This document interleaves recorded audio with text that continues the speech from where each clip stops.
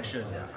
That doesn't mean I do, but I should. Okay, good morning, everybody. This is Marion County Budget Committee. We're meeting in the Senator Room, and we will call the meeting to order. First item on the agenda is the flag salute, the Pledge of Allegiance. Would you please join me?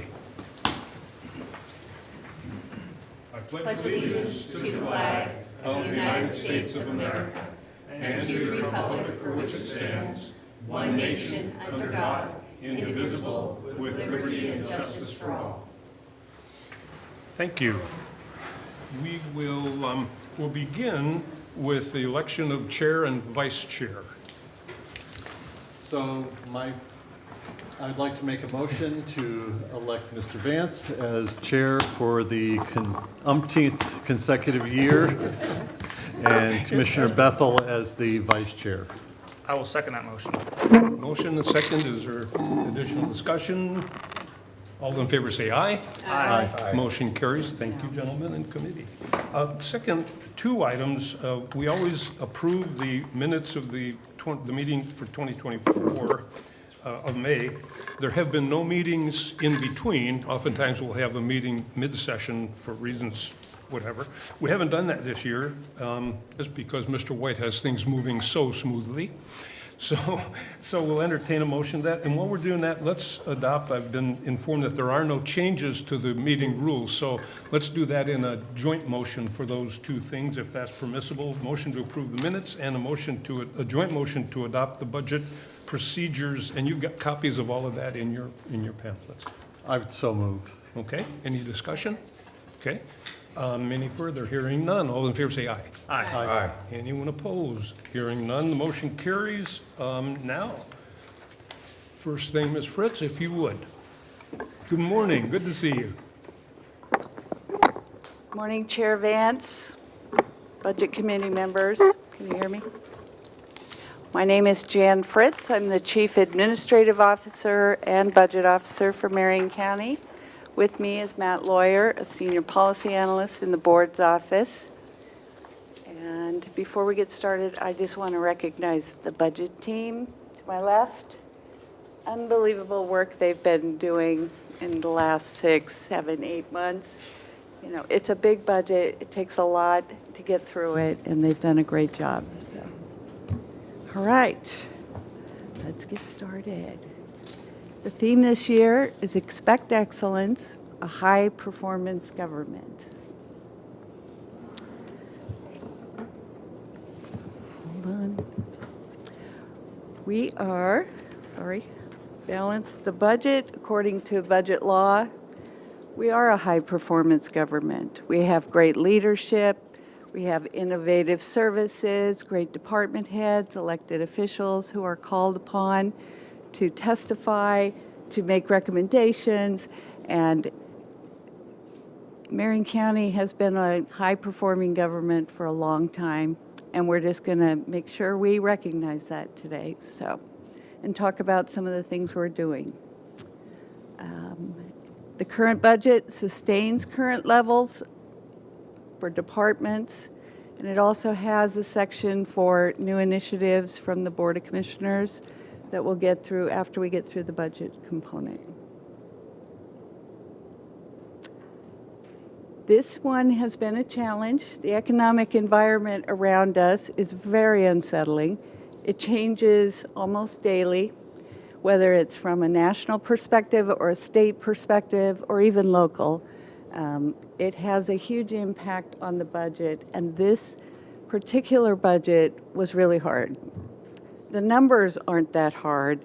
It's the nuances. It's the things that swirl around the environment that we're working in that we're trying to always think about how that might impact us as well as our services. So, like I said, it's been a challenge. The team's been great. We have a long-term fiscal health. We want to maintain that. Programs and service review are one of the things we did with the board this year.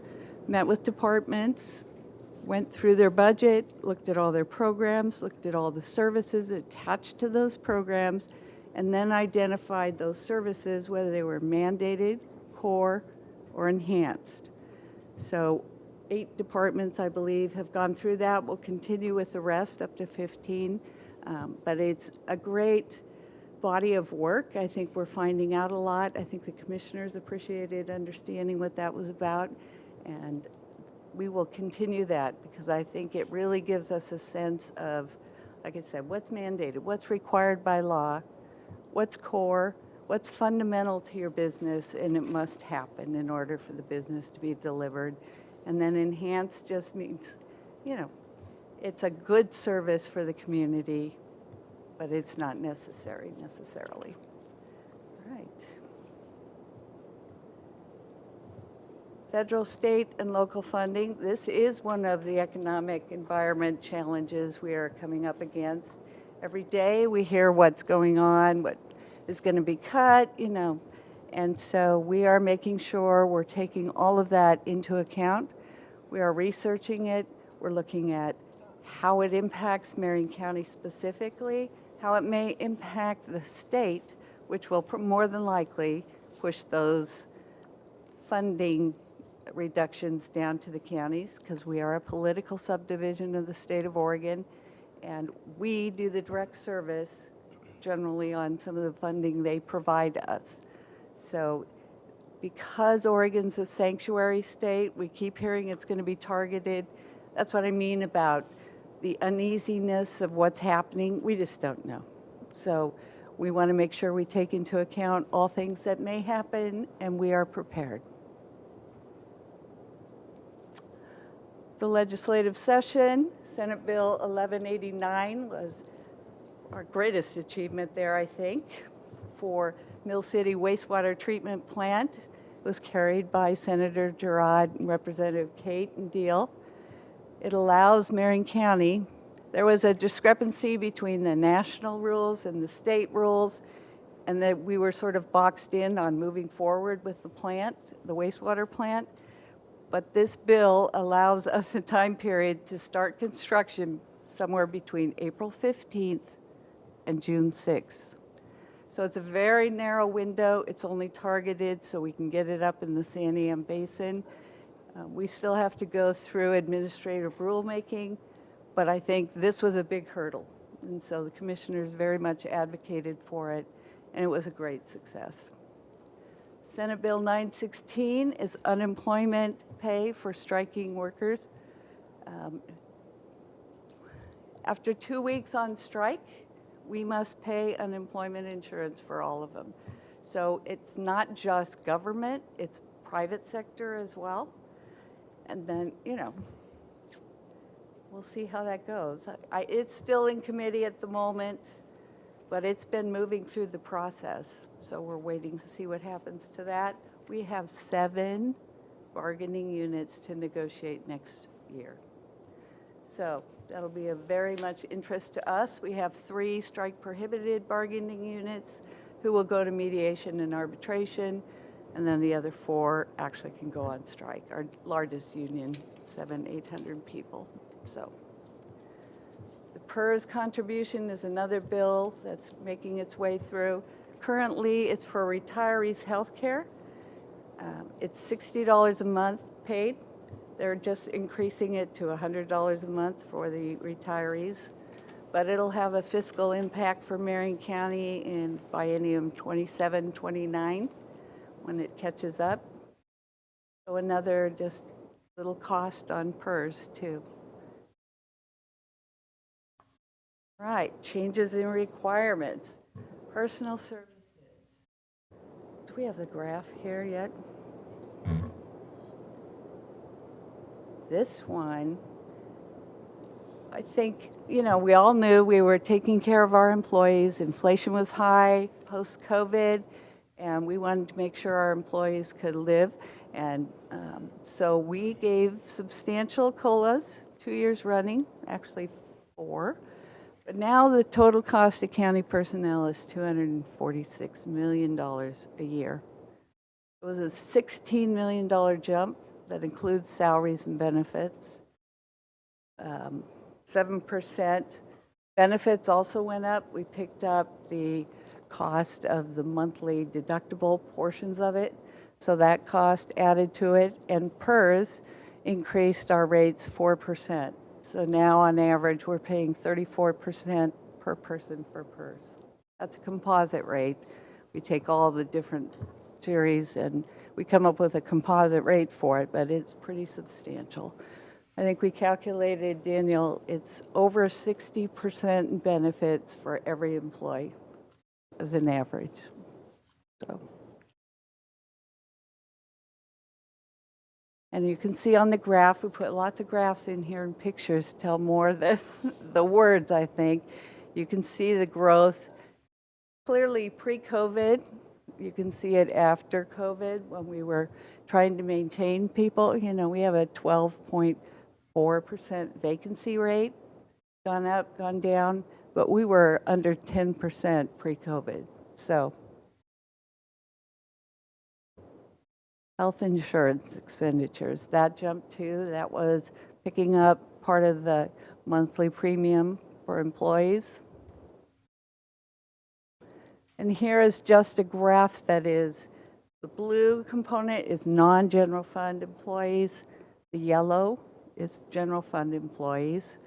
Pretty consistent for both of them, but you can see a little tick up there in 22, 23, and then a back down again. Last year, the difference between last year's FTE and what we're budgeting for this year is a reduction of 32 FTE. And the costs are still as high as they are. Okay. Proposed budget, we have 24-25 and 25-26. General fund was 152 in the current year. It's dropping to 148.7, a $3,700,000 decrease of 2.4%. All other funds are also decreasing from 626 million to 594, a $31.9 million decrease in other funds. Total budget dropped $35.6 million at 4.6%. Mr. Chair, I have a question for Jan. Jan, can you just, are you going to go into detail about those differences? Yep. Is it like where that $32 million was and why we don't have it now? Some of it's spending down things like ARPA funding that was built up while we had the money and we were doing the planning, and now everybody's trying to finish those projects before the deadline of December 26th. So a big component of it is that. We're spending money for major projects. We got $50 million for the canyon. Right after the wildfire, we're spending that down. So some of them are big projects we're spending down as well. The general fund is the one that's pretty concerning because we're starting to eat into the ending fund balance. So. Okay, thank you. And here you'll see. So the general fund dropped 2 million, 3 million from 123 to 121. The net working capital you can see dropping, and at the bottom, the revenue for other funds and net working capital is dropping there too.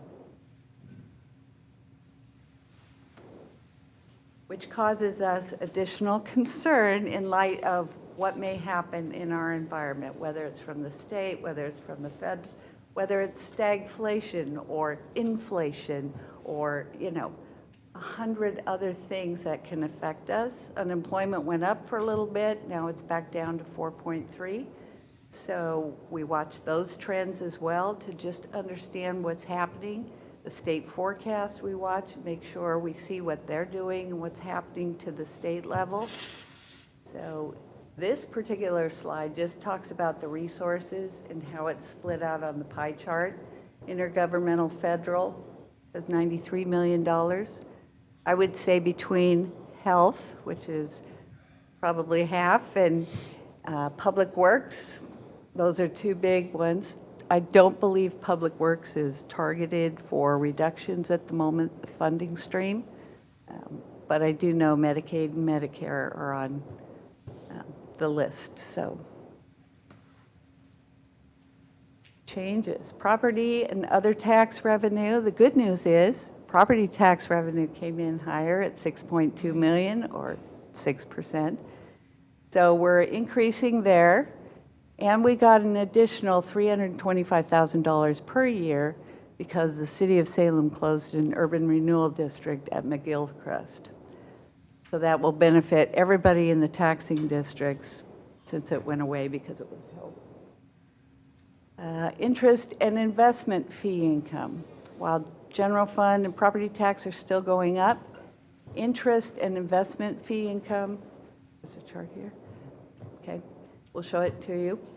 But it's gone up. Clearly, we got $67 million in ARPA funding in 21 and 22. You can see the graph, the interest goes up.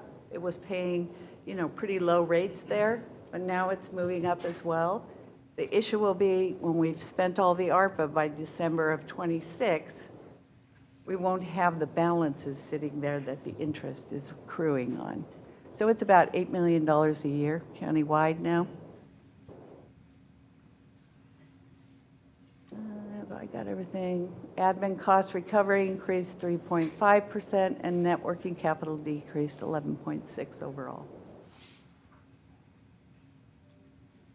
Here's a graph of history. We went back to look the last 10 years and see what it was happening out there, sort of its actual rate and actual money coming in. We went over $100 million now. Calculations for percentage are much easier.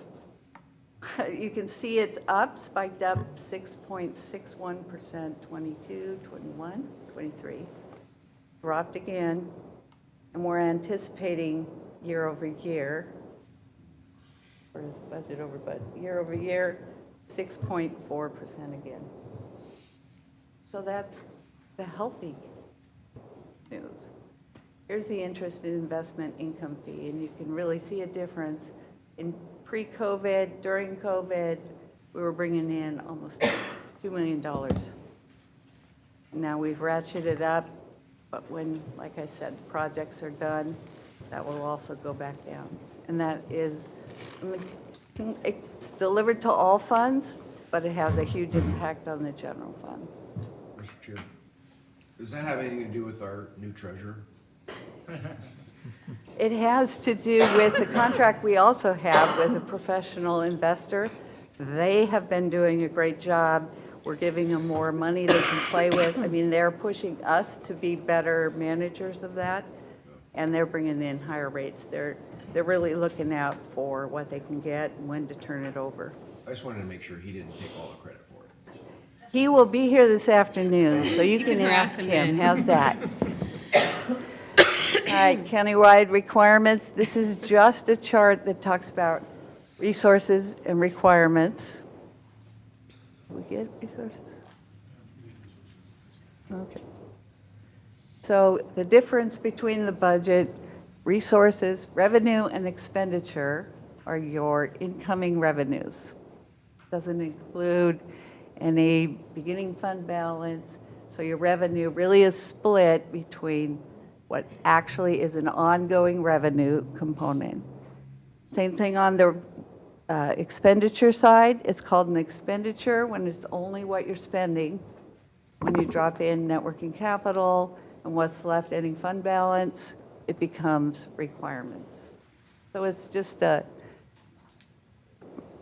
budget item, but I want to point it out. Right, here's intergovernmental federal and state funds, just a chart on where the money's coming from.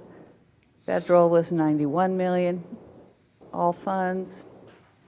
Charges for service just gives you an idea where the money comes in for general fund. And reserves are based on the adjusted general fund resources. We have a policy on that. If you recall, it used to be 8%. We dropped it to 5% during the terrible Great Recession in 10 and 11, and we've left it down there. So that plus contingency at 1%, plus the rainy day fund, which is $2.6 million, brings us up to our current balance, which escapes me at the moment, but you can see we peaked in 22, 23 again, and we're back down. We are eating into the ending fund balance. Mr. Chair? Jan, I want to stop here and compliment you and your team for this chart. For anybody watching, one of the things that happened, I remember when COVID happened, and when there was that downturn and there was uncertainty, Jan came to us and said, it's really important that we increase our reserves.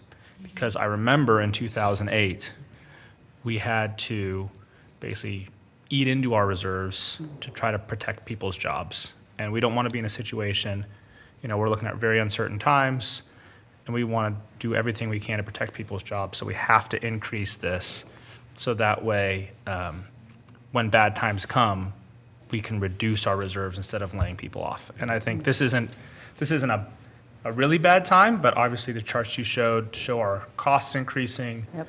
We're dealing with some financial headwinds, and you can see if we hadn't increased that ending fund balance, if we hadn't increased those reserves, instead of going from 16 down to 14, we'd be going from 11 down to 9. All of a sudden, we're starting to get nervous about the sustainability of this organization. So it's just a credit to you. I just want to make that kind of highlight that of, that was a decision you made, you came to the board to advocate for, and we're really benefiting from it right now. So thank you.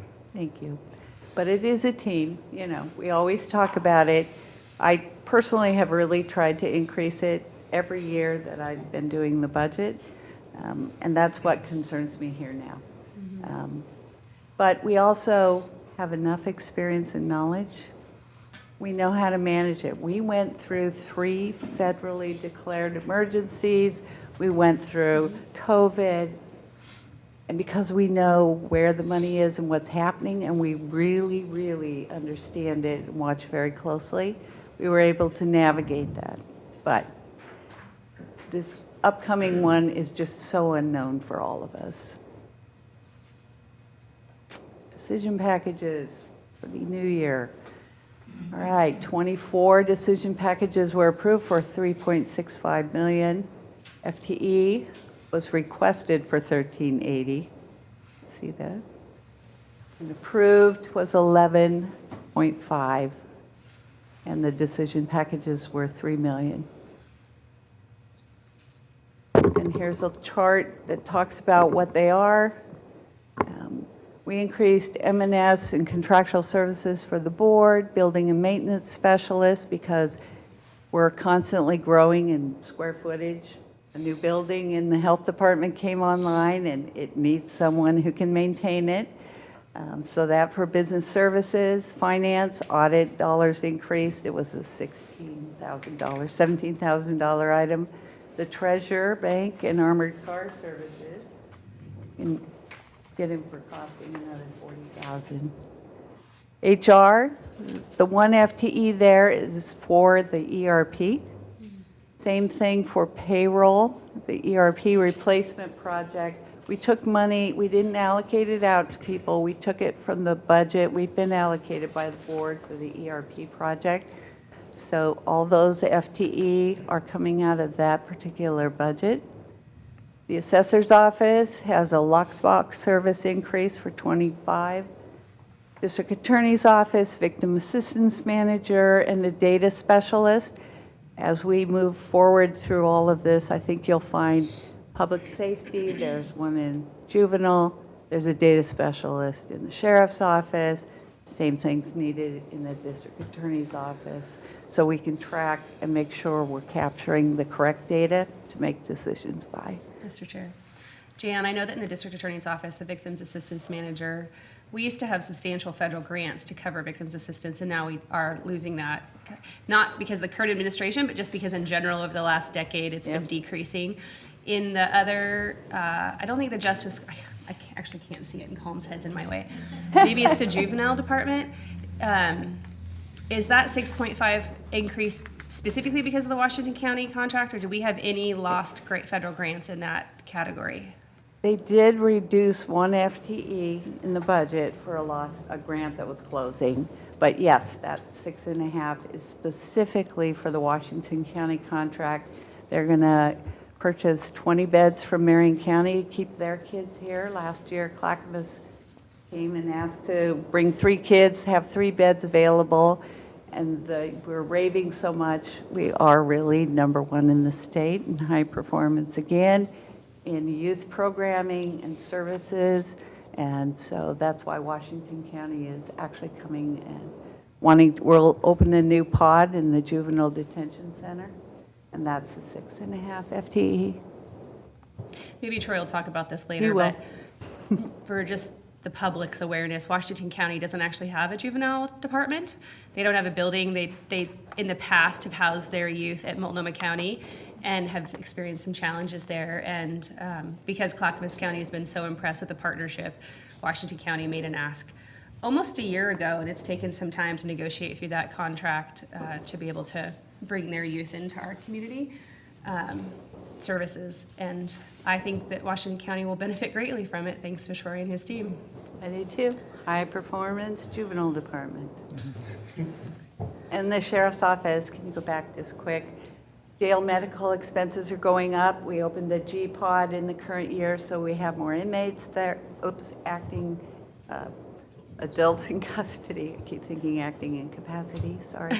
I mean, they're acting in a certain capacity. So that was a 389,000. And is the sheriff going to talk some about those jail medical services in detail in his budget presentation later? Great, then I won't will. bother you about it now. And then just dispatch for 911 went up.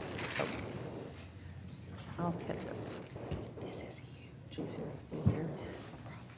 Non-departmental operation has a collection of things in it. American Rescue Plan, you can see there, we are spending that down. Later in the presentation, we'll show you some of the community projects that are out there and pictures of where they are in the process. Let's see. Non-departmental grants, that's slightly down. It includes the wildfire. Tax title land sales, that one is waiting for legislation at the state to determine about the sale of foreclosed homes too. I think you're aware of that. It's a train wreck of a situation. Criminal justice assessment, at one point, a month or so ago, we heard it was going away, and then we found out it's not. So again, that one's back on the table. We hope that stays as well. But if the state gets cut by the feds, they'll roll it down, and it will be us, and they'll take whatever they can get, so. It could be very painful, but we'll make it through. All right. Capital improvement projects, we'll go into more detail. Jeff's going to walk you through all of that this afternoon. But just sort of, again this year, we looked at all the projects that are outstanding and thought, we're not going to put more money into it, let's catch up where we are. We did a minimum of $3 million, but on things we needed, like a sidewalk out in front of the courthouse. But it really is that kind of thinking we go through every single year.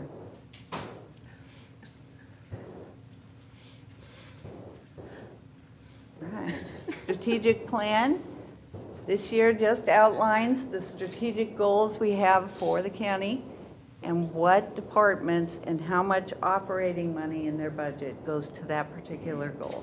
So for public safety, it's the sheriff, it's the district attorney, it's the juvenile department, and it's justice court. So all of that is rolled up just so we can see how many FTE are dedicated to that goal in Marion County and how much money is going there. Now the strategic initiatives, kind of new. They're not, for most part, costing money. Some of them are already within existing resources. Some of them will take contribution. We're not quite sure yet, so we'll work the details out as we move through the summer. But it's new, and the commissioners have prioritized a new public safety initiative with the district attorney and the sheriff to launch a collaborative effort among multiple law enforcement partners focus on reducing the impact of drugs and violence within the community. So It's sort of just starting, taking shape, but I wanted to make sure you all knew the commissioners were very interested in this, and it's on the plan moving forward. The other item is the Health and Human Services, partnering with the Sheriff's Office on reinstating a mobile crisis team. That went away last year, and we brought it back because the board wanted very interested in making sure we paired a deputy with a mental health specialist who could go out on those calls for someone having a mental health crisis and be there to help out. So. Leadership development, you'll see further on, perhaps some pictures or something. We had leadership development for the executive team, all the department heads, all the commissioners, all the elected officials. We did a full 3-day leadership. It wasn't really a training, it was more of a leadership summit. And we are very interested in that, you know, as we start losing people to retirements and things, we want to constantly focus on bringing leaders up through our organization. It doesn't just stop here at the senior executive level. It goes down to managers and supervisors, and I'm not talking about this till we get to the picture, right? The details. Okay. I will share with you details when we get to the pictures. Enterprise resource planning modernization. The board's going to be very sick of this one by the time we're done. We just got an RFP done. We're working on a contract negotiations to implement the enterprise resource project. It is the central system that runs all of our finances, all of our accounting and payroll and purchasing. And so it's a core of every business. HR is the other component as well. So it's the people and the money, and that's what a business is. So it touches everybody in Marion County. The workload's going to be tremendous. It's going to be at a fast pace. We're looking to start hopefully in July and have a 16 to 18 month, we don't want to drag it out too long. It is Oracle Fusion, it's in the cloud. We have Oracle now. It'll be a huge improvement. Everybody knows that's true, but hopefully it'll be easier for the teams too. Could have just said It will midsummer. What? You could have said midsummer. Yeah, I could have. It will set us up for another 2 decades, because the last time we had ours was 1999. So we've had an old legacy system since that time. Right. Program and service review. I talked briefly earlier about that in meeting with departments.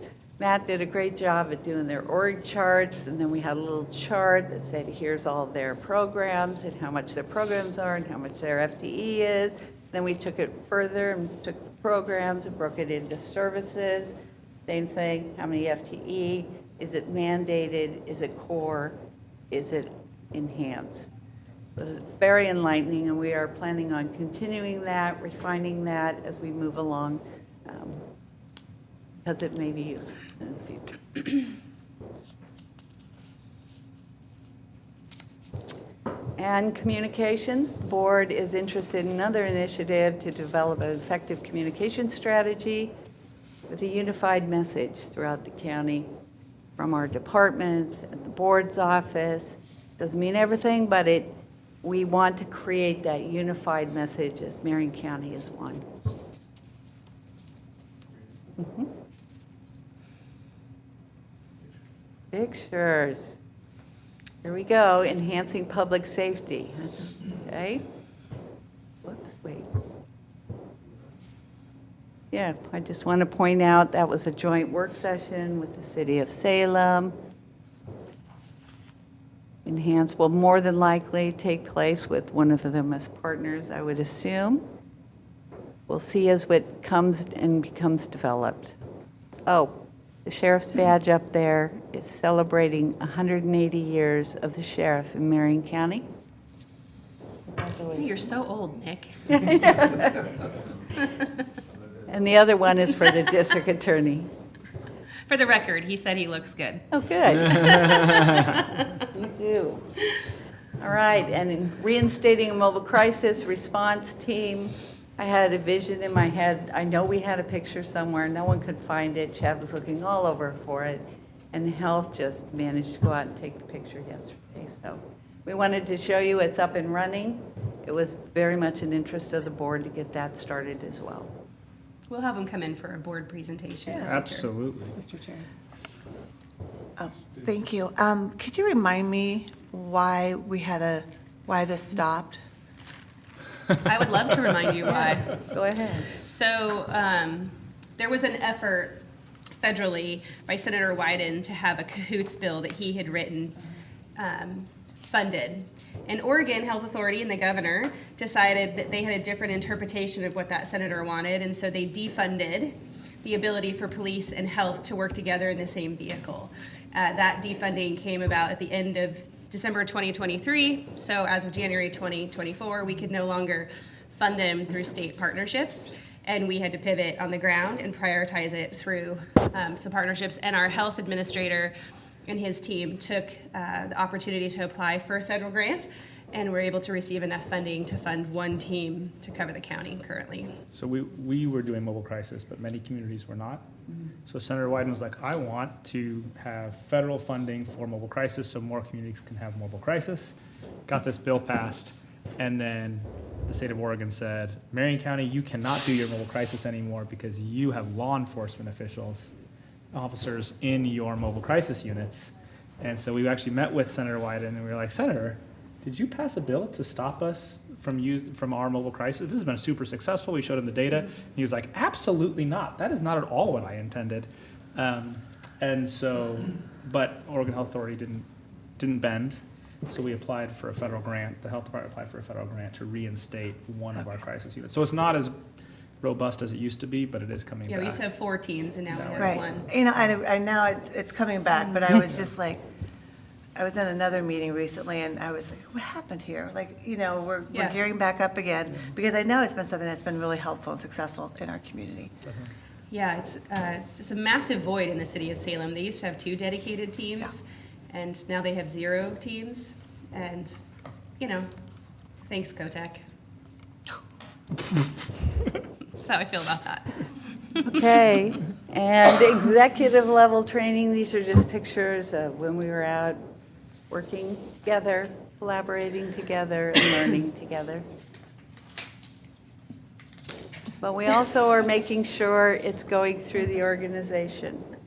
The National Association of Counties has a tremendous 12-week program for leaders, and the health department is a star in this arena. Look at all those people who have graduated from it, and they have 12 more, I believe, in the current session. Yay, way to go. So There's they're actually a commercial developing about Marion County because future you guys have leaders. done such a great job for that particular program. Yes. But they are developing. We've had 62 people countywide go through, so. And it's a great program. We will continue doing that. Investing in the future. Just HR also does management training, trainings for others. They've trained over 250 employees in the last year.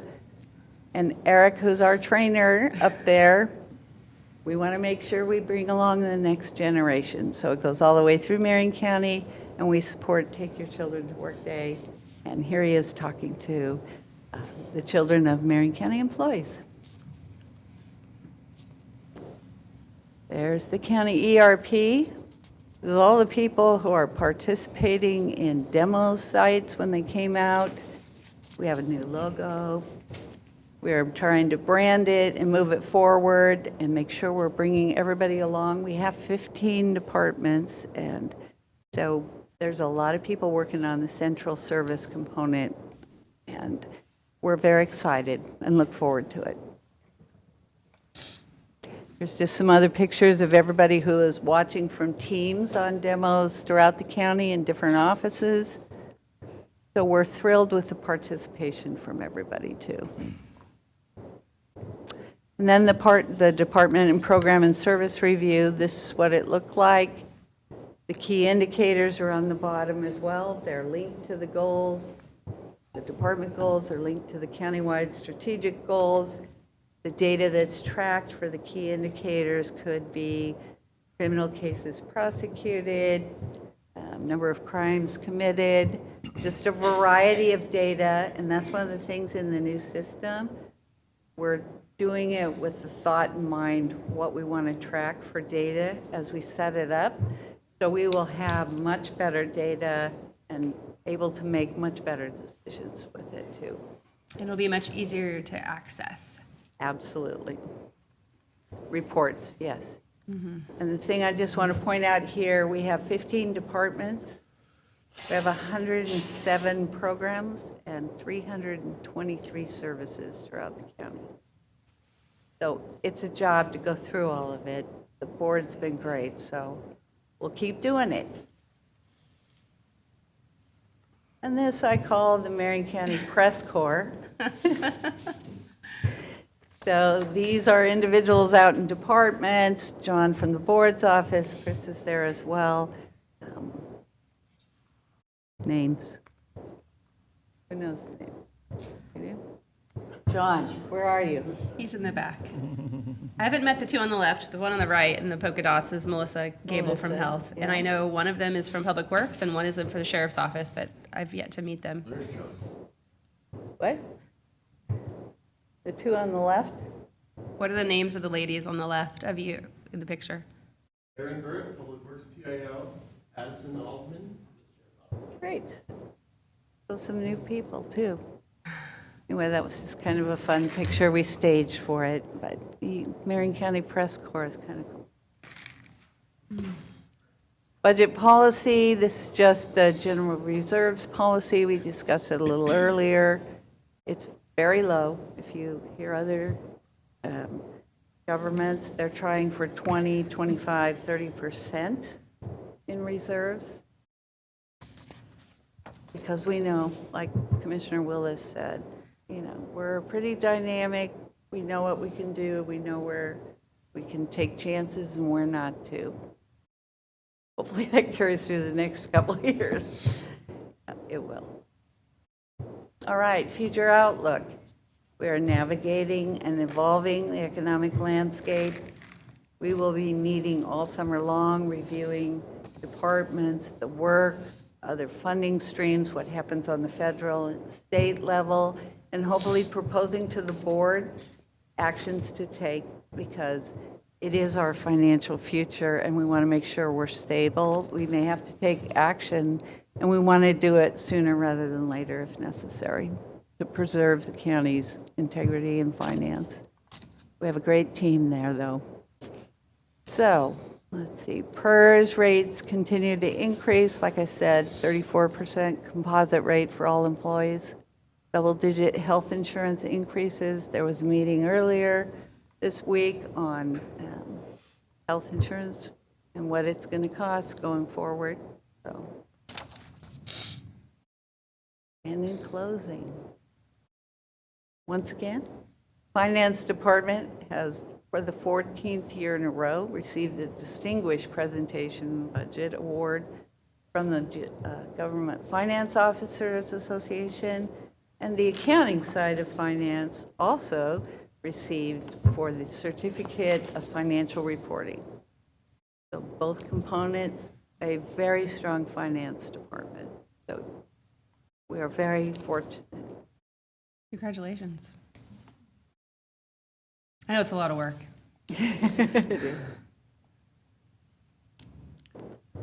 And I just want to thank the budget team again.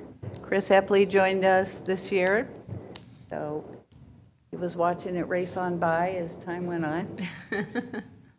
And Jeff has been here for a long time as a guiding force down in the finance department, very stable, very measured, and a good chief financial officer, just the kind you want.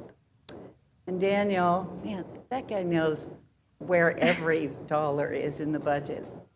He's got spreadsheet attached to spreadsheet that are linked in tables and things we can't even find now, so. And Javilla, he'll say it again.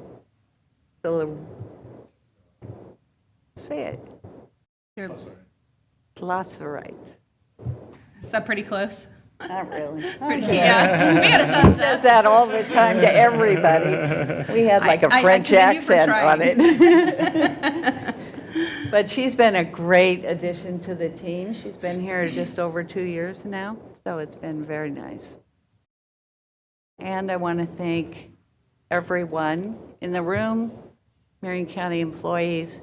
You cannot have a high-performance government when you don't have high-performing employees. So it chokes me up every year. I really do appreciate the county employees. They are what makes us who we are, too. Thank you. And thank all of you. John, I hope got pictures again. We've been He did. recycling this one picture for several years, so. He's been in here several times Oh, behind you good. with the camera, Jan, so hopefully your hair looks good in the back. You will enjoy this afternoon, so thank you, and thank you, Matt, and everybody from the board's office that helped pull this all together, too. They were great. Thanks, Jan. Questions, comments for the, in this case, budget officer? Mr. Chair, I have Yes. a comment, if I may. Jan, you started off showing that we have some financial headwinds ahead of us. You ended talking about what a high-performance government this is.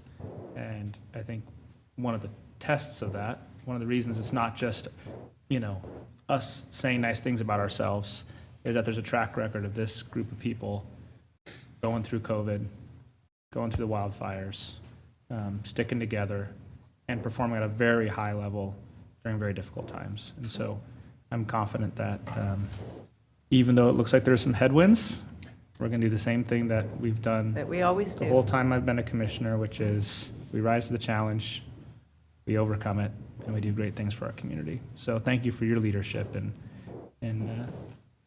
leading this Totally. organization. Pardon? Well, thank you for your leadership in leading this organization, being a part of that team. Thank you very much. It's a pleasure to be here. Thank you, Mr. Chair.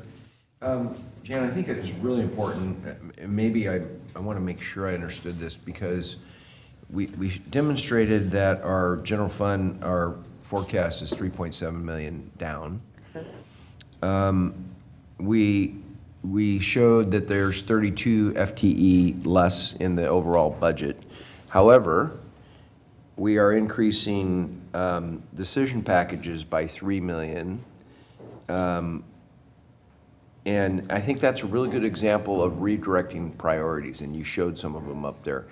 And so it's interesting that we're not just, on the big picture, we're not just taking a hatchet here to this budget, on the forecast downward. We're actually redirecting some resources into effective, efficient places. And I just wanted to make that note, because we're forecasting down, but we're actually approving some new decision packages that we need to have priorities for in the county. So thank you. Thank you. Well, I actually wanted to kind of piggyback on what Commissioner Cameron was saying. I was going to suggest that you quickly moved through the number of meetings that the board had with each department head since January of this year. It's something that we haven't done in the past, at least not since I've been a county commissioner.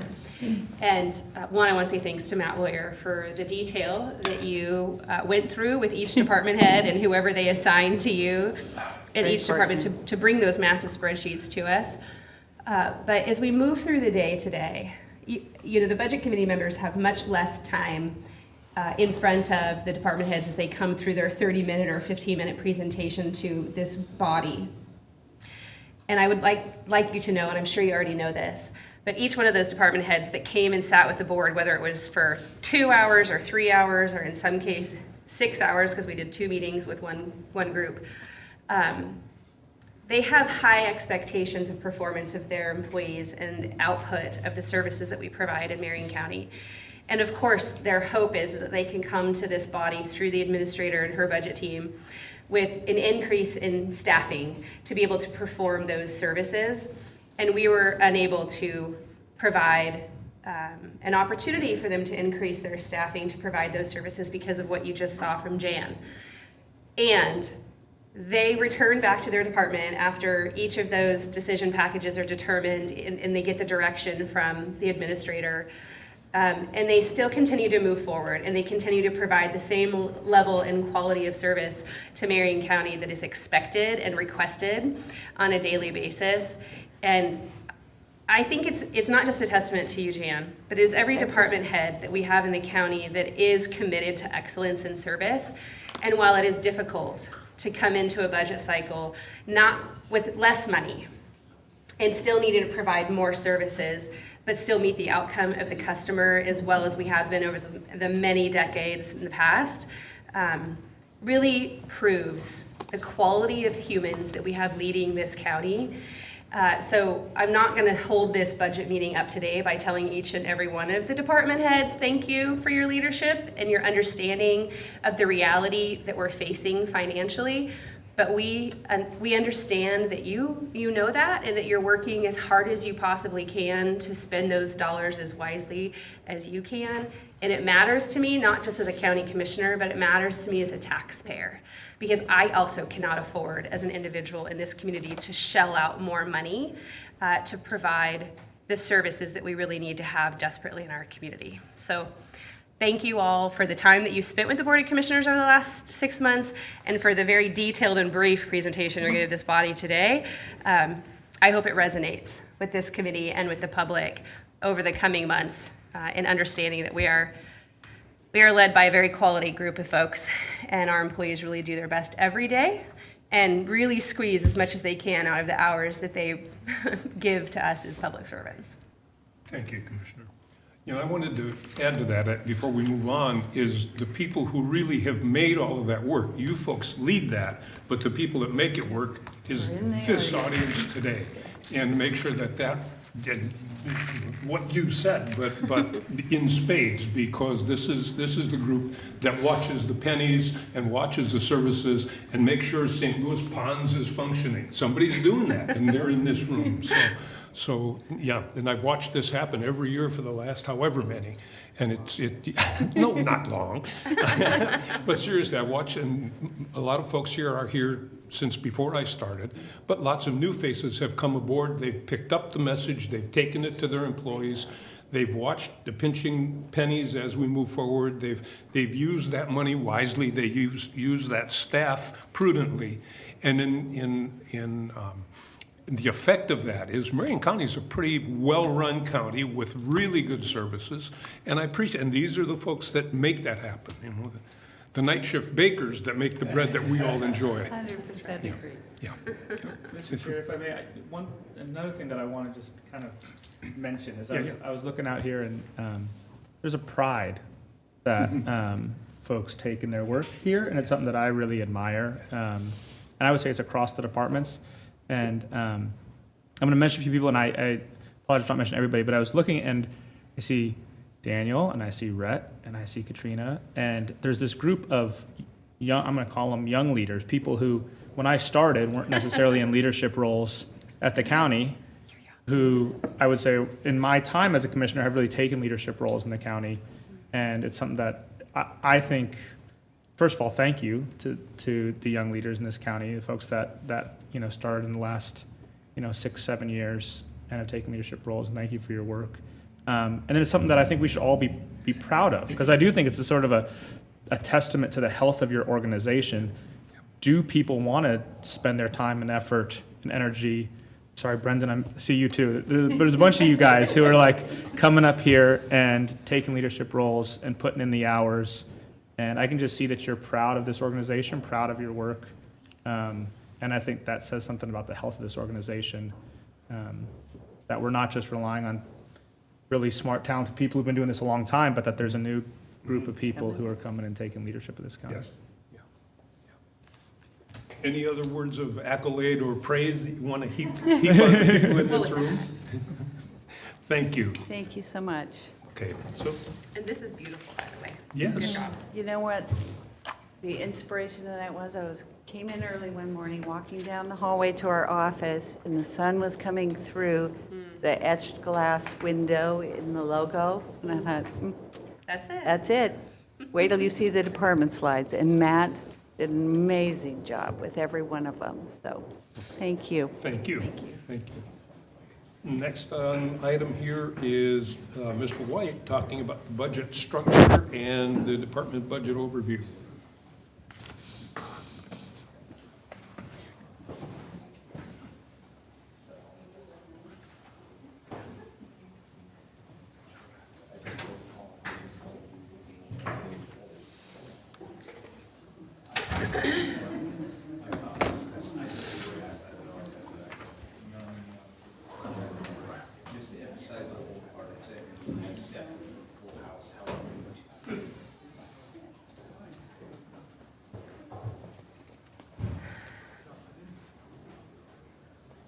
Are you leaving, David?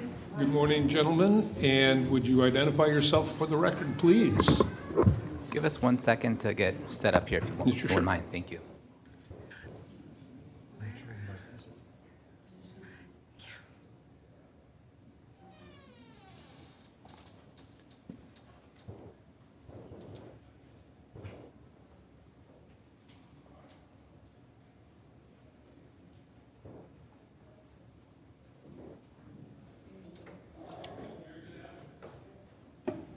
Okay. Mr. Chair, members of the Budget Committee, thank you for giving us this time. My name is Jeff White. I'm the Chief Financial Officer for Marion County. And my name is Daniel Adado. I'm a senior budget analyst. I'm going to begin first by recognizing Daniel as one of those people who took that NACO training and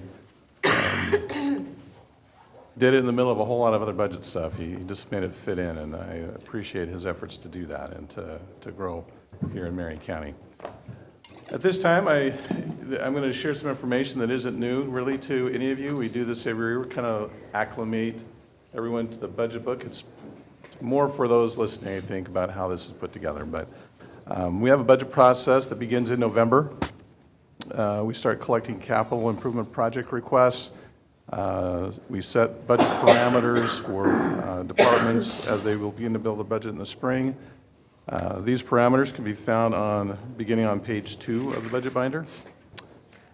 We move through into January and February, where the budget officer begins a meeting with central service departments and reviews their budget requests. Adjustments are made, things are approved, things aren't approved, and ultimately those central services, the HR and finance and IT and business services departments, we finalize those budgets up front because those become the administrative charges that go out to all other departments in their budget preparation. Then the budget officer begins a meeting with the rural program providing departments in March, reviews their requests and finalizes their budgets through April. Sometimes that takes a little longer, but that's our goal. And finally, the final budget as proposed by the budget officer, which is what you're going to be reviewing today, was made available to the public online, and a physical copy is placed in the board's office as of last Friday. The notice of this meeting and the public access to the budget document was noticed in the Woodburn Independent and on the county website according to local budget law, so we've completed that. There will be an opportunity today for the public to provide comments to the Budget Committee. Isn't that at 4? Yeah, on my notes showing at 4, between 4 and 4:15. So for anybody's watching, here is an opportunity to come and share your thoughts about the budget. There will be another opportunity for members of the public to comment on the approved budget once it passes through this body, when it's placed on the Board of Commissioners for review. Placed before the Board of Commissioners for review and adoption. That'll be Wednesday, June 25th at their regular Wednesday meeting. We're going to talk for just briefly about the binder organization here. Again, nothing really has changed from the past. You've got these front manila tabs that are the strategic direction of the county, some of the summary information. Then you move to the middle section of the binder, which is the white tabs, which is all department budgets. They're in order alphabetically, not necessarily the order you're going to see people today, but they will share with you where their budget begins. And then finally in the back is supplemental information. There's a section for the line item, account by account detail for the general fund, countywide information. There's some appendices that has a copy of our public notice, some of the charts that are helpful around FTE, all in the back manila pages. The capital sections are back there, non-departmental also. I usually share with you things that have changed, so that are kind of consistent throughout the budget. We only have two very minor ones, but we'll look at them real quick just so they don't pop up as a question later. If you go to page 78, it's under the Assessors tab, first white tab. We always use them as our example because they're first here.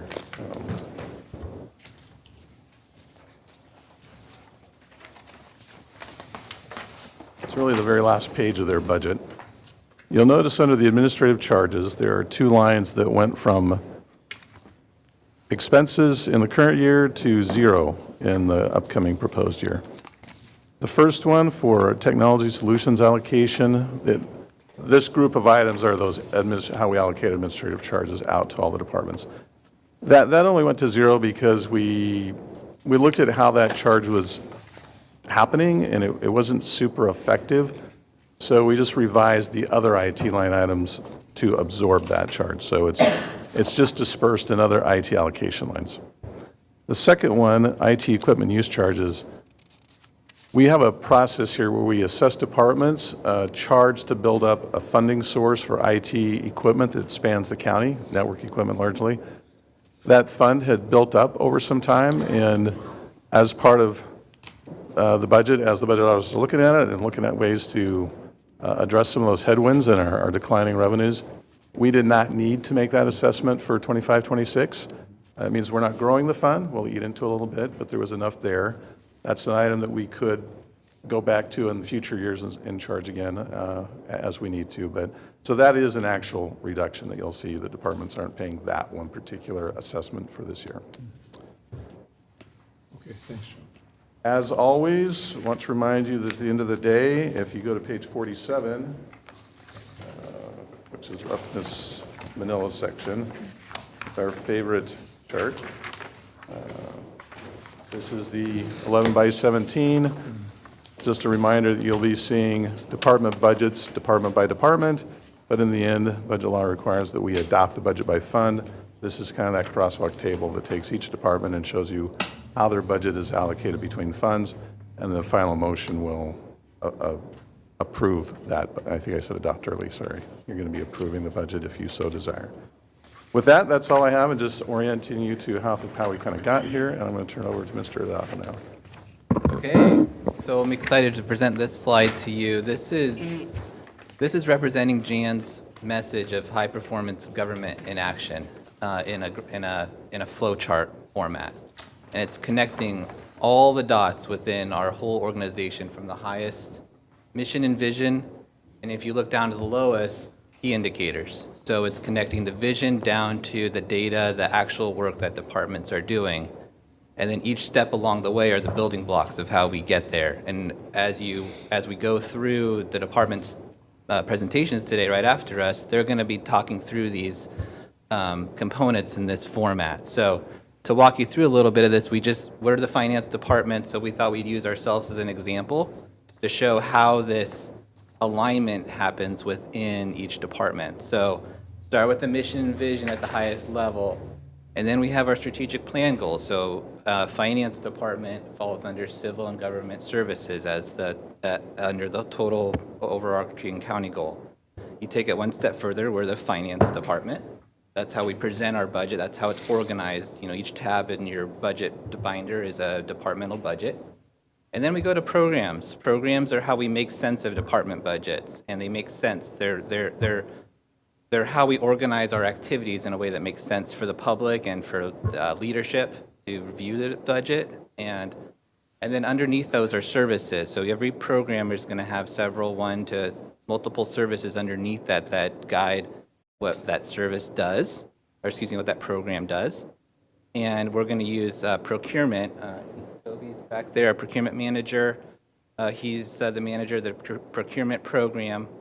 And then there's the contract service under procurement. And then we have our service classification. That was part of those meetings that the Board of Commissioners had with departments to review each service within the program and assign mandatory, core, or enhanced. So in this example here, the service of the contract service is mandatory because of the statutory nature of the contracts that we have. So it's classified under that classification. And then the key indicators to measure what that actual service program is doing are contracts processed. So it's building that full alignment within the budget so we can track the actual activity back to the vision of the county. And this next slide just shows that in action. We're going to have a lot of slides for you today with data and visualizations to really show how we're using the data to do our budget, do the actual work we do. So just to build it out further, this is just a visual representation of what I just said. So starting with our strategic plan goal number 5, civil and government services. We're the finance department, and we're measuring contracts processed. And you can see there's some data visualization happening here with some increases. So then that would then stoke the conversation about what's going on there, what's happening, why is this going up or down. So that's the context that we're trying to set for you and the county as we move into being a high-performance government. So with that, I will leave it to the departments to head us off with assessor. Any questions? Great, thank you. Comments? Thank you, gentlemen. And congratulations on your award again.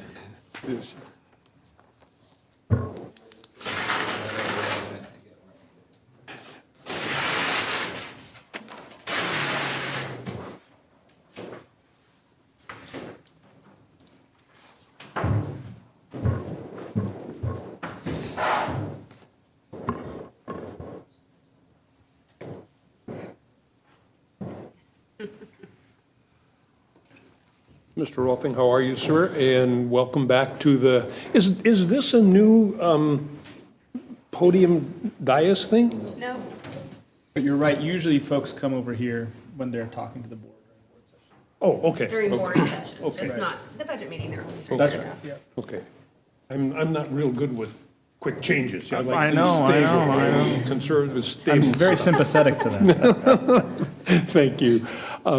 Excellent. Welcome. Thank you. Good morning, Chair Vance, Budget Committee members. For the record, my name is Tom Rolfing. I'm the Marion County Assessor. I have with me Rachel Estill, our Administrative Services Manager, and Nate Combs, Chief Deputy Assessor. Next slide. So this year we are requesting a budget of $9,564,453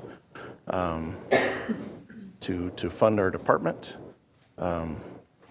With that, we have our staffing levels have been maintained at 55. We had a high of 68, I believe, a little over 20 years ago in our department, down to a low of 51, maybe 13 to 15 years ago. So pretty steady. We have what we do. We assess all of the real property in Marion County and business personal property, and collect those taxes, which are then distributed to the many local taxing districts, including Marion County. So all the cities, fire departments, all the special districts, support all the taxing districts in Marion County. It provides most of Marion County's general fund. Next slide, please. Questions or comments for the assessor? Yep. So, yeah, we're 100% general fund. We do have a CAFA grant, which goes into the general fund, but not to us directly. All of the programs that we have are legally required, so they're mandatory. We The only flexibility we really have is the level of services that we provide, and we do an excellent job of answering questions for anybody. We're open as often as possible and very available. So very proud of our website accomplishments over the years that's relied on by the business community, districts, all sorts of people rely on our information.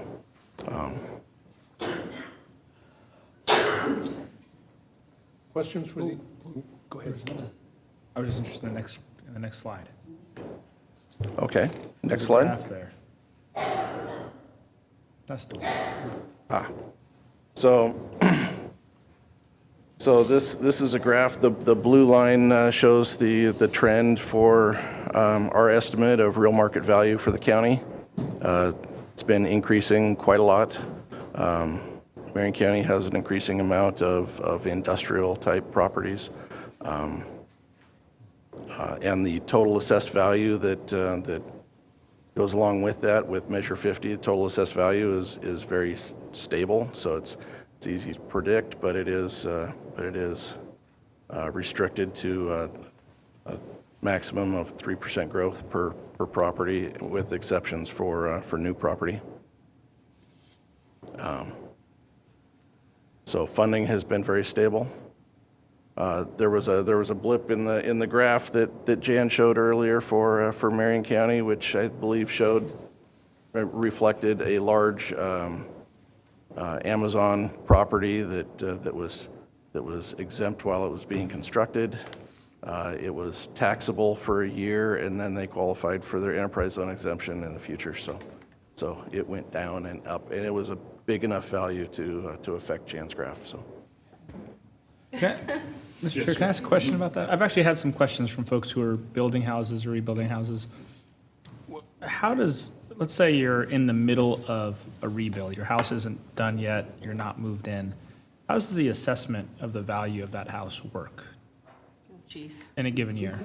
When they're building the house? Yeah, so let's say you're about to send out the tax forms and the house is half built. They don't live there, but there's a structure there. They don't have occupancy. How does that assessment work? So if this property was, say, in a subdivision, the year that the subdivision is approved, that year the maximum assessed value for the land is set. Okay. You know, if it's a rural property, likelihood it already has had its maximum assessed value set for years. New construction, we estimate the value as of January 1st. Okay. And part of that is the percentage of completion of the new construction. Okay. So there's a process to add the new value for a property. If a home is say worth $300,000 estimated real market value, the change property ratios are around 50% these days. For most of our property types. What is change property ratio? Change property ratio is the ratio of real market value to maximum assessed value for all similar properties in the county. It's a county-wide number, right? Okay. So it can be very different than what your neighbor's property is, right? It's property by property. CPR is a county-wide number, but maximum assessed value is property by property. How is the change property ratio used? Why is that a relevant number? Oh, because it gets multiplied by our estimate of the real market value for the new property, right? The change. It's a way to give new properties the same benefit, a similar benefit to Measure 50 as existing properties have had. Okay, that's what I'm trying to, so the change property ratio is real market value to maximum assessed value. You can kind of see reflected in the graph. And so Right. is it a ratio? Is that what you would do? It is a ratio, and you can see that for all county properties on our graph there, the assessed value is about half of the total real market value. And then you would currently. multiply that ratio by the assessed value of the property? Is that how that would work? Or what would you Multiply use? that ratio to by the exception value, right? What is considered the new property is By considered the exception value. Okay. Right. great, Okay. So the same thing happens with land if it's legally changed, partitioned or subdivided. It's considered new property, and that maximum assessed value is Is recalculated. recalculated using this formula. Right. Okay, great. Thank you. You're welcome. So, and what throws people off sometimes is when they're estimated at a certain percentage complete, their home could be finished, but by the time they get their tax statement, right, could be complete, but they're not paying taxes on the Because on the January full- 1 is when you guys did Right, this. on that Okay. full amount. So then the next year, they'll have more exception value added. Okay, great. Thank you. Yeah. Other questions? Well, thank you very much. Thank you. Mr. Chair, Yes. another shining example of a high-performing Department with new leaders. They are. Tom, you're not a Top new of the leader. state, for sure. Thank you. Thank you all. So you talked about mission statements. Ours is to effectively and efficiently implement the property tax statutes of the state of Oregon. That's what you Enhance do. quality of life. Thank you. Thanks, Tom. Mr. Burgess, nice to see you, sir. Good morning. Good to see you, Patrick, and the team. How's things in the election business? Well, you know, we're still wrapping up this election. We still have ballots, all the ballots that should be in, for the most part, are in, except for those that are coming from other counties as they work theirs through. And then we're waiting for people, about 850 people whose signatures didn't match or forgot to sign. They have until June the 10th to take care of that, and then we'll certify the election June the 16th. Right now, in most all races, the margins are such that there's not enough in outstanding ballots for anything to change. But from my point of view, we can just tell you who's ahead until we actually certify. Have a real Because we count, want yeah. each vote. I used to think that how could somebody not remember to sign the ballot envelope? Except about 5 years, one of those people was me. And so I appreciate that service. I got a call, and thought, what? Anyway, so thank you. I'm sorry, I didn't mean to jump ahead of your presentation, Bill. That's all right. Another interesting thing about this election is we have, in the Gates Rural Fire Protection District, we have ties in both of the seats. They are write-ins, and we have 2 people with 1 vote in one position and 6 people with 1 vote in another position. I know somebody who won an election with a coin toss. Yes, we're going to have lots of coin tossing at this At rate. AFC. It was not an election for Not public when Bill office. We did have a clerk flip the coin, so it was legit. Yeah. There was a substantial statewide impact too, by the way. I agree with that. Well, budget team, Bill Burgess, Marion County Clerk. My right-hand person is visiting the greatest place on earth right now, Oh, Disneyland. I need a set of ears then. Just saying.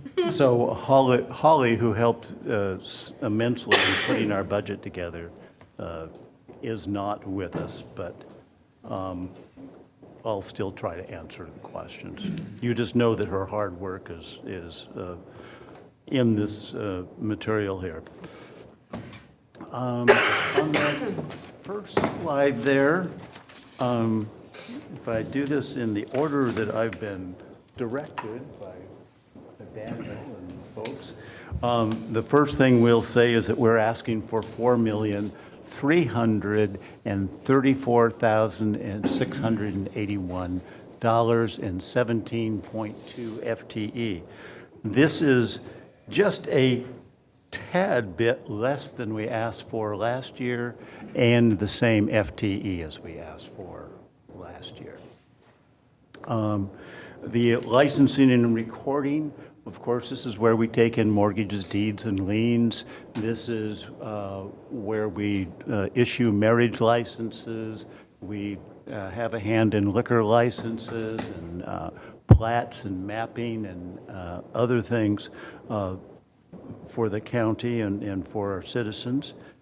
This is also the department that takes care of records management, including the clerks or the commissioner's records that goes all the way back to before we were a county. And and also it takes care of other county records that aren't always permanent like these records, but that need to be taken care of for sometimes 6, 12, 20, 60 years. And so we have an archive facility for that where we also manage that. Elections, I think most everybody knows about elections. We've had 3 elections this year.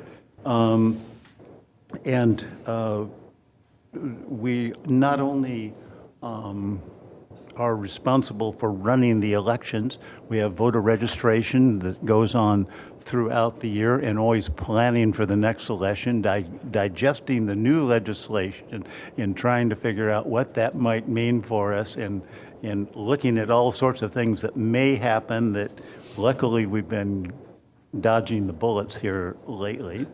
And so in this last election, was a district election, and we had over 100 candidates come and file in our office, which is different than some of the other elections where they go to the Secretary of State or to their city. We also had quite a few voters' pamphlets arguments this last election that we took care of with developing the voters' pamphlet. The Board of Property Tax Appeals that you see there, that is now newly named the Property Valuation Appeals Board to more represent what it does.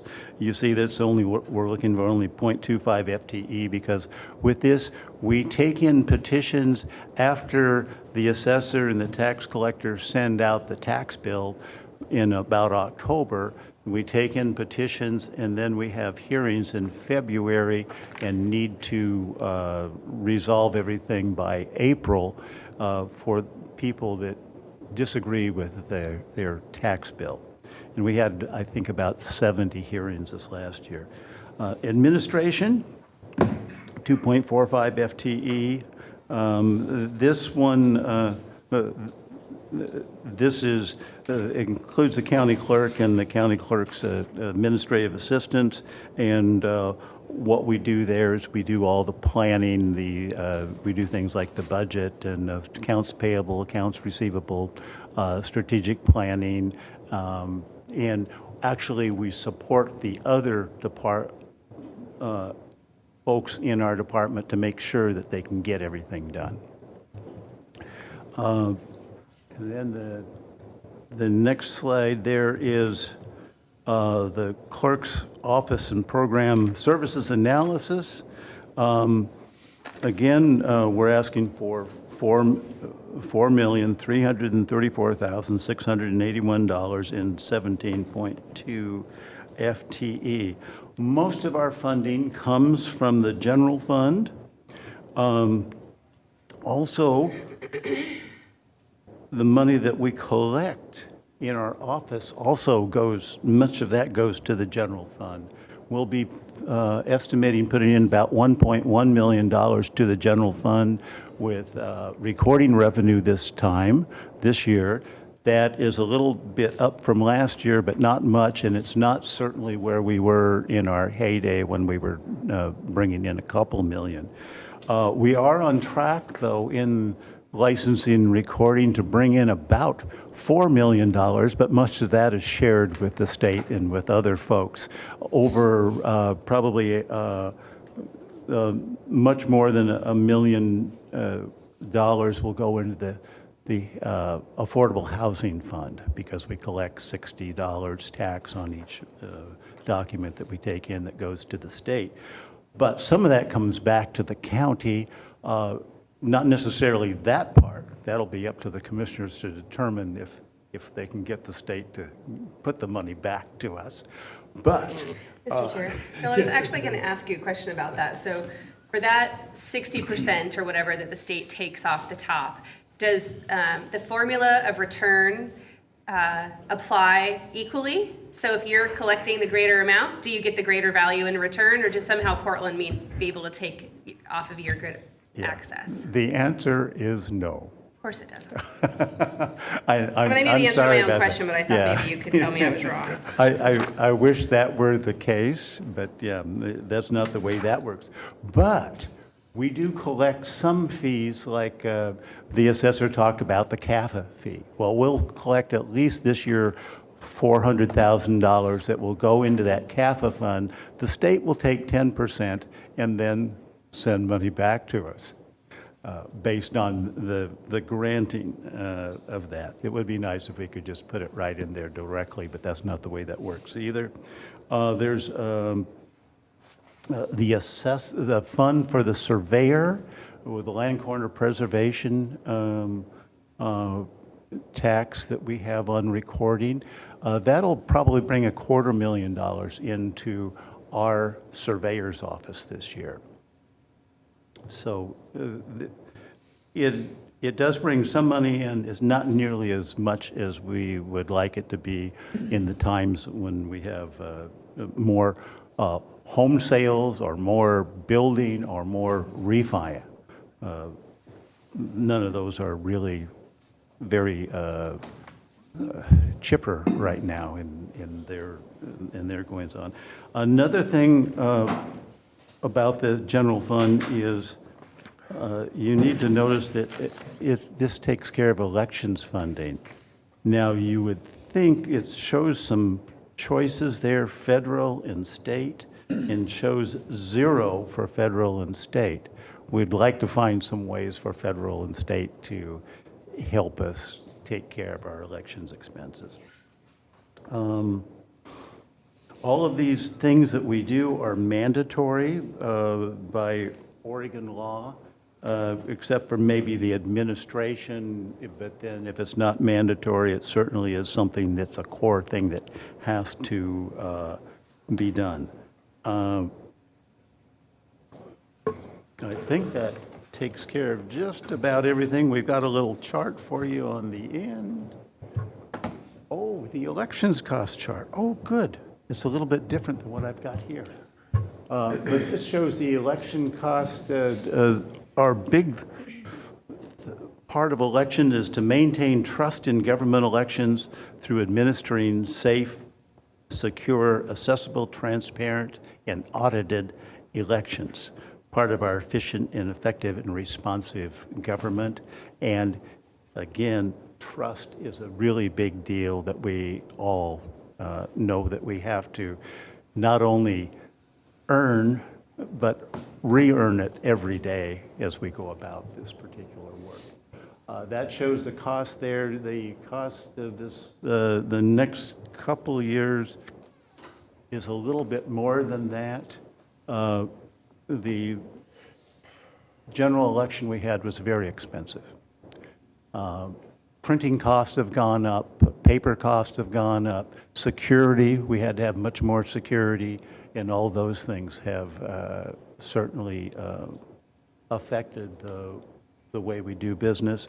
This next year, we won't have a presidential election. We will have a primary gubernatorial election, so we expect that to be a very lively election, but not nearly as lively as a presidential election. And with that, I'm open to any questions you may have. I don't see any. Thank you Okay. very much. Okay. Thank you guys for your work and helping make government work for all our citizens and make this a better place for everybody. Thanks, Bill. Okay, now we see from Community Services. Hi, Kelly. and identify yourself for the record, and then have at it. All right, sounds Thank you. great. Well, good morning. My name is Kelly Weiss. I'm the Community Services Director here at the county. And I really want to thank you for the opportunity to provide this update for our proposed budget for the Community Services Department. We're starting on page 133 if you're going through your budget binder. So the Community Services Department has 11 programs with a proposed budget of $36.5 million and 25.9 full-time equivalent staff, and we've been pretty standard on that for the last few fiscal years. So starting with an overview of our department's programs, our administration program, it accounts for about 30% of our FTE and has a proposed budget of $1.36 million. So this is the program that really supports our core functions for the department, including leadership, finance, contracts, and also our fair program coordination. It's 90% funded through general fund transfers, with remaining 10% from federal and lottery sources.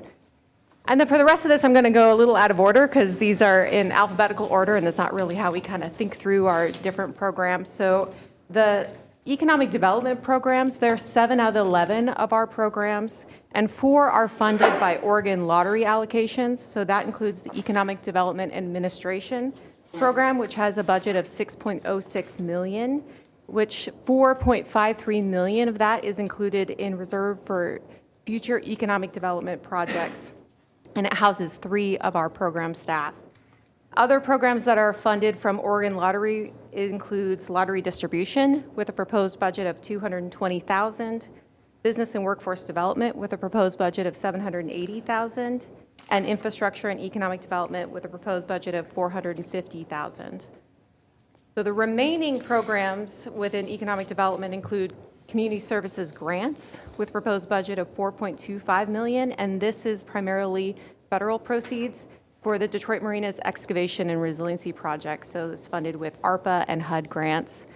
And then we have the Opal Creek Promise program, which has a proposed budget of $14.44 million, also federally funded through Forest Service that gets channeled through the state, through Business Oregon. And this is for items that relate to the Santiam Canyon economic recovery. And then the county fair has a proposed budget of $1.24 million. It's funded from fair revenue as well as state resources, and it's managed by the Marion County Fair Board. I do want to note that in this fiscal year was the first fiscal year in at least a decade that the county fair was fully self-sustaining from its own revenue sources, and it didn't require a general fund transfer, which we're very proud of that. Other programs that we have in the Community Services Department include the Marion County Reentry Initiative, which is actually transferring to the Sheriff's Office this fiscal year, so we do not have a proposed budget for FY26. And then Dog Services has a proposed budget of $2.14 million, and that's 84% general fund revenue. This program includes 13 staff managing shelter operations as well as enforcement. And then we have the Wildfire Recovery Program, which is wrapping up its state funding this fiscal year and has a proposed budget of $672,000 for FY26. And then Community Development Grants, last but not least. It has a proposed budget of $5.02 million, of which 95% is federally funded, primarily through HUD, and it supports our 2 CDBG and home program staff. You can go to the next slide. All right, so our department's total proposed budget is $36.5 million, as I said before, and most of that is through federal funds. So 64% of the program's budget is federal revenue, 8% is state revenue, 8% is general fund transfers, 17% is networking capital, and then the remaining 3% is all other sources, which is actually mostly transfers from internal, such as lottery. So the programs that are primarily general fund transfers are administration and dog services. And then the programs that are primarily federally funded include community services grants, Opal Creek Promise, and community development grants. And then the economic development lottery programs are primarily state funded through lottery. So those include economic development administration, lottery distribution, business and workforce development, and infrastructure and economic development. And then it has showing revenue in all other, which is primarily transfers from lottery revenue. As I mentioned before, the county fair is primarily funded from fair proceeds as well as from networking capital from prior year revenue. So it has a small portion of state proceeds each year, and then the wildfire recovery program is primarily funded through networking capital from prior year transfers, which was from lottery. All right, when we're looking at the services that we provide in the department, much of what we do is externally funded because much of what we do is really providing that enhanced community service for our citizens that really go above and beyond what the county's core mandates are. That said, a number of our programs are really essential to operations, administration, dog services, the county fair, and then economic development and administration. So the next slide. So this talks about our county goals, and we really have a key role in balancing county goal number 4, which is economic development and community development. Our work really strives to support employers, property owners, families, by having a high quality of living and really just supporting community development across the county. So one of the key tasks underneath this goal is to expand the supply of middle-income owner-occupied housing, and this really directly supports workforce stability and community to health. To guide these efforts, we monitor 2 federal benchmarks through Housing and Urban Development, 80% of area median income, AMI, which is the maximum income allowed to qualify for assistance. And that's shown in the yellow on the chart, gold, however you want to look at it. And then 5% area median home price, which is the highest home purchase price allowable for HUD funds, and that's shown in blue on the chart. So we use these benchmarks to really understand the gap between what families earn and what homes they can actually afford. So as an example, in 2024, a family of 4 at an 80% AMI had earned $70,000, and the maximum HUD eligible home price was at $399,000. So that gap really demonstrates how home ownership is often out of reach for many low to moderate income families, and especially with the higher rising interest rates that really impacts people's ability to get into homes. So that's why Marion County Homebuyer Assistance Program, which is one of our programs, provides up to $125,000 in HUD-funded support. Without it, we wouldn't be able to get these families into homes, and we have been able to provide that funding to 13 families since we started that program. So that's just one example of one of the programs that we work really hard to help support community development in our community. With that overview, I just want to express how proud we are in the Community Services Department to be able to do this work. We take a lot of pride in what we do because we know it strengthens our community, and we're really grateful for your support as well. And I want to thank the staff. We have very dedicated and committed staff who work very hard and are very resilient to try to make these things happen. Mr. Chair, if I may. Yes, Commissioner. Kelly, thanks for highlighting the homeownership program. The only thing I just want to add is that it's not a grant, it's a loan. Oh, fair enough. Thank Right, you. so when folks, it does get people into homes, but then when they sell those homes, the money comes back, so somebody else Yeah. can use that money to get into a home. Revolving loan It's a revolving loan fund. And it's in jeopardy. And we're going to work really hard as Board of Commissioners to maintain it through a letter that we're going to be sending to the federal administration in the next week. It's a big deal for our community. We've only had it active for 2 years, and it's made a substantial difference in that 2 years on the lives of folks and breaking generational poverty and creating stability of families that probably never would have had it otherwise. I was thinking about that at where I live, the amount of apartment building living units that are going in compared to the owner-occupied small homes. Yeah. And I can think somebody's got to be doing, I don't know that, somebody's got to be doing something about that, you guys. And I think your point is there.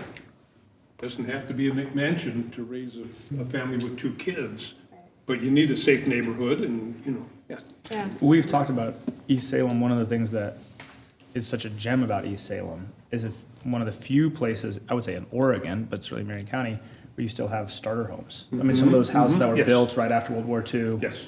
The 1,200, 1,500 square foot homes. Yep. That people can afford. Yep. They can get their foot in the door. It can be the first rung on the ladder. And a lot of those neighborhoods have been that resource for our community for decades, right? And have served multiple generations of homeowners. what a resource, what an important resource. And I was just reading an article the other day about how it's harder and harder for folks to find those homes. That, builders, because the economics are building bigger homes, they're more expensive homes, it's harder for people to get their foot in the door. Yeah. And that's where you come in. Other, sir, yes, please. Yeah, thank you, Mr. Chair. Kelly, this is your first time. It is, right? yeah. And enthusiastic, and I really appreciate the work that you're doing and your team. And you got one more on the way, right? A team member? Yes. Yeah, okay. Well, we have quite a few vacancies, but that one I'm really excited about. We're hiring, noted. Get them all filled, because you have a lot of work up there. We saw that there's a, in fact, I commented to Dave, I said there's a lot of money in this budget.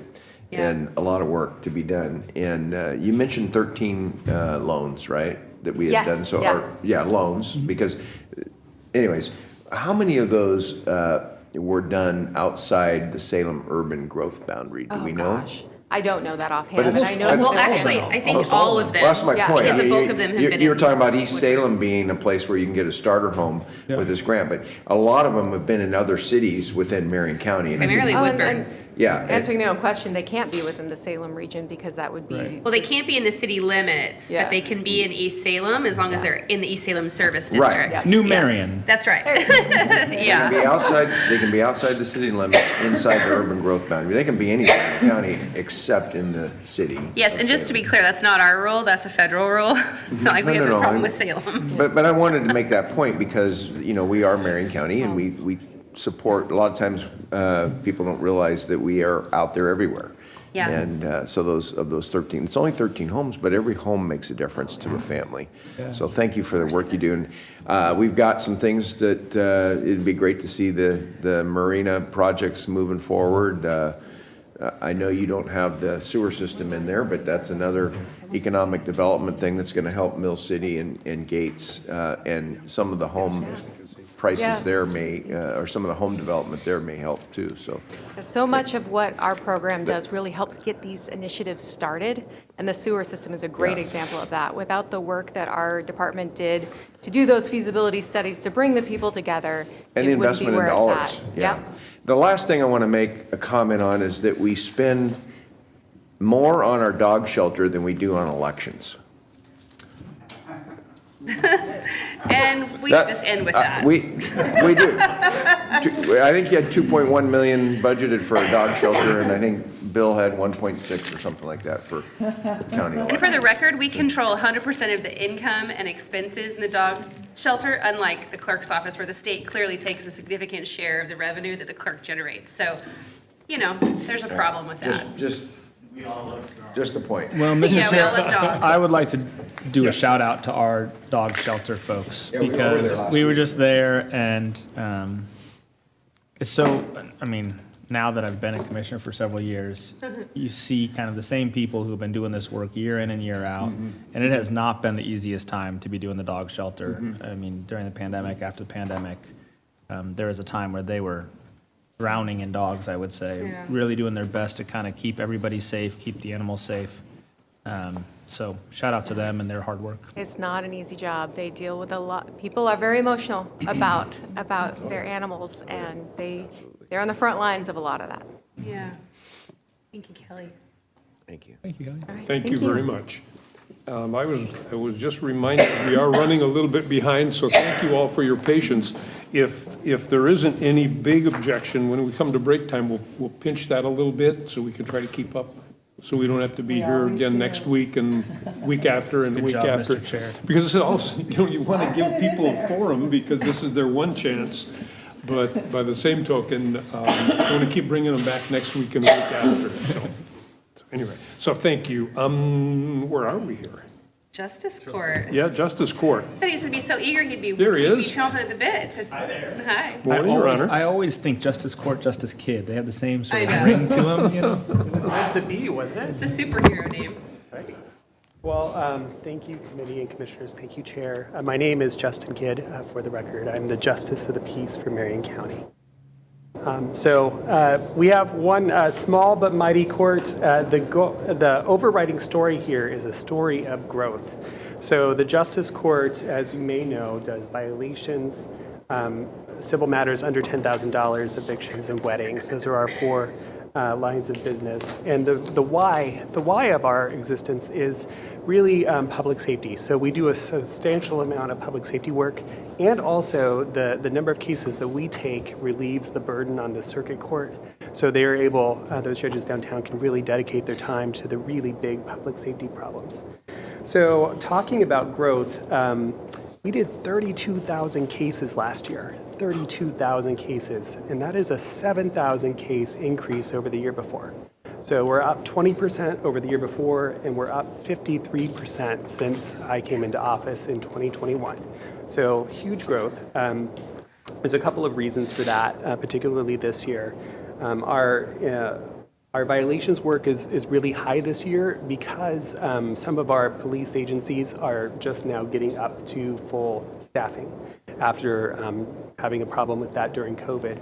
So more officers on the street means more tickets, more safe people. So that's a big part of it. Another big part of it is our evictions docket is growing.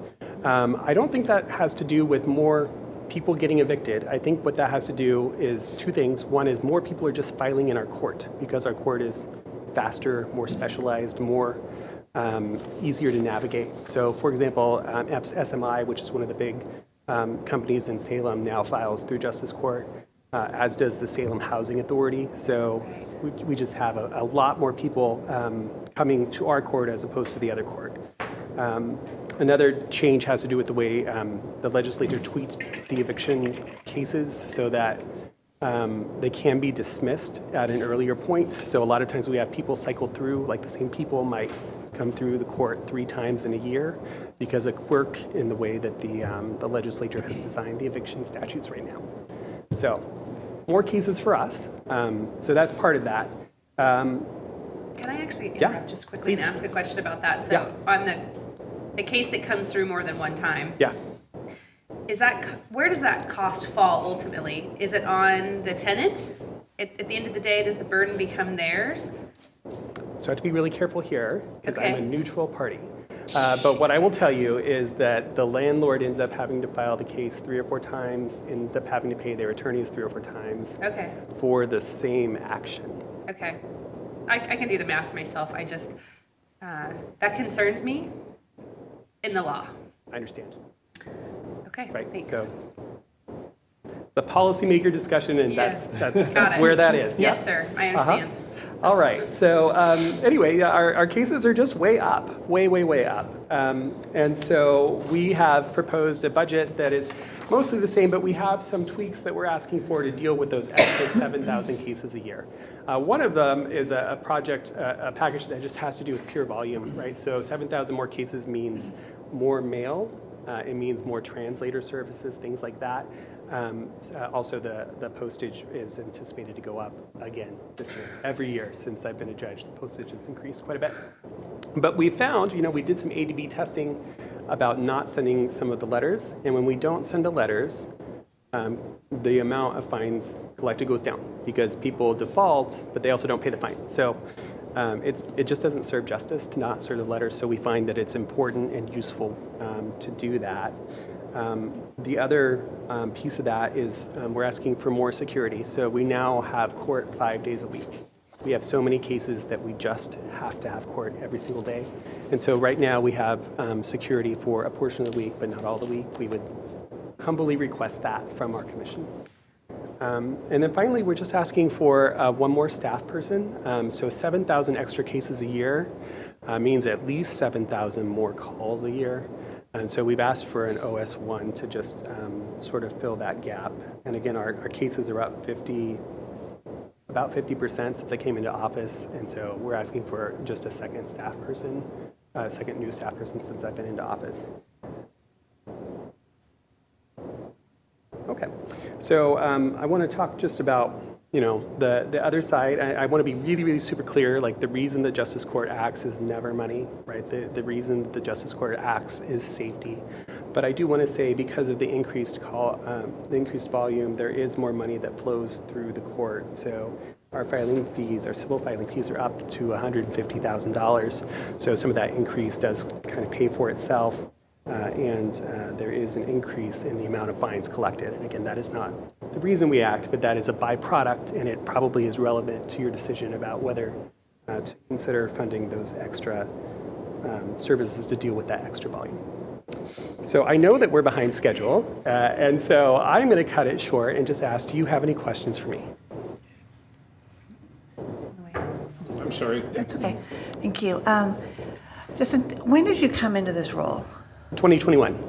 Yeah, I just want to commend you for really creating a really strong niche in this community and all the things that you've done. I've watched, just as a community member, just the visibility of the services that you provide, and it's been neat to see just that continual. I mean, I see exactly why the increase is needed. I think it probably offsets in other departments and other parts of the county. It's my presumption, but I just think you're doing a really good job. Thank you, Representative. You're always a representative to me. Other questions, comments? Okay. Thank you very much. Thank you. So, let's see here. The district attorney will be here in 5 minutes. Perfect. We can take a break. Yeah, Take a 5-minute break. take 5 or 6 minutes and then we'll reconvene. So we will be in recess. Good job, Mr. Chair.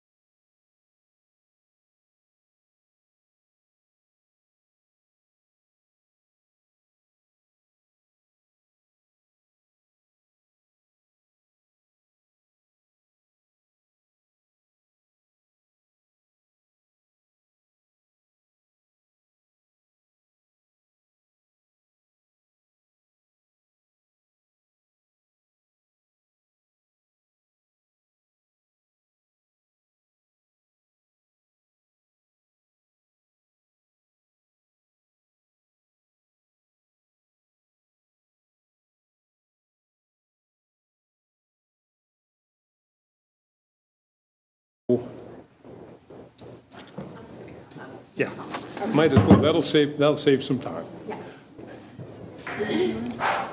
Oh, Yep, she's good. We're good. Yep, okay. okay, there we go. Thank you. And we are back from recess. Thanks, everybody, for pushing a little bit to help us get back on schedule. Ms. Clarkson, it's your stage. Well, thank you, Chair Vance, Vice Chair Bethel, Commissioners, member of the Budget Committee. For the record, my name is Paige Clarkson, and I have the privilege of serving as the District Attorney of Marion County. I feel like all of you know that, but I like to say it anyway. With me today is my Chief Deputy, who is Brendan Murphy, also someone that I think all of you are familiar with. Behind me, as my phone of friends, is our office manager, Jacqueline Osborne, our current budget extraordinaire person, Suhei Luna, and Pammy Garrett is here as well. She's currently the victim assistance manager, but she actually helped us prepare this budget. She's our former budget analyst, and we needed her this time around with some staff shortages. So when you ask the tough questions, they will be answering those. Brendan and I are just the eye candy here today. Our budget, I think in your book, starts at 181. I'm looking over it. I think that's right. Jan is nodding at me. That's always a good sign. And I think I have control of this, so let's try that. There's slide 1. What that really designates for you is, as the district attorney's office, we're prosecutors. At the very base of what we do, we are a people business. The bulk of our costs are personnel throughout our 5 divisions. which are listed there. Adult prosecution is what people typically think of when you think of Law and Order. We're the order part or the law part, I don't know, of that television show. But adult prosecution is what people typically think of, prosecutors in the courtroom prosecuting adult crimes. The other 4 divisions, though, are absolutely crucial to what we do, and specifically victim assistance is listed there. Those are folks who make sure that victims are notified and are appropriately, that we are appropriately protecting their constitutional rights under the statute, under the Constitution. And so we have lots of advocates that work there. Juvenile enforcement, those are 2 full-time juvenile prosecutors who do everything that we do in adult court, but they do it in the juvenile system, which has a different goal, a different perspective, and so a little bit of a different work every day. We have Child Support Enforcement Division. That is exactly what it sounds like. As you all know, those are individuals who work within our system. It has a quasi-criminal ability to it in the sense that if you do not pay your child support, you can be held in contempt, which is a quasi-criminal action. And they ensure that individuals in Marion County, specifically children, families, moms especially, are appropriately and lawfully resourced to raise children. Our Marion County Support Enforcement Division, I know you know this, but we are highly successful as compared to other like-sized support enforcement divisions. We don't take in as much money as, say, Clackamas County or Washington, but that's actually a function of our tax base more than anything else, right? We have a different socioeconomic base here. But we take in very close to what they take in, and we perform really well as compared to the same job that is done by state actors through the Department of Justice. So they do really important work, kind of unsung heroes in that regard. And then our medical examiner's office, which statutorily is actually called medical legal death investigators. These are individuals that are full-time, respond 24/7 to every single unattended death in Marion County. That stems everything from natural individuals that live to 104 and die in their sleep, all the way into including homicide and murder investigation. So very busy business, and certainly reflective. Their work is reflective not just population, but also some other trends and struggles that we see in our community. Those are the 4. Like I said, there is, you see that we are a people business, 96.7 FTE. Our total budget for our office, $19,050,748. That 0.7 FTE, by the way, is really reflective of the fact that we have 1 deputy district attorney who does all of our behavioral health specialty type prosecutions, which has become really, I could have 5 lawyers that specialize in that over the last few years. I know our commissioners are well aware of that, but basically that money is just straight up people, just straight cash homie as far as what we have to do with regard to our work. And I would also say that that particular number does not reflect the many temporary employees that we have and the many volunteers who help us do our work every single day. We couldn't do it without some of those folks. Co-Chair Bethel gave an example this morning. I think you asked a question about one of the decision packages that was allowed for our Victim Assistance Division. I think this is a good time to note that is our Victim Assistance Manager position. Actually, it's Pammy who's sitting behind me. That is one of those positions that has been previously funded through grants, as Co-Chair Bethel noted this morning.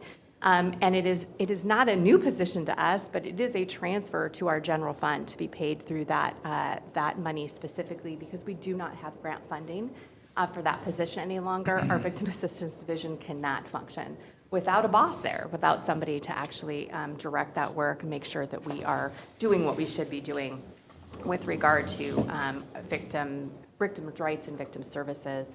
As Co-Chair Bethel pointed out, that is a function not just of current federally funded grant issues and uncertainties. It is a function of years of the gradual sort of anemic nature of those federally funded grants. We have seen those starting to go away. We've talked about it, I think, here in this group before. We have watched that happen. And the bottom line is those grants are just not written for government systems like they used to be, and they're just not available.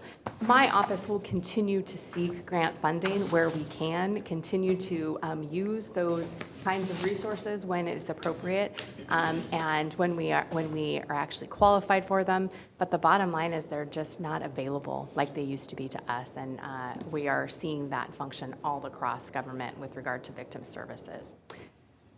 Now move on to the second slide there.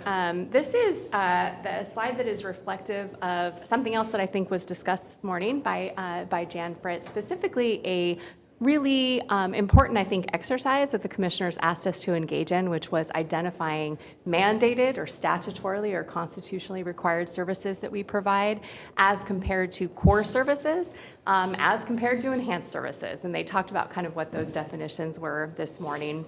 I think we found it to be a really productive reflection of the work that we do, and really productive and educational for kind of all of us as we went through and tried to designate what it is that we do. I have called these things just colloquially in my office before sort of need to haves versus nice to haves, right?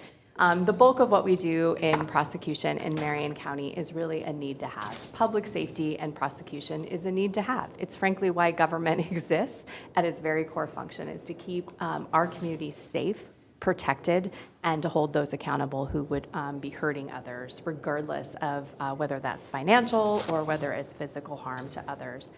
So most of what we do is a mandated or a need to have service, but we kind of went through and we're actually able to quantify what we considered mandated, statutorily mandated services. Those are things, just for example, in criminal prosecution, like prosecuting crime. We are statutorily required to do that as district attorneys across the state. There's 36 of us in each of our counties, and we all have that same mandated requirement.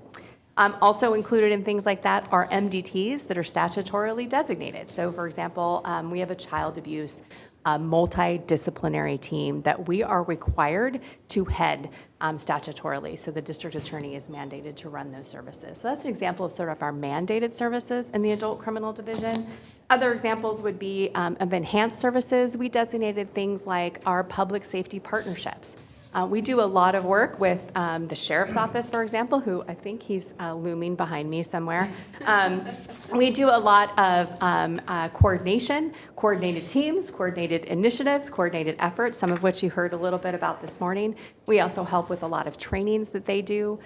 We have a 24/7 on-call service with each of our law enforcement agencies across Marion County. So my deputy district attorneys respond to calls all day and all night when they have questions that are legal, when they have search warrants that need to be reviewed before they go to a judge to be ordered. So those aren't need to haves or mandated services under the statute, but they're really core to what we do. And if we didn't work with our law enforcement partners throughout the county, we would definitely not be successful in prosecuting the crimes that arise out of that.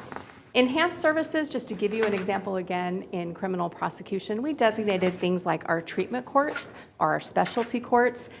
Those are, again, not statutory. We don't have to do them under the statute.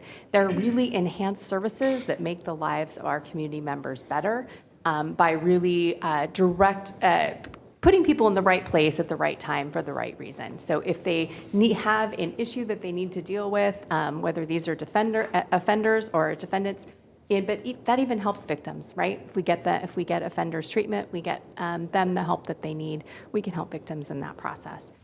So those aren't mandated, they really are enhanced services, but we are proud that we do them, and we are proud that we offer that as part of sort of our bevy of services in the Marion County DA's office.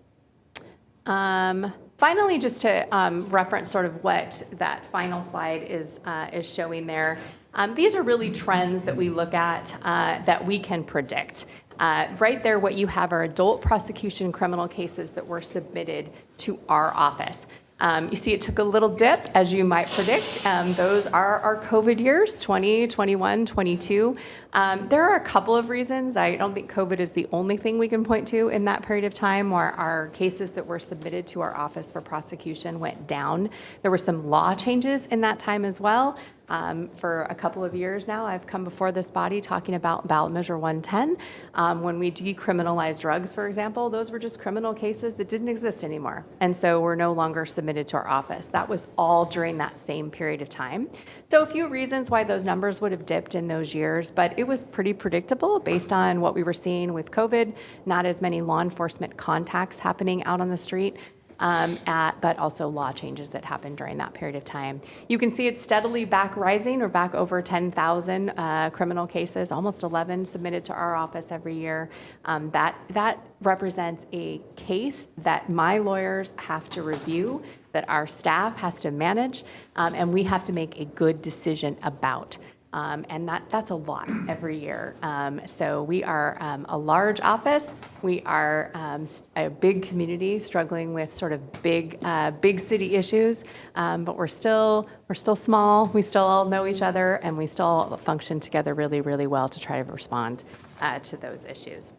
I expect that we will see those numbers continue to rise. Anytime you see just population rising, you're going to see a rise in crime. Obviously, we had House Bill 4002 pass last year as well. We are starting to see some response to that. We are able to better respond to drug issues in our community, both those who are using and, more importantly for our purposes, those who are selling drugs and preying upon those vulnerable in our community. That change with that House bill has allowed us to respond to that a little bit better. Law enforcement is working together to try to respond to that as well. And so we're seeing those numbers go up. I expect we will continue to do that. It's also important to note that numbers are only part of the story, right? It's quality versus quantity there as well. So quantity is going up. It's important for us as law enforcement professionals, and I can tell you that our chiefs and our sheriff and we work together really closely to assess what the actual quality is of what we are seeing out there. We are concerned about violent crime in our community. We are concerned about gang activity. We are very concerned about increase in youth violence. These are individuals, mostly male, who are younger and more violent than we have seen in the past. We have a responsibility to respond to that. And I can tell you that our local chiefs, and specifically the sheriff and I, are working together to try to decide how best to respond to that, and we are already engaging in some initiatives to do just that. So as we kind of assess what our work looks like, we are proud of the work that we do. The folks in my office work really hard every day to try to respond to what we are seeing come across our desk. As a people business, we are not just people doing the work, but we are driven by what people do. So we are largely responsive to that, and that will always be part of our mandated core services, is how we respond responsibly to crime. The really enhanced version of what we do is how do we work together to try to just stem the tide? How do we prevent it? That is an enhanced version of our mandated and core services, but I can tell you that it is a priority for both me and the sheriff within this county to use the resources that we have to be able to make Marion County a safe place to live, to raise your families, to work, and to own a business. That is absolutely the mission of our office. Thank you for your time here today. I'm happy to take any questions, and I see questions. Thank you. Question, comments? I can go after Denise. I'm sorry. I keep looking this way. I'm here to help you. It's great. It's a great team effort. I need. I'm trying to be quiet. I just had an actual question here around the juvenile numbers. And first of all, when you say juvenile, is the definition, is that under 18? That's correct. Okay. Anything that we're doing in our juvenile division is under 18, which what's important to note is that's not necessarily the definition that like OYA, the Oregon Youth Authority, thinks of when they think of juveniles. So for example, at McLaren, which is located in Woodburn, which is in our Marion County jurisdiction, individuals can stay at McLaren until they are 25. So while anything we prosecute in juvenile is a youth considered under 18, anyone who goes into the OYA system on the state side can be up to 25 years. Okay, that's helpful. So I'm looking at, when you were talking about the decline since during the COVID years, the youth, it went up. Like, I mean, it's gone up significantly. Since, yeah, I mean, every year, well, I guess there was a little bit of dip in 2024, but, so it's kind of opposite of what we saw, and what is driving that? Sure. Member Bowles, again, my name is Brendan Murphy. There are a lot of reasons, I think, that we are looking and very concerned about the increased juvenile numbers. I think it would be remiss of us not to also note that not only are the numbers going the wrong direction in the last several years, but the level of offenses that we're seeing, specifically with first-time referrals, meaning the first time a youth is brought to the attention of a juvenile justice, the juvenile department, is a much more serious offense than it has traditionally been. I believe what we're finding is that ballot measure 110, decriminalizing controlled substances, absolutely played a major role in our ability to intervene appropriately with juveniles. In addition to that, the loss of SROs at schools played a major material impact in our ability to kind of get upstream and change a trajectory early on a youth behavior. Now we are more responsive because we are just receiving it at the back end of a referral. In addition to that, I do believe that our ability to adequately address gang violence and specifically very serious crimes that juveniles commit under very serious sentences. Previously, prior to 2018, ballot measure 11 could be applied to youth if there were guns involved in shootings. The law substantially changed in 2018, and anecdotally what we've been seeing is youth being recruited to commit very violent offenses in the community. So those are multi-factors that we're concerned with. I can say that one of the things I am most proud of working within the DA's office is our partnership with our local juvenile department. I think it's bar none to any other departments throughout the state. We have a close working relationship with Troy and his team, and I know that this has been a priority for both of us. So I know there are conversations about strategically kind of focusing on this group. I find it my own personal kind of goal is kind of looking at this and attacking this issue as we move forward over the next several years, but it's absolutely a priority of this office. Yeah, no, I mean, I know that it is. It's just seeing it in black and white is startling. Thanks for the definition and understanding. Mr. Chair, so that great question, and I have two questions for you. The first one is, and I know you don't probably have this at you're ready, but if you could get it to me. Over the last 3 years, there's been an uptick, almost 1,000 crimes committed more each year. Well, over the first year, 889, and then 631 from 23 to 24. What those types of crimes were, on the information that we received when we worked with the departments in our meetings earlier this year, we were looking at KPIs and kind of the cost overall associated with the types of crimes you're prosecuting. So I'm curious what that looks like in that continual increase. And then the second, it's not really a question, it's more of a statement along the lines of what Denise was asking about. I think it's important for the public to understand that a lot of the horrible crimes that are being committed by youth, many of them are still in custody of the Oregon Youth Authority, but are released into the community under OYA supervision.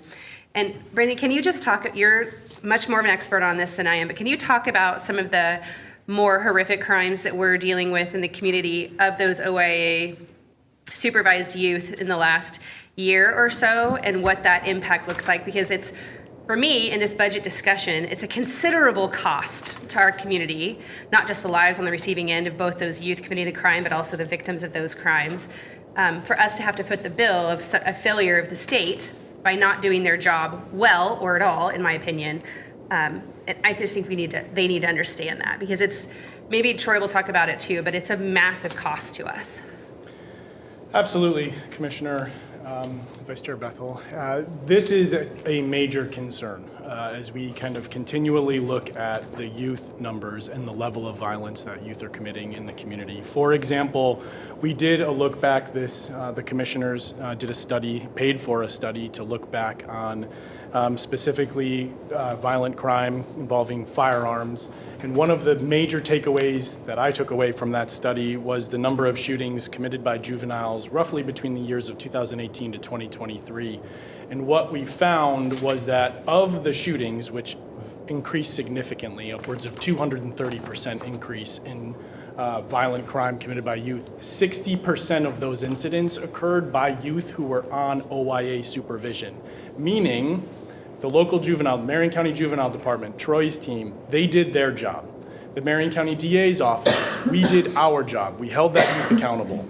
Then the court found it appropriate to send that youth to the supervision of the youth authority run by the state. And then when under their supervision, they were either released back into the community as a probation, or they went to McLaren and then were released on parole. Now they're back in Marion County, again committing very violent offenses while they're under supervision. This is very concerning because as a local community response entity, it's not, frankly, our job to monitor those youth. We've done our part. We've sent them into the system appropriately. We've held them appropriately accountable. Now we should be able to rely on system partners to do their piece. I can say we do and have had conversations about the plan of what we're going to kind of do with McLaren. McLaren is a concern to our office. It is in Marion County, and if youth cannot go to McLaren and be safe, then something needs to be done. Yeah. And that is absolutely a priority as we move into the next fiscal year of how we are going to look behind the curtain of what's been happening at McLaren. And I know that in consultation with Troy's team, we have a plan about moving forward on that. Does that answer your question? Yeah, it does. I just think it's important to talk, I think for the public, yeah, we've had a lot of conversation and some media attention around that survey, that study that was done by the board's office in partnership with the sheriff's office. And I don't think the community quite understands what that study is saying. And I think and Commissioner Willis has kind of harped on this some, and he talked about it, I believe, at the State of the County. But that 60% is a massive number in our community. Today, we're talking about dollars. And we as taxpayers are paying you all at the local level out of our property taxes to do your job, and we're paying income taxes to the state, the Oregon Youth Authority, to also do their job, which they're not doing. So we're paying all these dollars into a system, and we still have youth committing serious crime, which harms them, obviously, long-term and permanently in their lives, their families, and the greater whole of the community that's impacted, whether it's victims or other damage that comes from their behavior. I'm very frustrated by this, not just as a policymaker, but as somebody who has to write a check because I own property in Marion County. We have to fix it. And while we're not going to suggest that we don't fund your budget, we can't continue to fund the failures of the state at the local level. And that point, I think we just need to continue to make in the space of public safety because it's completely unacceptable.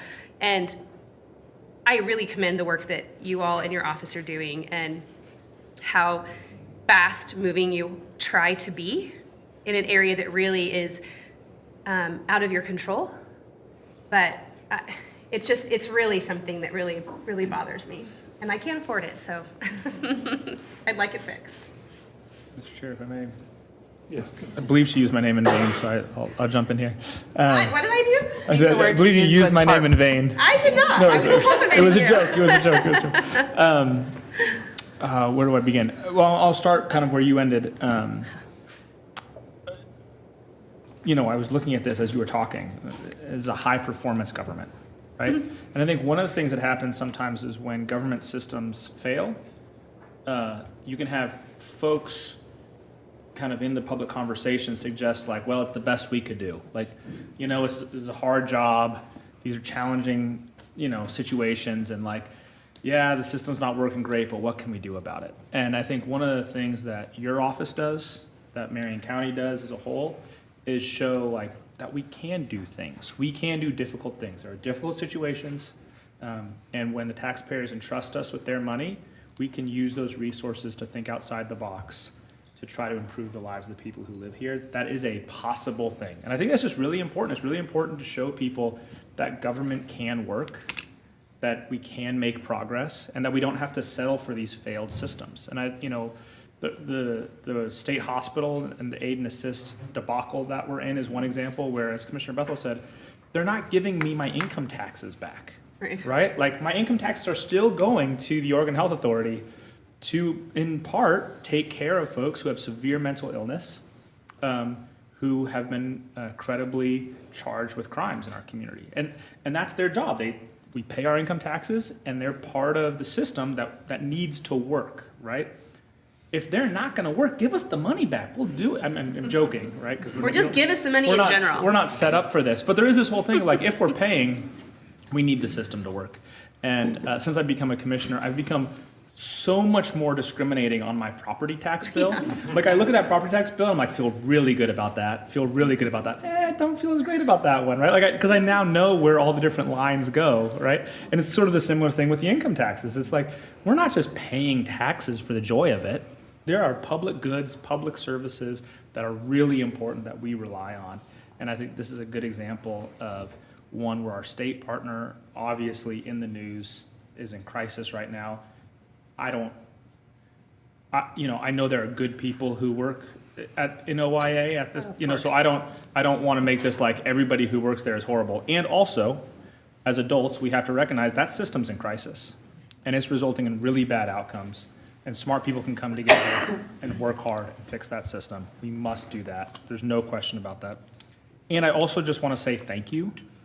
I have unfortunately used your services recently, and as a victim, not on the other side. Thanks for the clarity.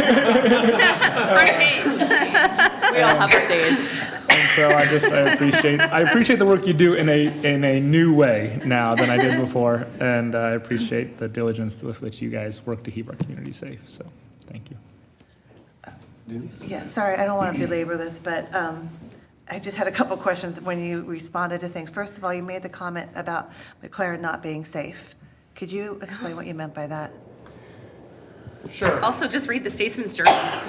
Like, they've been in the news. I think that is a slight oversimplification, right? I think for purposes of brevity, that is our concern. I think the better, more nuanced is McLaren as safe as it should be? And what we're really needing to do is assess why our office has recently received significant referrals from violent and scary behavior happening within McLaren. It's in the news, obviously, that McLaren in particular has a backlog of investigations that then had to go to their professional office. They're fixing that, but then those cases had to go to the state police to investigate.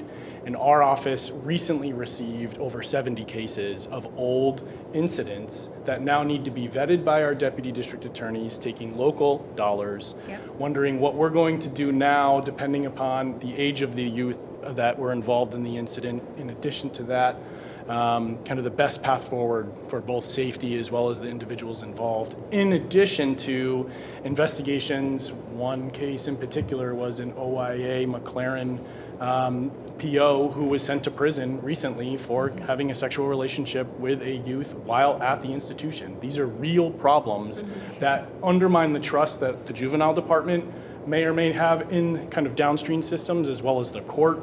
And I think it's our responsibility to really take a close look at what's happening. So that, when I say safety, those are the kind of behaviors I'm referring to. And that's helpful. What is Restore Court? So we have a number of specialty courts that run in Marion County. Restore Court is specifically a court that we began in response to funding from House Bill 4002 that the county specifically sought. So the commissioners wrote that grant under the 4002 money. Specifically, they call it the deflection grant money. Because we already have LEAD and significant deflection services here, that money has allowed us to do a couple of things. One is to enhance our services with LEAD, so we were able to increase money there to do that. One of the other things we chose to do with that money is start another specialty court, which is called Restore Court. The goal of that court is to focus on individuals with livability offenses, but who also owe restitution. If you owe restitution, you are not otherwise eligible for what the state would consider deflection from the criminal justice system. If you owe a victim money for a broken window, for example, the only way we can get a court order for you to pay back that money you owe is to get you into the court system, which is different than what the court thinks of as, or what the state thinks of as actual deflection. So we went one step further and we created a specialty court to allow folks to work off the amount of money that they owe for victims for broken windows or for damage to vehicles or something along those lines. So they are engaging in, with partnership with our sheriff's office, community service, think park cleanup, graffiti abatement, things like that in our community.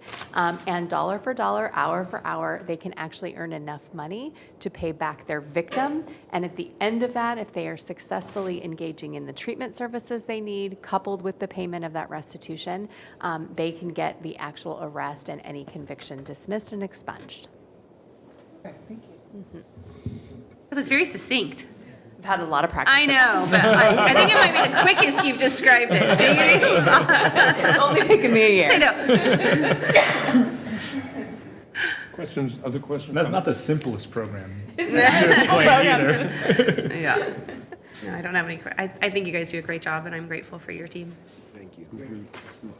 And I think it's another example of another department that when they work hard to take their responsibility and define what their responsibility is to the community, the state, to the nation, take it seriously and apply expertise to it, it can be done effectively and efficiently. And there's lessons to be learned. Have the MPA students in the graduate departments come here for their internships. Excellent Anyway. idea. Should do that. Well, thank you very Thank much. you, Other Chair. questions before? Mr. Okay. Chair, I'm sorry, you just prompted something in my mind. Oh, I know. So actually, I think you made a really important point, which is, there's this saying, all politics is local, but it seems like nowadays, all politics is national. Like, everybody always wants to talk about the national political scene, right? Yeah.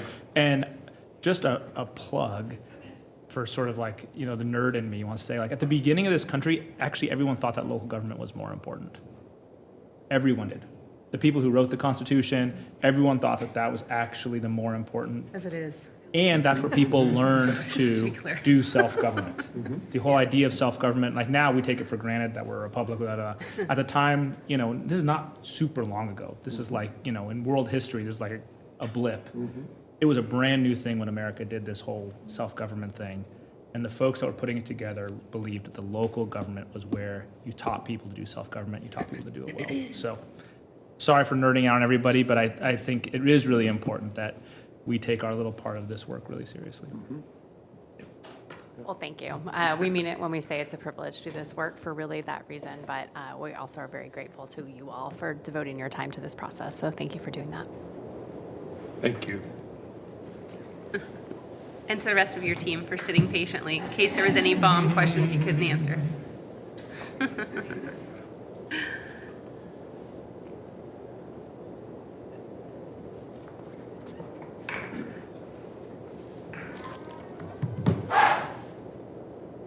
chair. Set up on her part. I tried. Good morning. Good morning. Some big expectations over here. Yeah, right. Sorry. Chair Vance, Commissioners, members of the Budget Committee, Finance Committee, my name is Troy Gregg. I am the Juvenile Department Director, and I'm here to present our budget today. I want to give a lot of great recognition to Melissa Rounds, who does this, and then I get in the way and mess it up, and then she fixes it, and then all those things. And so she's amazing and deserves a ton of credit for what you're seeing today. Also give a lot of credit to Alicia Kozad, my deputy director, who's in the back, who does the work that makes me look good sometimes. And so we get there. So I also want to thank the district attorney's office for basically doing my budget for me. So I know you're gonna just write a check, or as the kids would say, just give me straight cash, homie. Just throw it over this way. But no.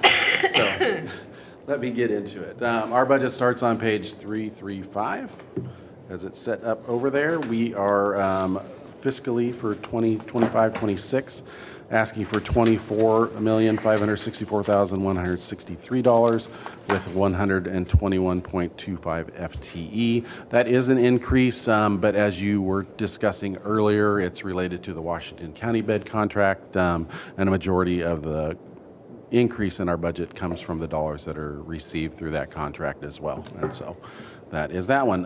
Juvenile case management is the top area that we have over there. That primarily is focused around our probation staff. It also includes our family support program and the education advocates that we have, which basically provide services for all the kids that come into the system. So keeping in mind, with the juvenile department, we are the first contact that any cat has with the system. So anytime anybody has any type of police referral, that comes to us, and then we work through the process with that, and then work with the DA's office on moving forward with prosecutions on all those things.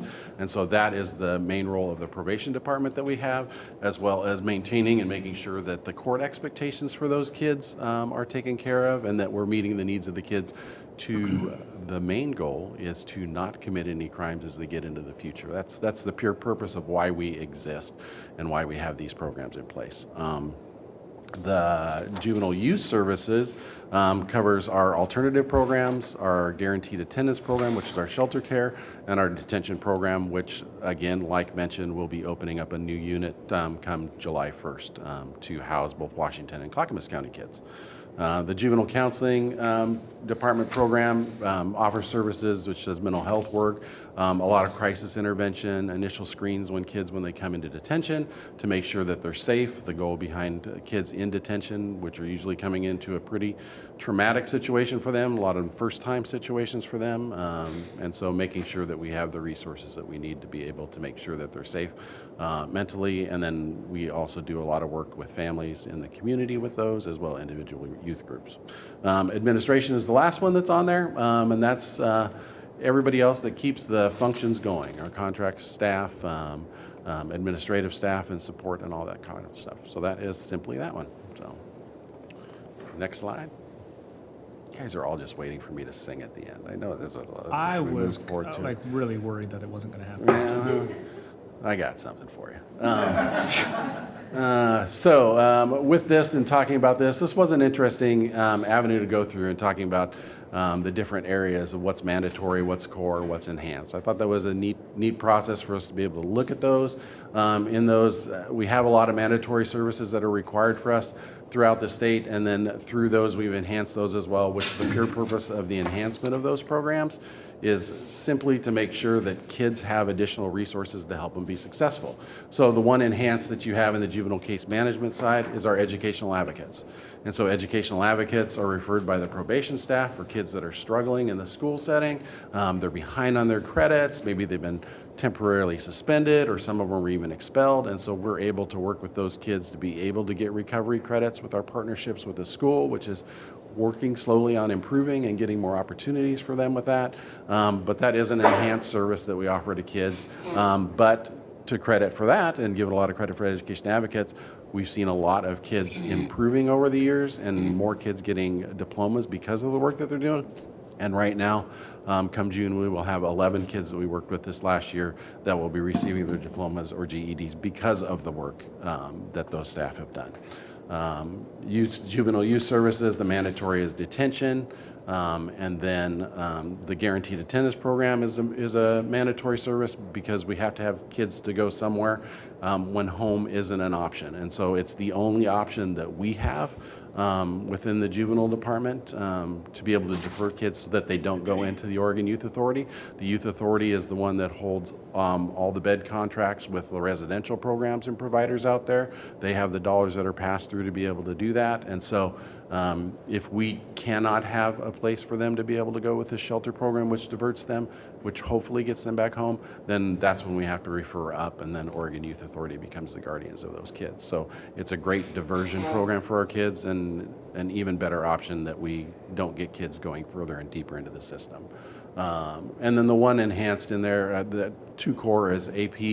The work programs that we have ultimately in there is tied into all that. And then the enhanced one on there just talks about the Fresh Start Market. Is it something that we have to have, ultimately, the Fresh Start Market that does those things? No, but is it a strong program that really helps support kids, gets them the skills that they need in hand? Absolutely is where it is. So juvenile counseling is required, obviously, because it's good to have mental health services for kids. If we don't, we'd be in a whole lot of trouble, especially with the type of youth that end up being in detention a lot longer than we want them to sometimes. Most of them are struggling with mental health.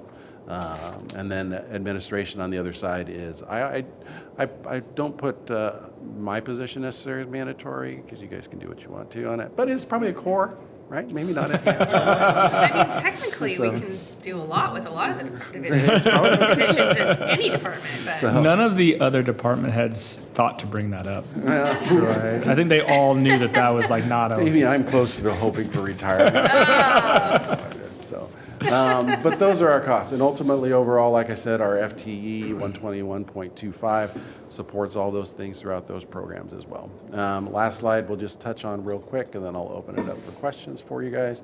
And this just really is what drives a lot of what it is that we do. And so a lot of crime, it's really the chronic offenders out there when we talk about recidivism that really help to drive it up. So those kids that are consistently going back and doing stuff, have multiple charges and different things. This shows you the trend of both the original numbers that we have on individuals and then the number of chronic offenders within that. It is going back upward a little bit. Obviously, everything dropped through the COVID time break because there just wasn't a lot of people getting arrested, and I think that there's a lot of it doesn't mean that crime didn't exist anymore. It's just that the restrictions kind of helped us not see what was going on out there as well, and I think it did keep people inside a little bit more, but we don't know about what crimes were committed behind those closed doors, unfortunately. But you'll see that the trend is going back up, and I think when you talk about numbers and everything like that, what you're really looking at is the consistency of everything's moving back to, everybody talks about that 2019 figure, right, before the pandemic, and then the response to the pandemic hit and all those type of things as being all the way up here, and then this huge drop with it. You're seeing it move right back up to it, and we're pretty close right now overall in the system and crimes and everything. That's tied a lot closer to what 2019 was. So it's getting back to where it was, and then where it's going to go from there is the big question and the challenge of what we need to do. So that's what I have in general. And again, I know the DA's office did a great job of answering a lot of questions regarding juvenile department stuff, but I am very happy to go into more detail if there's more questions about anything, what you'd like. Troy, have you ever done an analysis on the cost per year based on the crime they've committed that we have to pay? So on the scale of crimes. I obviously, like we had a horrific shooting in Bush Park a little over a year ago. Yeah. And that one of those offenders is still in the juvenile department. He'll be there for quite a while, I imagine. Pretty high cost to the general fund at the county. But it's not just your department, right? Because it's the district attorney's office, it's the court, like there's all these different components. Have we ever done that analysis? I can't think of a specific one that we've done out there that it's not that we certainly can't track the dollars and impact figures. I don't know that we've done a deep dive into exactly what the cost per day is on stuff. I know historically we've certainly done it on what detention cost per day is, but factoring in all the externals and the peripherals around that, I don't know that we've dove into it. But I mean, I can tell you very, very agreeably, it's a tremendous impact on dollars overall. I mean, you're talking hundreds of thousands ultimately when you talk about a kid entering into the system, which is why the goal of the juvenile department is to stop a kid from taking one step further into the system. But the impact to us at this level is high. I mean, you're talking about a whole department that exists simply to do that. So if you want to put part of our price tag on it, you look at the $24 million budget that we have, and the reason for that is because crime happens and juveniles get in trouble, and we do what we can to help support those services. But the individuals, you can certainly look at and break that out a little bit more too. So I just think it's an interesting equation because we hear in this community a lot, like, what's the ROI on the investment that's being made with taxpayer dollars? And, I mean, I'm going to be the person today probably that just keeps pointing the finger at the state, wondering what the hell they're doing over there with all of our money. Because I don't think there's a balance in any of the investments that we're making across the state. But Marion County does a really good job, as I've said before, efficiently spending the money that we have very wisely and very transparently. But I wonder what it would look like if our state partners were to increase their investment in mental health services or any type of social supportive services for families and or kids in our community to decrease the cost and frankly work you out of a job and straight into retirement, I think would be the goal of anybody that's in your industry. But since I don't actually know, I can't make the argument that we could probably flip the script on this if we took 12 of the $24 million and spent it differently. What would that look like? And what's the long-term investment and then improvement in health and morale and livability, et cetera, across the community? And I think if you pop back a slide real quick, I don't know if we can do that over that way, and you look at the general fund versus the other funds that we receive, that's a pretty telling mark, because really the only ones that we receive out of the state, which is in there, is, like I said, is what, 1.3 million out of our $24 million budget. And those are honestly always up for chopping when it comes before the budget. If OA is impacted by it, which is pass-through dollars with OIA, those are one of the first things that end up getting on the block with stuff. And so we do the services that we do because we believe that the work we do is good, but we also believe that we can make an impact on the lives of youth. And if you're asking me if I think that the state invests enough in the front end of the system, absolutely not. The better work that we do, the more opportunities we have, the more resources we can provide for kids, the less likely they're going to take that next step up. I'll also go back and reference what Brendan mentioned as well when it comes to the Measure 11 repeal, and indicated by that, we have, because of the waiver process that now occurs, one, the youth in the Bush Park situation and circumstance has been in for over a year.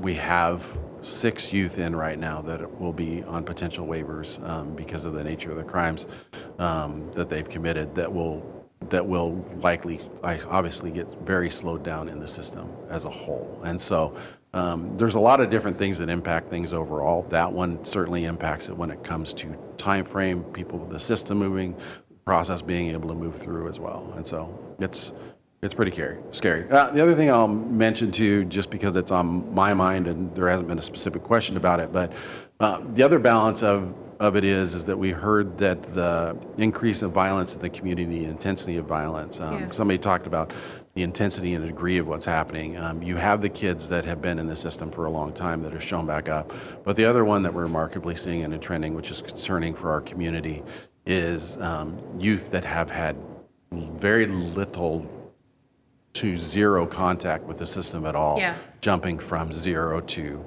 major 100 major violent crimes. And so that's a big concern that I have as well when it comes to trends that are going on. It's either you're here down into the system or you're nowhere, and that's where we're going. And I think that that's a concerning thing that the community needs to look at and really have those strong conversations about.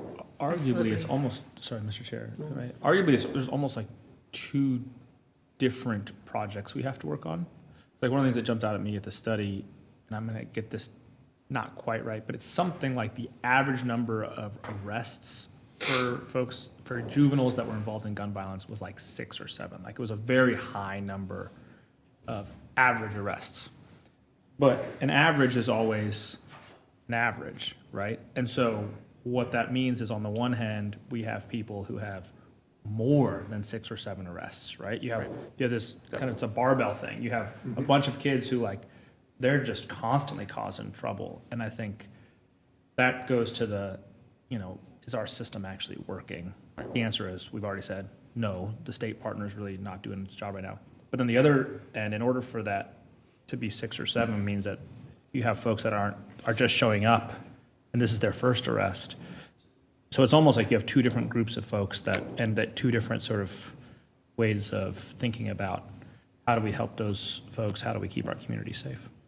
And the goal, I think, behind that is I always continue to focus upstream as much as you can with it, because if we had done that early work and had those resources for those kids that ended up with all these different referrals and everything like that, could we have stopped them from getting further into the system to create the damage that they've done in the first place? And so how much can we put effort here? And there's a lot of great discussions, I think, having around the community, and we have broadened our partnerships within the community as well to try to bring more stuff in. We've actually got, we've hired somebody to work and do a lot of gang work with kids and too, based on what we're seeing in the community. But again, those are all initiatives that we're creating with, because that's what we want to, which is out of the funding that we have versus other resources. Interestingly enough, earlier when Kelly Weiss was here for the community services budget, what she didn't talk about was the amount of resources specifically the Board of Commissioners allocates to those particular partnership type programming, the upstream impact, the upstream investment, because we don't have the state looking at prevention as a priority. They're just doing reactionary things constantly.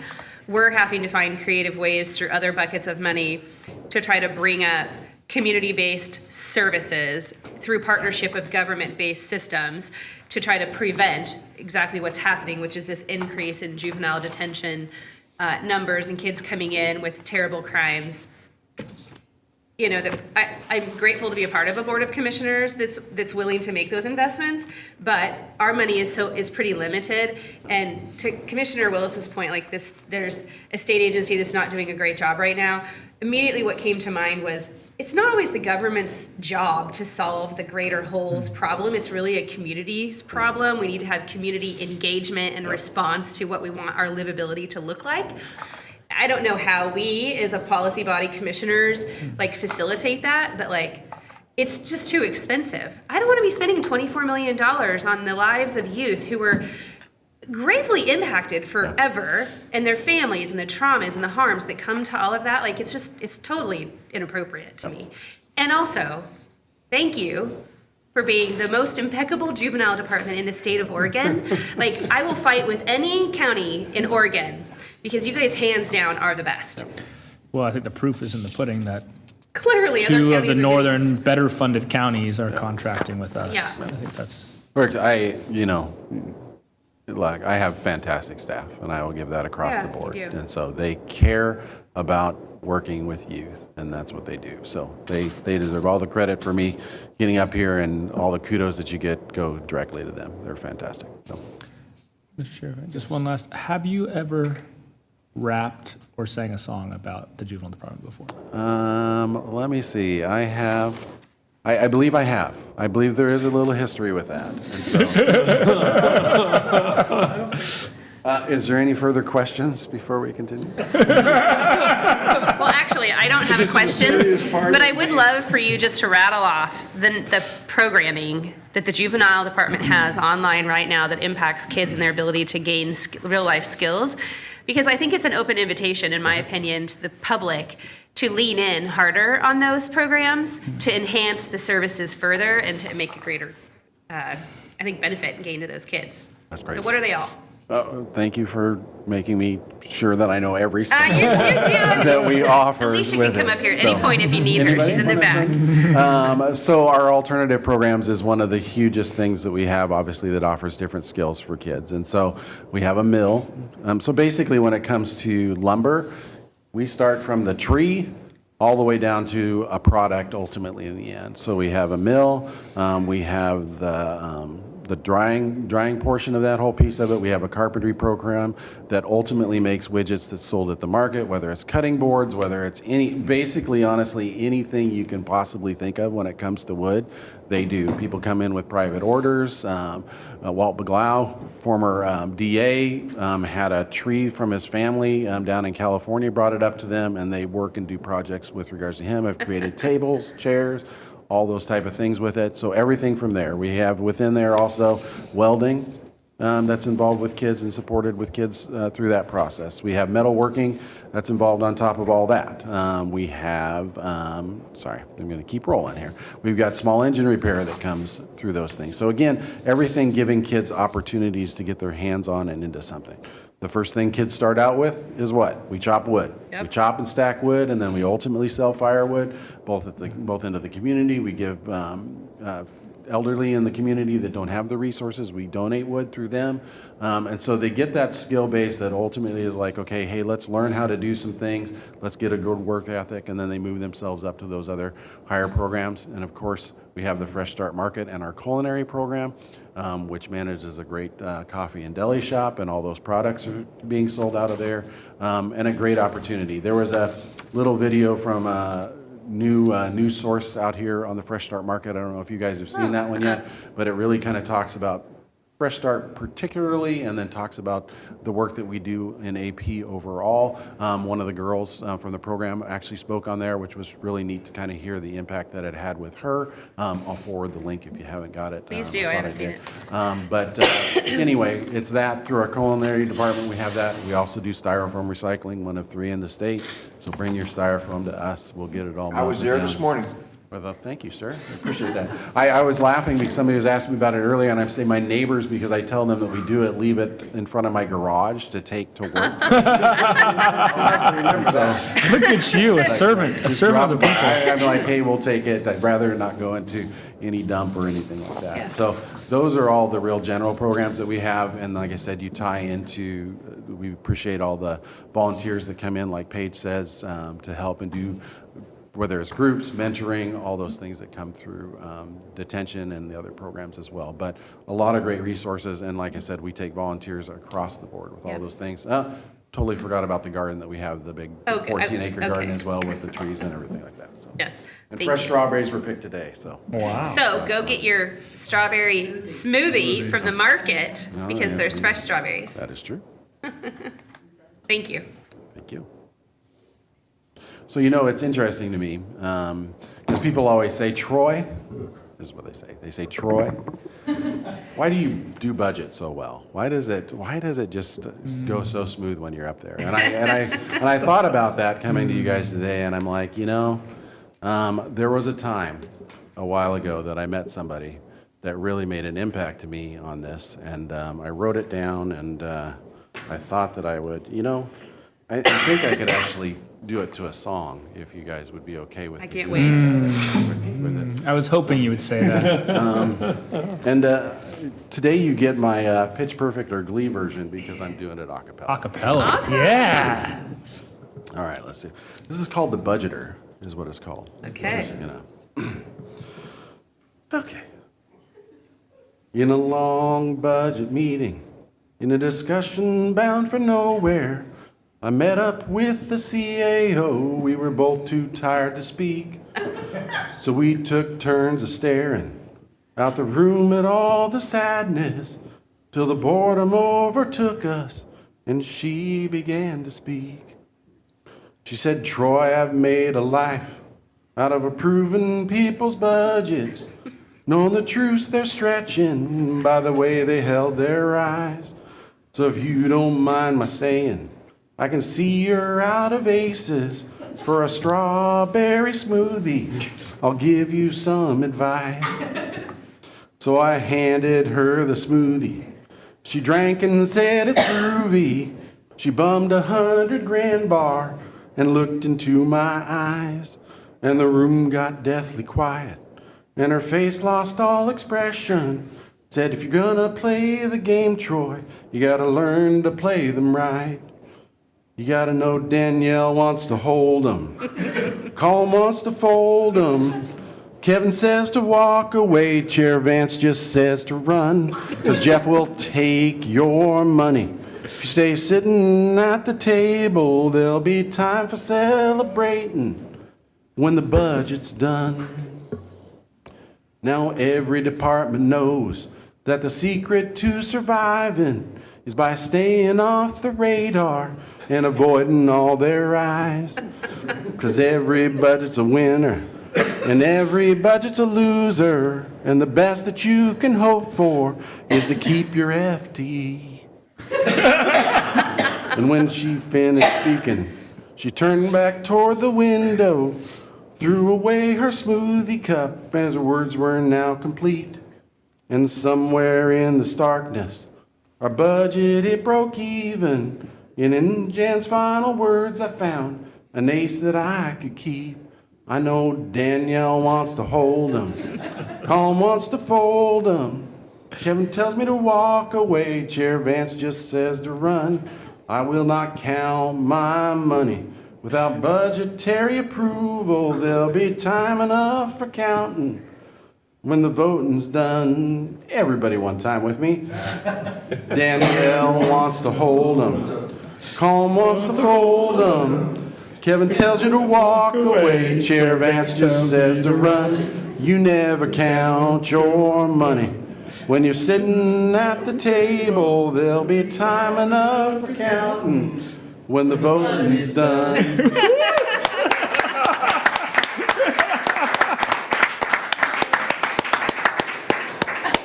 That was awesome. Wow, if there was an award for art. Oh, God. I hope that makes It's the the highlight news. of the budget committee meeting. It is. With that, we are adjourned for lunch. Recess for lunch. Recess for lunch, sorry, recess for lunch. Should we have a department head talent? Oh, yes. Don't you think that's a great idea? Sheriff Sheriff is like, absolutely. You don't have to like throw Thanks, Troy. Thank you, Troy. Breakfast for lunch. Sheriff, you come here for a second. Uh-oh, uh-oh. I know. I'm like certain you don't have this information, so I'll ask you about it because, What is it with all these people with stuffy noses and sneezing? Well, Kevin and I traveled on a plane. I got sick from whatever that was.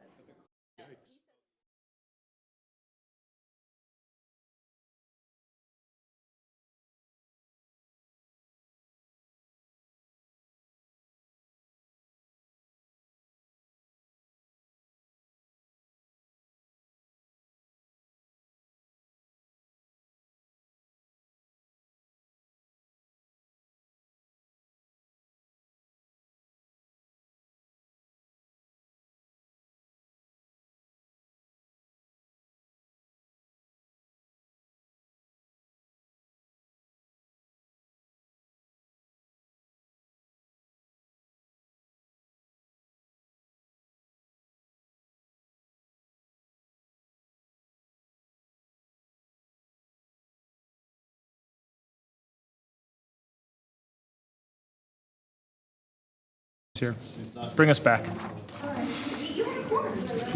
We are. We're just waiting for her to start the switch. There we go. Okay, we are back. We'll call the meeting back to order. And next item, Sheriff, thank you for waiting. Not that you had a choice, but I appreciate your patience and forbearance. For the record, yeah, we were sitting here at 12:20, so we were well prepared You've and been ready to here go. all morning, let's be real. Also fair, true. So there's that. Anyway, thank you. We're back to business. Chair Vance, Vice Chair Bethel, members of the committee, my name is Nick Hunter. I'm the Marion County Sheriff, and this was the time that we were assigned to be here for our budget presentation 12 minutes ago. I do want to start with a few of the things that I've heard today that I find very, very important and relevant when we start talking about this budget. Chair Vance, I will take it from you first when you talked about efficacy and efficiency. And I think the only thing that misses when we talk about Marion County is the collaboration. And I know I've heard it multiple times today, but Jan talked about fiscal responsibility and how important fiscal responsibility is to this county. But a lot of that fiscal responsibility comes from the collaboration. I know the DA is now sitting behind me. When she called me out earlier for sitting behind her, Troy's no longer here. But stretching the dollar comes from our ability to not only work within our own departments, our own units and what that looks like, but how do we collaborate with each other? And that collaboration is that efficiency that stretches the dollar even further. Who can do what and how do we do what with those dollars? So I think that's really important. I would also be absolutely remiss if I did not recognize my budget team. Troy pointed that out, that he spends more time in the way than he actually spends doing something, and that is my budget team. This is an extremely complex process when we talk about 4 divisions. I've also got the undersheriff that's in my ear, sometimes helpful, sometimes not. It usually sounds like he's saying straight cash homie, and I don't really understand what that means, but that seems to be how he works through some of his uncomfortable moments. But the Sherry really, with her team, this is her first full budget process like this. I have an entire script here I'm supposed to follow. I am not on the script right now at all. I am literally talking off the script, but the work that the budget team put into this, there's no way that we do this in any way, shape, or form. With me today, I do have Commander Jeremy Landers from the Operations Division. He's filling in for the undersheriff. Somebody, which is probably me, made the mistake of giving the undersheriff vacation during budget. And I think we're back to Chair Vance, and you got to know when to run. He apparently took that message to heart and decided that he would be in Nashville this week. So I do want to say one more thing, and we'll dive into this. Feel free to interrupt at any time. When we really look at this, and Sherry being the rule follower that she was, we really did this to the T of the instructions. But I think that if we read every word here, we'd be here for the next 2 hours, and that's without me adding anything in over the top. And so we will do our best to run through the information as such, but if there's something specific the Budget Committee is looking for, I know we've already heard from Juvenile, we've already heard from the DA's office, so we've got a lot of things that are kind of on the table on that public safety perspective. But what is it that related to the Sheriff's Office budget and public safety you all are looking for? I think we can go from there. We are here now requesting a budget this year of $97,629,575, and that is for 382.5 FTE. And so I think that moves us, for you all following along, that is page 467 for you in your books. And we will now move on to slide number 2, and I will hand this over to Commander Landers. Good afternoon, everyone. The Sheriff's Office consists of 4 different divisions, the first of which is the Operations Division. The Operations Division has a proposed budget for 25-26 of $9,755,986 and consists of 30.6 full-time employees. This team is responsible for the administrative functions and process of the records that are generated from calls for service, handling the service of civil papers that are out in the community, as well as making sure that we meet our training and certification requirements office-wide. As a part of the package for this particular division, there was a request for a decision package to address increase in dispatch costs in the amount of $48,578. The second of the programs within the Operations Division is the Community Resource Unit. Has a proposed 25-26 budget of $1,206,462 and consists of 6.4 full-time employees. This particular team does really the bulk of our community outreach, code enforcement, manages our alarms program, as well as coordinates media releases, public information requests, and really make sure that we're present and visible in the community. The last of the operations programs is the Judicial Security Program with a budget of $3,530,864 and 14 full-time employees and 2.32 temporary deputies. The team provides security for 3 different locations for the courtrooms, transporting adults in custody between the correctional facilities and conducting threat assessment services. Staying with the programs, moving on to the Enforcement Division. Enforcement Division has 5 programs within it. Enforcement support budget this year, requested budget is $1,589,783. 4.9 FTE are within that. That houses the division commander, the lieutenants, and the sergeants. Program number 2 is a detective program. 3.416967 is what is being requested for the detectives. You have approximately 15 FTE within that program. The detectives in that program are doing both your property crimes, they're doing your persons crimes, and they're picking up plenty of miscellaneous things along the way. One of the ones that we have already talked about today is where your 307s or when we're talking about juveniles, child abuse, and other things all come through that detective program and work through that. The largest of the programs is the patrol program. In 25-26, $15,490,511 for 60.10 FTE in the patrol program.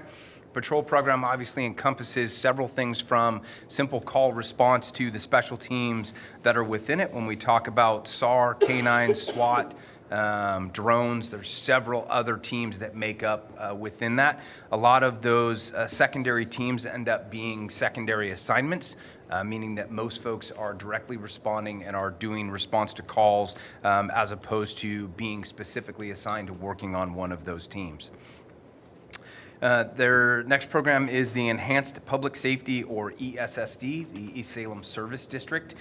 East Salem Service District has remained from the get-go and after it was set up and running to 10 FTE that are specifically assigned to that 5.5 square miles that's bordered by Four Corners and Hayesville.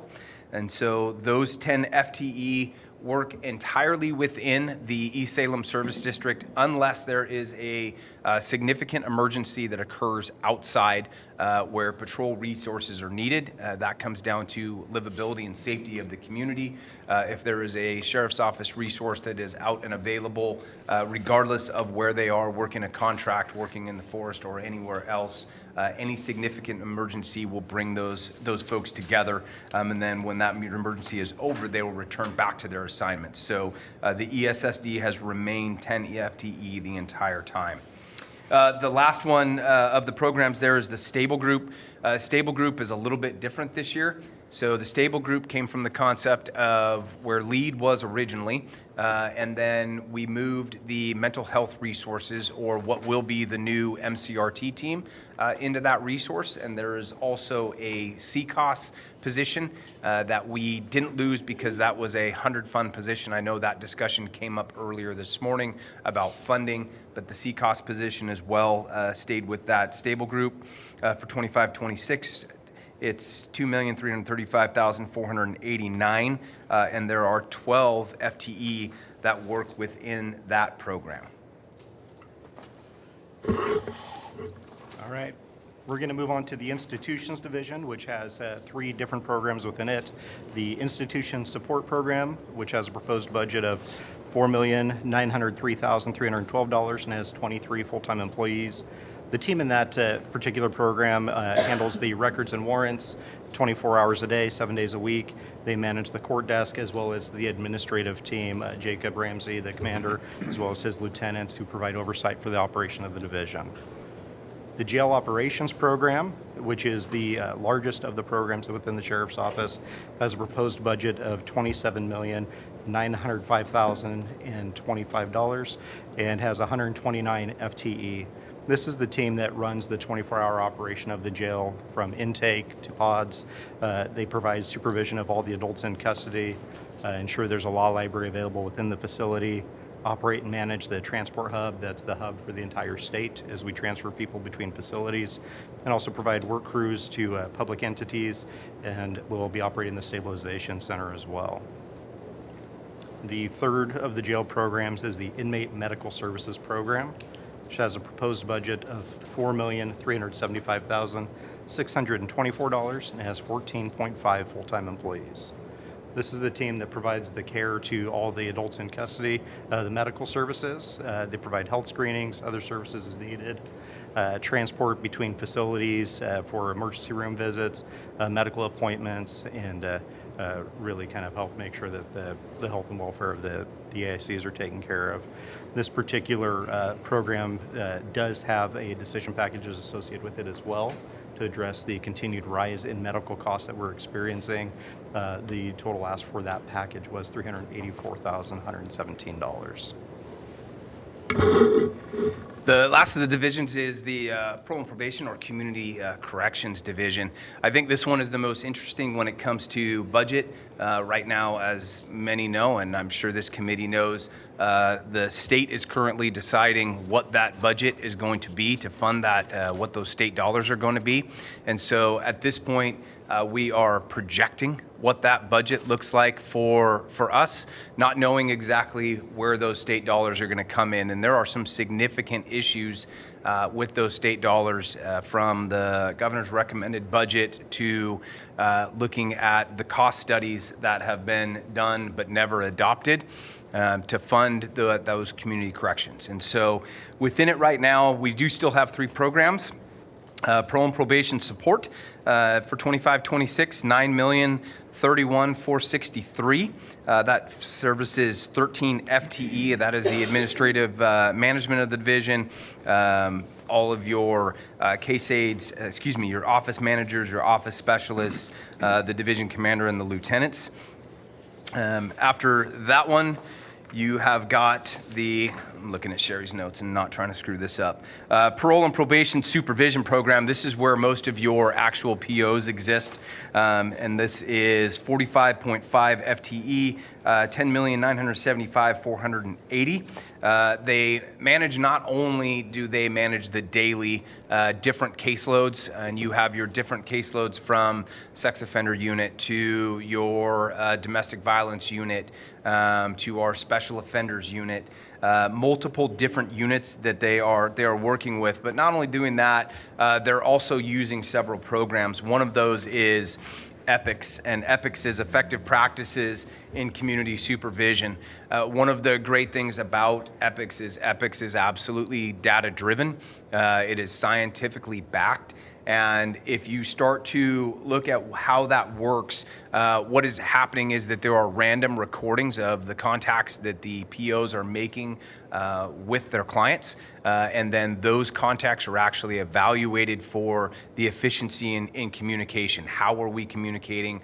Are we doing things the right way? And so it's a almost constant sort of audit that is going on with those parole and probation folks, giving them constant feedback, again, trying to arrive at what is actually data-driven information that we know to be highly reflected in the successful supervision. I have not had the chance to see it, but I know that I just received the sort of audit report from Commander Hartford, and I wasn't able to read the report, but he did put at the end, spoiler alert, we are doing this very, very well. And so that was good to hear from Commander Hartford, and good to know that that's what our folks are doing.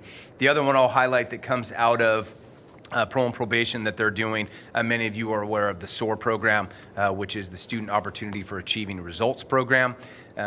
We just did, or we're very close to, Commissioner Beth will probably correct me if I'm wrong, but the second all-female cohort that went through the program. So looking at you, I think we're getting close. I know it's either done, or am I right? Yes, so we got the second female only cohort to come through there, but this is another program where the efficacy of the program is fantastic. We are working on actual cognitive behavioral change through that program. There are several members of parole and probation that are very committed to what that looks like, because ultimately we are trying to reduce recidivism. And through the reduction of recidivism, we are improving livability, we're improving lives, and getting people back into the community where they can contribute. So this is a very, very important program to us. The last one is the treatment programs. 25-26 budget for the treatment program, $750,525, 4.5 FTE. A lot of these treatment programs are funded by other sources as they come into PNP, but the treatment programs, again, it is looking at taking those individuals that are coming in that are on supervision and addressing those needs through supervision, meaning that do we have mental health needs? Do we have substance abuse needs? Do we have simple, and you see it through SOAR, that Student Opportunity for Achieving Results? That is not just simply addressing kind of overarching. That may address some basic needs about getting driver's license, how to fill out a job application. Basic needs are addressed through these treatment programs, and these treatment programs are really the backbone of what Community Corrections is working through and what they are trying to do. I think that will move us on to slide 3. I do want to highlight again, and I know we've heard it a couple times today, but the process initiated where we were looking at the programs and services, we also found this very helpful. When we're starting to look at what is mandatory, what is core, and what is enhanced. It really was a different way to look at this, and I think the Sheriff's Office became the first one to go through this process. So one can say that's not good, and two, we can say, though, that I believe we set the standard for what this process looks like. And don't look at me and don't look at Jeremy. You can look back at Sherry, because Sherry is where the process came from, her and her team. But I think there was some value to this. So this next section, and this is where I'm talking, if we go through each one of these programs and these pieces, I'm more than happy to, but I'm not sure whether on time-wise that addresses the needs of what you all have, or whether you want to move to slide 4. Slide 4, normally we would present the top, using the indicator of the top 10 calls for service. We actually chose a different indicator this time, and we chose to use mental health and incarceration, specifically because we wanted to address some of those issues within the jail that led to asking for the decision package. So I would kind of defer to you all and how you want to spend that time. I think it's your presentation. Go for it.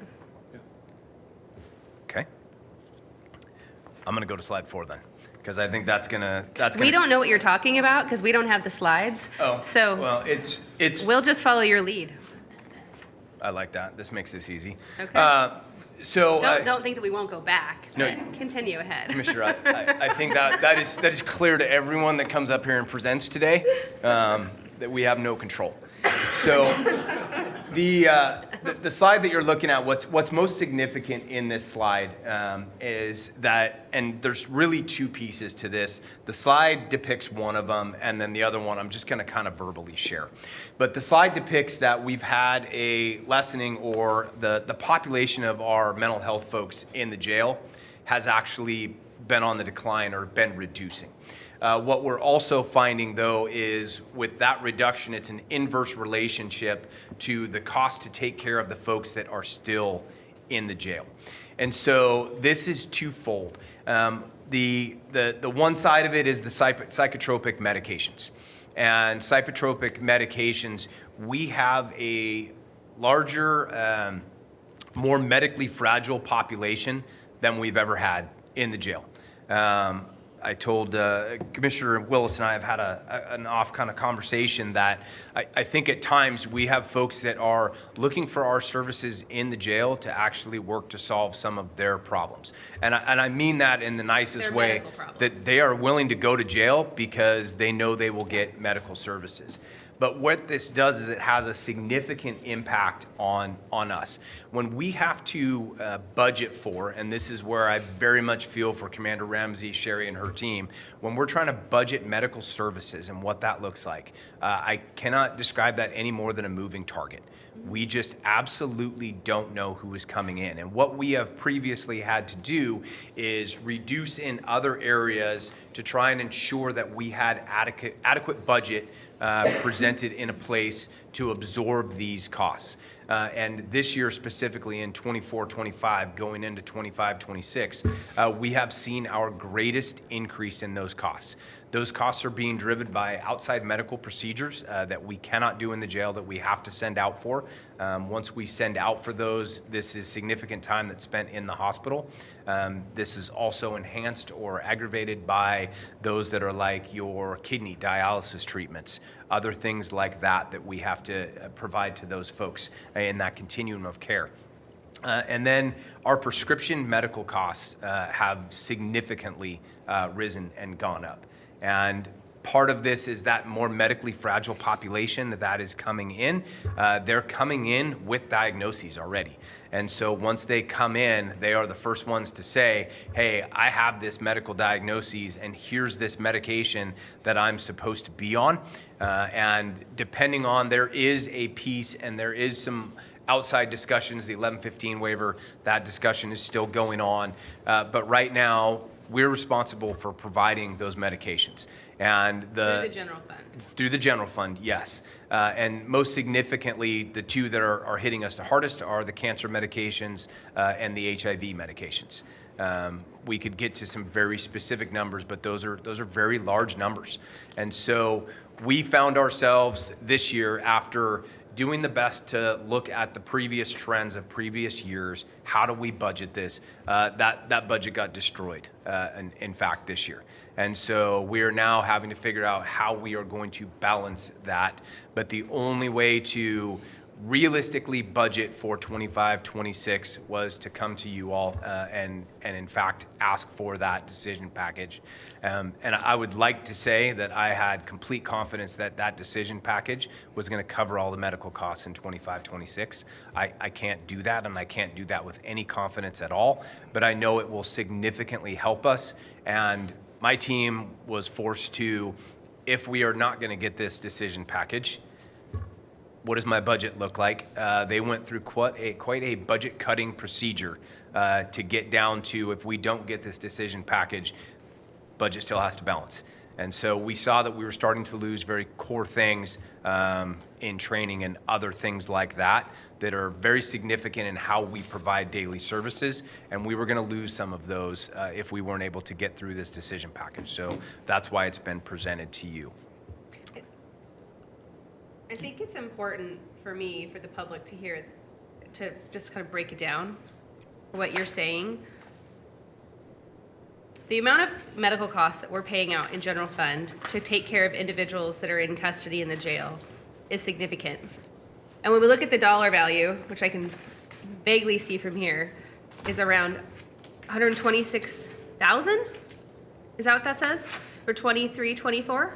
You're looking at a specific slide, and the problem with this specific slide is I don't know where this information is vetted from. We do have, I have the numbers that you're actually asking for, Well, they're considerably higher than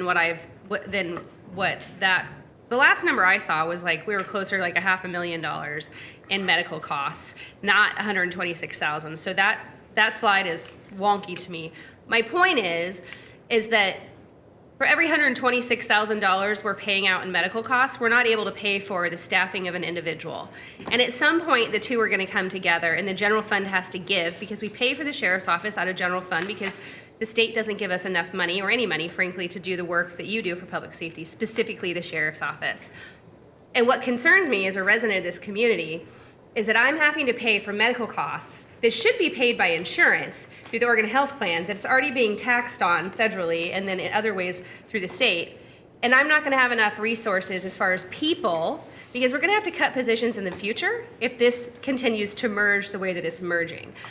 Right now, it's fine, but it won't be in the next couple of years. I mean, just across the river in Polk County, they're spending over $1 million a year on medical costs on less than 10 AICs. Now, their budget is peanuts in comparison to Marion County, but that's not really relevant because no county has these dollars. So this is an area where I'm very concerned. The trajectory of its pace, it's going to outpace us, and we're going to have to eventually make some very hard, unfortunate decisions, because we're required by law to provide adequate care to individuals in the jail, and that includes everything that's on that slide and more. Well, yeah, Mr. Chair, this slide is just illustrating the psychedelic, or what they call it, psychotropics. Psychotropics. Right, and I think what it's illustrating is the amount of people that are incarcerated versus the amount of dollars the amount of people that have some sort of mental illness that have been incarcerated versus how much we're spending to take care of those people. And I know probably 10 years ago, we've talked about, our jail shouldn't be for mentally health, and it's gotten worse instead of better. And we could sit here and talk all day the reasons why, but obviously you have to fund this, and I just think that that's a really interesting point on that slide. It's gotten worse per incarcerated individual. The cost is increasing on the cost of drugs. There's less people, more money needed. Correct. Mr. Chair, and no option. Not now. Can I ask a question, Mr. Chair? Yes, sir. Sheriff, I am curious about your patrol program. Okay. Two things. One, what's the vacancy situation right now? I know that's been something that we've struggled with the last several years. And then two, I see that the proposed budget's roughly $2 million more than last year's proposed budget. Could you talk a little bit about Yeah, just sort of contextualize that for us. So the vacancy situation, there are currently 6 vacancies in patrol. And I will venture a little bit further to say that there is someone assigned to those 6 positions at this point. That doesn't mean that that person is going to get all the way through the process and take one of those positions. But we have seen a significant increase in our applications and ability to hire on the enforcement side. And so for the first time in a while, we are quite happily sitting in a position that we could potentially get back near a full staffing on the enforcement side. Great. The question about $2 million increase. Sorry, this is in general fund transfers. I'm on page 481. From the fiscal year 24-25 budget to the fiscal year 25-26 proposed budget. There's a $2 million increase in general fund transfers. I'm just, remind me kind of what we're doing there. I'm gonna do this the best way I possibly can, and I'm gonna phone a friend. Yeah, great. Jerry, Perfect. you actually have to come forward. Drag a chair, or maybe he'll drag one for you.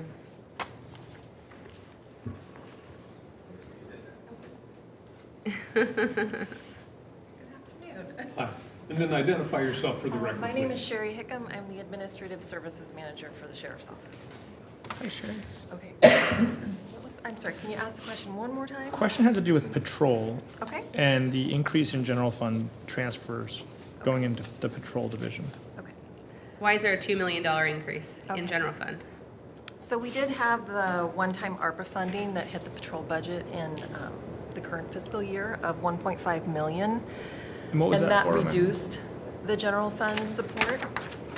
So Jan might want to answer this question, or Jeff. So this was when we had COVID, I want to say backfill, but that's not the appropriate word.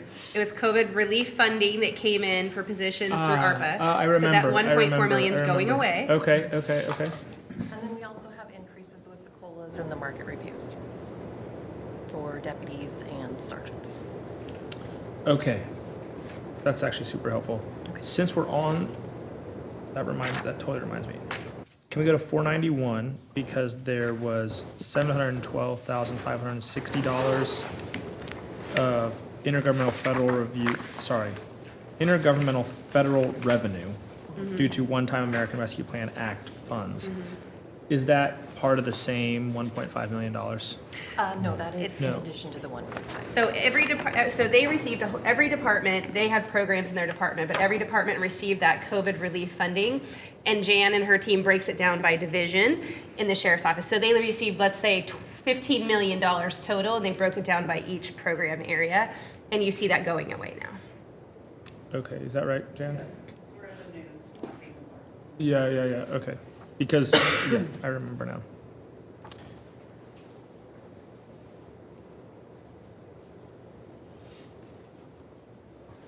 Thank you. Appreciate it.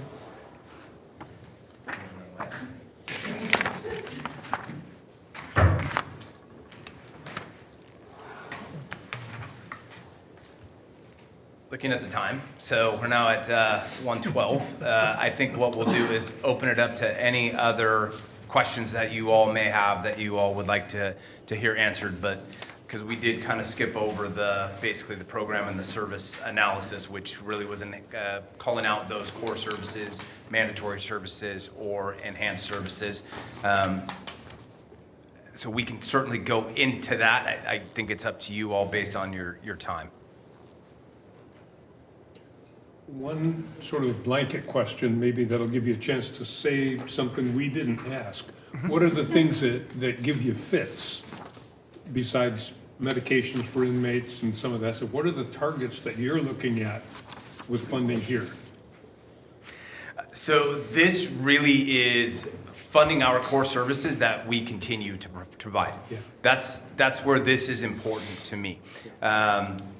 Meeting the needs of the community in our call response, ensuring that we have enough folks on the road that we're not only meeting the community's needs, but we're in fact taking care of the mental health of our deputies that are doing this in and out every day, that are spending an exorbitant amount of time right now in overtime positions to ensure that we meet minimum staffing requirements on the road. That's what this budget starts to do for me, or this budget largely does for me.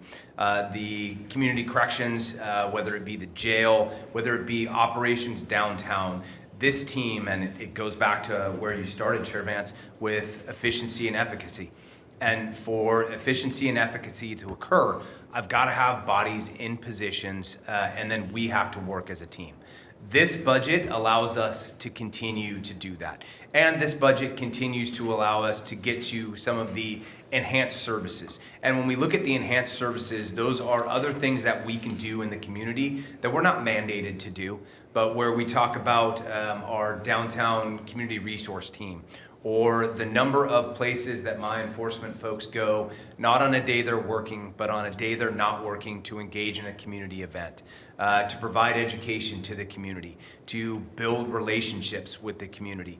Those are a lot of the enhanced services. And then the other enhanced services are where you look at our crash reconstruction team, where you look at SWAT. SWAT's an enhanced service. But these are all enhanced services that will very much focus on livability and keeping our residents safe. That's what this budget does for me. I am extremely proud of the work that my budget team did this. I think it was said, and Jan really highlighted it earlier, but this was not an easy year. This was really a difficult year to look at the numbers and where do we focus on? And we got to it when we looked at those projects and services and what is core, what's mandated, and what's enhanced. And my commanders probably had one of the biggest challenges, and I have a very young commander team right now in experience-wise. And so this was a significant challenge for them. I've got a young budget team. And so I couldn't be more proud of everyone. At no point did I have to sit down at the table and start to bark at anybody that we're not getting in a direction we need to get to. They very much understood the challenge, the fiscal responsibility, and said, we will get there and present you with something that meets the needs of this agency. And I also want to highlight Jan's team then too, because I know folks like Daniel. The best is that she just said her name for me.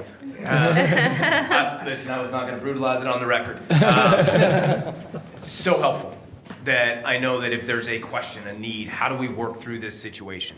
And that, again, is that being a very outcome-driven county, that collaboration is very, very key to us. And frankly, I think that we are setting the standard for what this state looks like. And I think this county collaborates better than anyone in this state. And that is why we continue to provide these enhanced and efficient services that the community very much recognizes what they're getting. Leadership working together is what gets us there. Mr. Chair, I have a question. Sheriff Hunter, could you tell me what charges for services is? Page 481. I think I know what it is. I'm gonna have to break down your glasses. What are we under patrol program, charges for services? The third item down. 1.4. Is that for like serving, when you're serving people, what's the word, when you're like having them serve a document? Yeah. That would be within this operations. Okay, so what is charges for services under patrol? Is that our contracts? I think that is cities. Is it contracts with the cities? Sherry, okay. Yes. So it's going to be Contracts for services with Yes. the cities. Okay, and then what's fines and forfeitures? Fines and forfeitures is revenue from, or monies that come in from, just like it sounds, so our citation revenue. You also have tow fees, other fees like that come into that same place. Okay. I would just add on the charges of service, at least the general fund includes your work crew fees, your service fees, your gun license fee, oh, sorry, not guns, that's right. What's a service Felony fee? DUI reimbursement monies. What service fees does Patrol Division have? I'm looking at just the 100 fund as a whole? Yeah, not specifically under there. I don't believe there's, So in charges for services, Jeff, you're saying that there's a line item that says service fees? For the general fund fees in And total? in the specific area that says charges for services? Yes. Yeah, Look so on page- I guess I don't know what services a deputy in a patrol is gonna go charge somebody to do. Serving papers. That's different department. So, You need to talk to the microphone. so I believe what Jeff was trying to say is the services, the charges for services such as service fees, think civil papers, think processing approvals of fireworks permits, those types of things, the sign-off review, that side, that's not done through patrol, that's done through the other. So his statement there wasn't specific to patrol as far as Oh, it's why- just in general? Correct. Okay, I understand. Okay. yes. Okay, thank you. Do the kids get fireworks permits these days? When I was growing up, the kids didn't get any permits. Well, They he didn't just- say kids, he just said in general. Hopefully it's the adults following the rules. We like them to. Yeah. Thank you, and keep up the good work. Can I have one follow-up comment real quick? Yes. In addressing your concerns about the medical fees, we had that one slide that got up for psychotropic fees, but in total, when you go back the last couple of years of actual costs incurred in the general fund for those medical, when you look at psychiatric, dental, hospital, ambulance, Yeah. laboratory, it was $550,000 a couple of years ago, $760,000 that was 3 years and then 2 years ago. So we're looking at a budget of $800,000 to try to, just that one category of cost. Yeah, okay. You know, I know it's escalating very quickly, which is it's a major concern. I mean, what I compare it to when I look at this patrol program on page 481, it's, we have 52 deputy sheriffs in there, but I have kind of a special place in my heart right now for the traffic team. And so there's 8 individuals in the traffic team. Is that right? 8 FTE assigned, whether they're employed or not, assigned. Yes. So we budget for that whole 8. And if it's true that the fines and forfeitures piece of $2.1 million essentially pays those 8 FTE, we're 50% into a traffic team cost on what we're paying for medical expenses for individuals in the jail. Like, for me, that doesn't add up and you just said 3 years, it's almost 50% more. So what's it gonna be next year or the next year? We're gonna have to make really hard decisions to determine whether we fund positions or we pay for medical. And like the resonation of this load of cost isn't really absorbing into the minds of the policymakers federally or at the state level to fix it. My understanding is we have a obligation. That's right. It's not a choice. That's right. So Okay. my point is that we don't have a choice. We Right. must provide medical, which means in the future, we must not hire people because Right. we'll be paying for medical. Well, I think the sheriff's comment early on in the presentation was they may be seeing people who offend and are sentenced because it's the only way to get their very expensive treatment. And we used to see that in corrections too. Yeah. People that would swing back in because the cost of their dialysis or the cost of the heart medication, whatever, was so much that they couldn't make it on the outside, so they'd offend and come back in. Yeah. So on that, Well, that's the 1115 waiver program, and they're working on that, but that is not to add another state piece in there, but some of the requirements that are within that 1115 program are going to be very difficult to meet.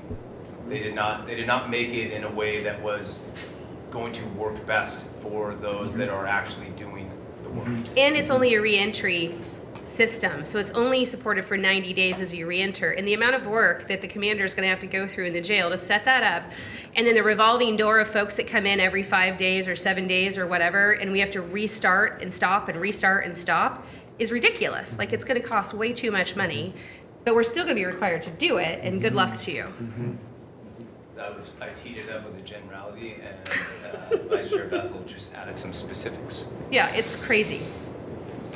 okay, thank you very much, and thank you for waiting for us till we got back after lunch. Thank you. And who else do we thank for waiting for us? Next on the list is Public Works and Brian. Good to see you again, sir. I want to commend your folks doing signs on the highways. Somebody clipped a curve sign out on McClay Road where I live, and I thought, well, I wonder how long it's going to take for them to get. Somebody stuck it up against a tree so that you could see it. And it's done. It was a week ago, it got knocked down, and 4 or 5 days later, it was back up. So I'm glad to hear that. my compliments to your sign team.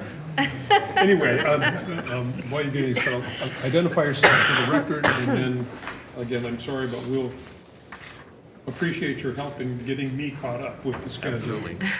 Good afternoon, I'm Brian Nicholas, Marion County Public Works Director. And I'm Dennis Mansfield, Deputy Public Works Director.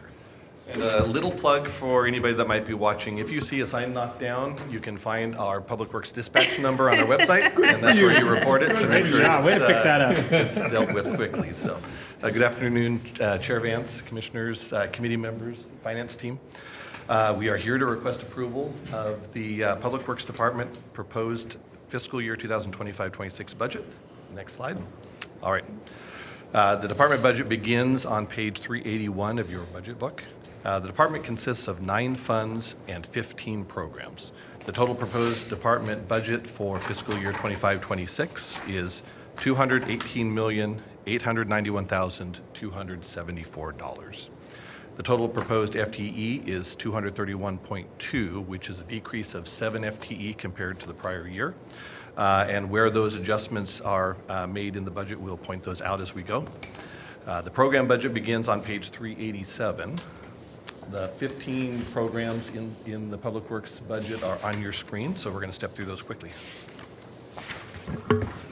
All right, thank you. And so can we actually move to the next slide, please? Because we're actually going to speak to our program budgets and the core services that we provide, mandated services. Jumping right in, we're going to go into the Roads and Bridges Operations Programming, beginning on page 388. The total proposed budget for this program is $20,206,303. The primary funding sources are state gas tax, net working capital, and local funding for services rendered to other agencies such as sign making and striping services. These resources are utilized to support our mandated services to keep the county road system operating safely and efficiently for its citizens. There are a number of services these resources fund, too many to list, but a few to highlight. Our pothole patching service. No one likes to hit a pothole while they're driving down the road. In 2024, we logged 80 events related to potholes that needed patching, and nearly half those were fixed within one business day. Our roadside vegetation team keeps the vegetation clear so that traffic has clear line of sight. Our bridge maintenance team keeps our 205 bridge structures maintained. Our sign and striping services team keeps our streets well marked and the county's paved streets marked with the white and yellow painted lines we're so accustomed to seeing. The gravel road maintenance crew grades and maintains the 200 miles of gravel roads in the system. And one of the largest services this program provides is the chip seal program, which is an effective and cost-efficient way to preserve the road pavement, with over 50 miles completed annually. And related to the chip seal program, increases in material costs are the primary reason for the proposed increase in the material and services expenses for fiscal year 26. The next program is the Emergency Management Program, which begins on page 390.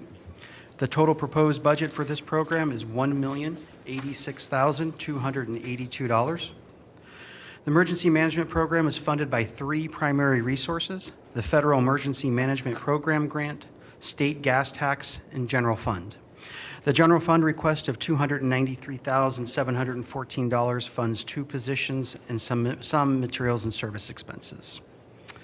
The resources identified allows the program to deliver on a variety of mandated and core programs governed by federal acts, state statutes, and county code. Programs include emergency preparedness for the county, the continuity of operations plan, operating the Emergency Operations Command Center, disaster exercises, and education and outreach to the Marion County community. There is a proposed 1 FTE reduction in this program, removing the vacant county emergency manager position. And for clarity, the emergency management director is still in the proposed budget, but it was determined that both positions were not necessary. Federal resources are seeing a reduction, which is tied to the material and services reduction in the budget as it relates to the Federal Hazard Mitigation Grant for Vulnerability Assessment, which will be completed in fiscal year 25-26. The next program is Ferry Operations, which begins on page 392. The total proposed budget for this program is $2,539,161. The ferry operations is a core business which operates 2 ferries, the Buena Vista Ferry and the Wheatland Ferry, both crossing the Willamette River. While no statutory requirements mandates the county to operate these ferries, it is a vital infrastructure for commuters and most notably farmers in that area who regularly utilize these ferries during crop season. In 2024, the 2 ferries moved more than 200,000 customers safely across the Willamette River.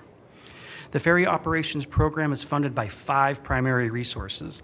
We have federal ferry boat grants, which assist in infrastructure improvements and maintenance of the ferries. We have state gas tax. The Oregon Department of Transportation pays for 50% of the annual net cost of the Buena Vista Ferry, and Yamhill County pays approximately $70,000 a year of the annual net cost of the Wheatland Ferry. And lastly, toll revenue from riders who ride the ferry. Customers are charged based on their vehicle size, with passenger vehicles being charged $3 per ride.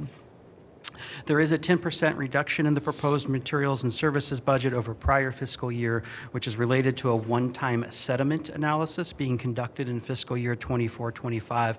This sediment analysis was a requirement to renew our dredging permit that allows staff to move rock in the water that builds up in the path of the ferry further down the river so that it safely can move the ferry across. The next program is the Public Works Administrative Services Program, beginning on page 394. The total proposed budget for this program is $29,336,953. The primary resources in this program are state gas tax, charges for services, system development charges, and networking capital. The Administrative Services Program is a core internal function to the department. It's what I like to call the glue that holds the department together. Without this program, things would definitely fall apart quickly.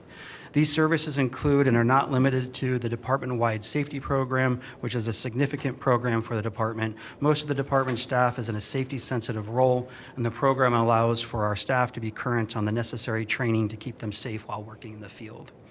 Facilities maintenance and improvements. While Business Services Facilities provides most of these services, the expenses associated with such are housed here. Accounting services, think accounts payable, accounts receivable, general ledger, and fiscal analysis. It also includes contract support, recruitment, records retention, general administration, front desk, and dispatch services. And I can't forget our very important time entry team, who ensures that each of our 200+ employees get their time entered on time 26 times a year so everyone gets paid appropriately. Because the Administration Services Program supports the entire department, which spans 9 funds, costs for these services are distributed amongst these funds through charges for services with an allocation methodology based on FTE, safety-sensitive positions, and materials and services. State gas tax provides the funding for the Public Works Roads Fund portion of these expenses. The next program is the SHOPS program, which begins on page 397. The total proposed budget for this program is $4,989,323. The primary resources for this program are state gas tax and charges for services, primarily to other funds within the county. The SHOPS program is a core function for not just the department, but for the entire county.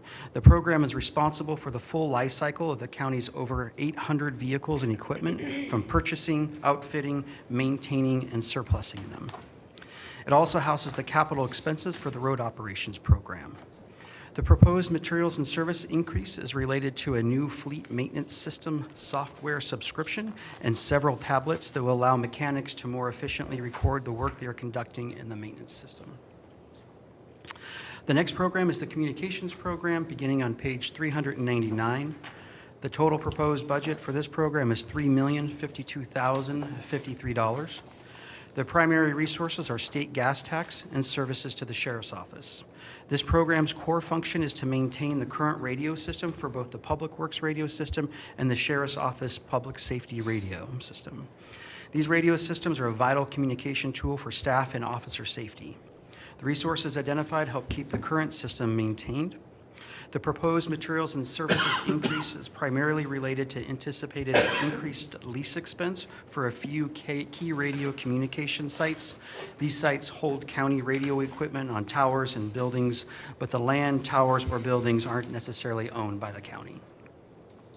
There's also a proposed transfers out of $1,995,000 to the Public Works Grants Fund, which is the Public Works Roads Fund contribution to the countywide radio project.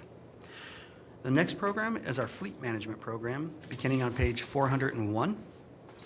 The total proposed budget for this program is $6,325,457.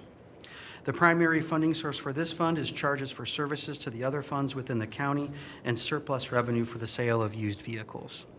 The fleet management program is a core service to the county, providing a centralized service for all light-duty vehicles. Departments pay a monthly lease rate to the fund, which pays for maintenance of the vehicle and the future replacement and outfitting of the next vehicle. This program provides a steady and stable cost structure to each program's budget, which allows departments to focus on their core mission and not whether they can afford to repair or replace one of their vehicles this next year. The increase in materials and services is primarily related to an increase in the number of vehicles this program maintains.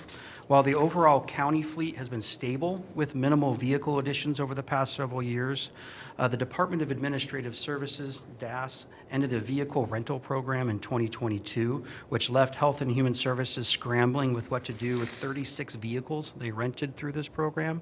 Later that year, these rented vehicles were purchased from DAS by Health and Human Services and have been subsequently being replaced over the last 3 years. The new vehicles are being added to the light-duty fleet program. The next program budget is the Environmental Services Program, beginning on page 403.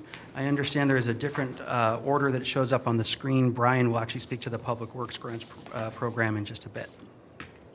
The total proposed budget for the Environmental Services Program is $40,463,677. The primary resource is local resources through tip fees to dispose of solid waste and yard waste. These tip fees are received from the public by crossing over one of 3 county locations' weigh scales at the Salem-Kaiser Recycling and Transfer Station, the Browns Island Landfill, or the North Marion Recycling and Transfer Station. In 2024, over 210,000 customers drove across these scales to dispose of their waste. The Environmental Services Program has several mandated and core services that these resources pay for. With the management of a landfill and a monofill, the county has a number of Department of Environmental Quality requirements it must meet, including a financial reserve of closure costs and 30 years of post-closure monitoring and maintenance costs of the landfill and monofills. It also provides education and outreach for state-mandated services regarding waste reduction, not just for the county, but for all the city jurisdictions within the county. With the recent closure of the only energy from waste facility in Oregon earlier this year, which is illustrated in the sharp decline in resources and materials and services expenses, it's safe to say the program is evolving, and the commissioners and staff will continually be engaged on what the future looks like for the program and the services it provides the citizens of Marion County. There is a proposed reduction of 4 FTE, which is attributed to the closure of the energy from waste facility and a reduction in volume being received at the North Marion Transfer Station due to no longer accepting lift bed trailers at the sites. These 4 FTE are currently vacant and staff doesn't anticipate any layoffs. The next program is the Stormwater Management Program, beginning on page 405. The total proposed budget for this program is $2,376,750. The primary resource for the program is through stormwater fee assessments applied to property taxes within the East Salem Service District. Additional resources support comes from the East Salem Service District Fund, the Public Works Roads Fund, and the Environmental Services Fund. These resources allow the stormwater program to meet mandated permit requirements from the Department of Environmental Quality. These requirements include maintaining infrastructure that includes stormwater pipes and catch basins while tracking and recording the maintenance completed and the current condition of the infrastructure. It also provides community and staff education on best stormwater management practices. One of the most visible services that these resources pay for is street sweeping services in the East Salem Service District. A recent RFP and subsequent contract award increased the cost of these services and is the primary reason for the year-over-year proposed increase in materials and services. The next program is the Parks Program, beginning on page 407. The total proposed budget for this program is $2,532,004. This program is supported by a variety of resources, including federal FEMA funds, and most notably, the primary resources that keep park staff employed and parks maintained are the state RV parks apportionment revenue and general fund. The proposed general fund is of $346,861, pays for 2 full-time regular staff positions and seasonal temp workers. These resources allow park staff to deliver on 2 core services: restore the parks that were destroyed in the Beachy Creek Fire of 2020 and maintain the 18 parks through the county, allowing for an enjoyable experience where citizens visit. A couple of state grants are ending in June of 2025, which is the primary reason for the reduction in resources and material services expenses. There is a proposed reduction of 2 FTE in this program. 1 FTE was to manage the state grants for parks that ends this June. The second FTE is for a maintenance worker. Both positions are currently vacant, and staff does not anticipate any layoffs. All right, I will pick it up from there. The next program is the engineering program beginning on page 409. The total proposed budget for this program is $38,793,779. About $21 million of that, or about 55% of that budget, will be reimbursed using state or federal grants. And we've already obtained those grants. Revenue derived from engineering services provided to other programs, departments, and agencies, and permit fee revenue. The remainder consists of county road fund revenue derived from state gas tax and vehicle registration fees. This is our second largest program in terms of FTE, and it covers a lot of bases, including traffic engineering, capital project design, permitting, and construction of county roads and other projects, load rating of county bridges, regulation of work within county rights-of-way to maintain public safety, regulation of rural site developments, and the issuance of site development permits to promote compliance with statewide stormwater standards, and many other services. The variance you see between the current year budget and the proposed budget is due primarily to the number and size of capital projects that are working their way through the system, and when those projects reach construction, because construction is the highest dollar phase of most of those projects. So we will have 9 multi-million-dollar construction projects in construction during the coming fiscal year. We are proposing no change in FTE to that program. The next program is the surveyor program, beginning on page 412. The total proposed budget is $4,235,236. This program maintains government survey corners throughout the county, checks and records surveys, partition plats, and subdivisions, and maintains public survey records. In this way, the county surveyor plays an important role in safeguarding the public's property rights by preventing errors from entering the property records. The lion's share of the survey program budget, about $3.2 million, consists of net working capital, which the county has collected over time for the purposes of maintaining government survey corners. The approximate $1 million in revenue that makes up the rest of the proposed budget is derived from survey review, checking, and recording fees, interest on the working net capital, and a general fund contribution of $140,342. For the first time in a long time, the surveyor program is fully staffed, so we have allowed that corner fund net working capital to build, but you will see over the next 3 or 4 years, you'll be seeing that being spent down as we put more effort out into the field. We are proposing no changes to that program, no FTE changes to that program.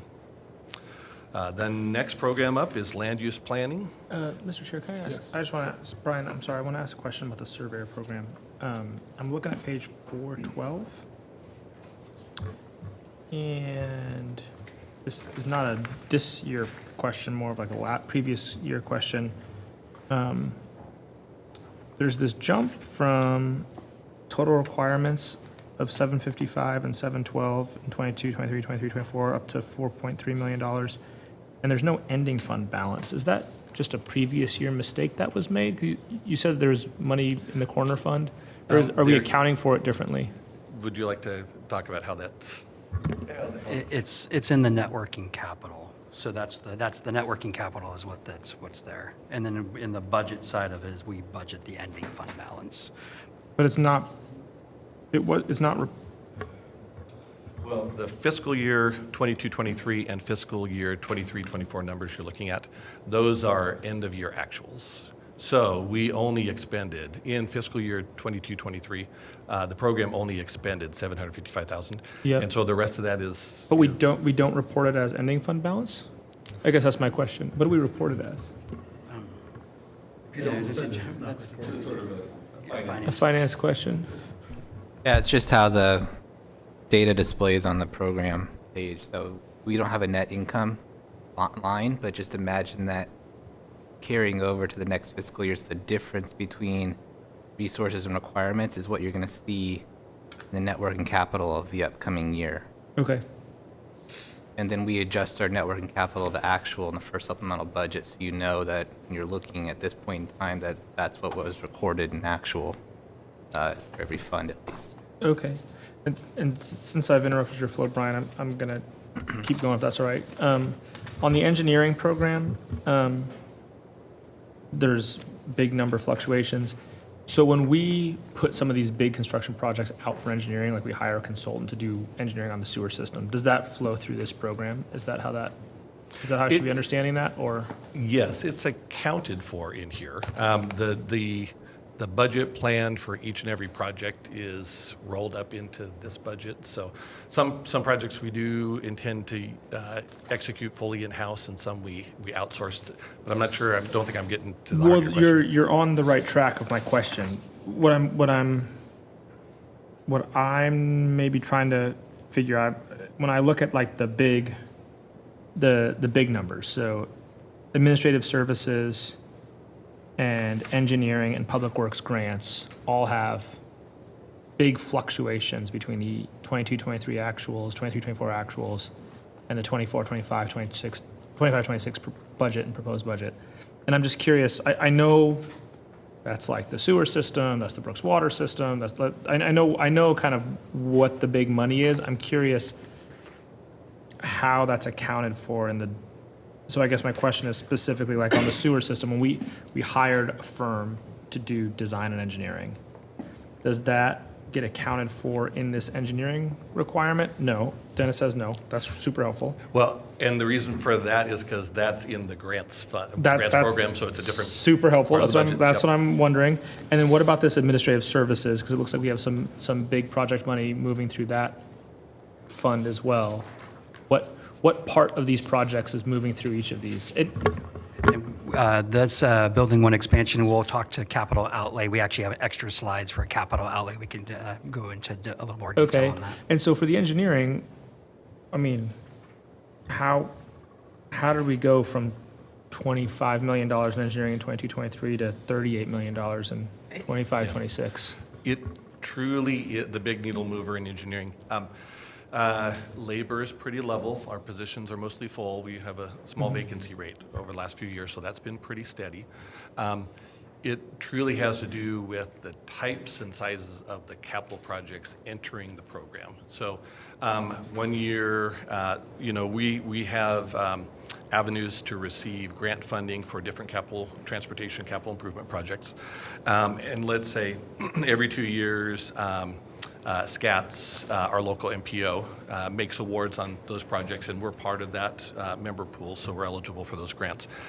In one biennium, we might get $4 million funding for, or do a little different. We might get $1.5 million funding for a project, but 2 years later, when we go in, we might get $8 million during that biennium.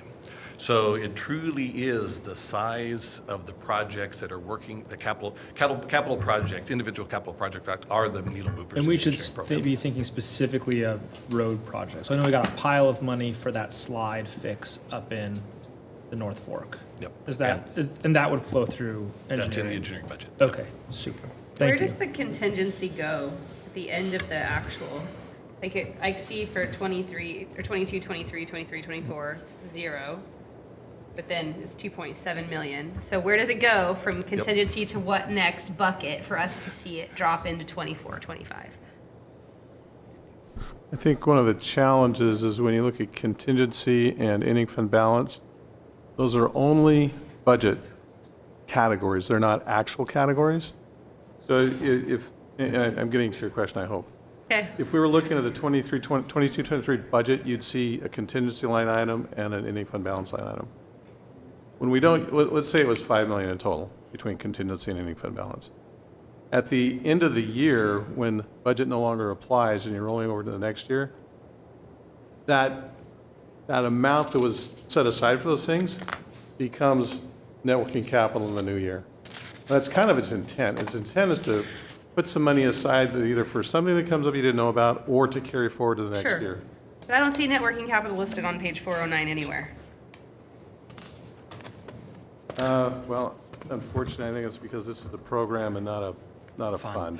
Yeah, so, Okay, so just as a suggestion for transparency, for people that don't know what it is that we do around here, I think it should be consistent through the programs. I understand that it's probably gonna be broken down, but if it's just one line, we're gonna publish this on the internet, and then people are gonna like, where'd that money go? Because I don't know where that money went, and Dennis isn't available to me every time I wanna know where we put our net working capital.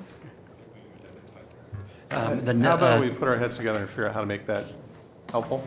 Yeah, I think it's very confusing, and I think Colin called it out originally, like we looked at several pages where it goes 0, 0, and then 3 or $7 million. And like, I understand your government speak, but it still feels very complicated to me. And Jan's gonna have to sit with me every single year to justify that we didn't push that, well, Brian, no offense, push that money somewhere that I have to go ferret it out and didn't have, as the budget authority, an understanding of.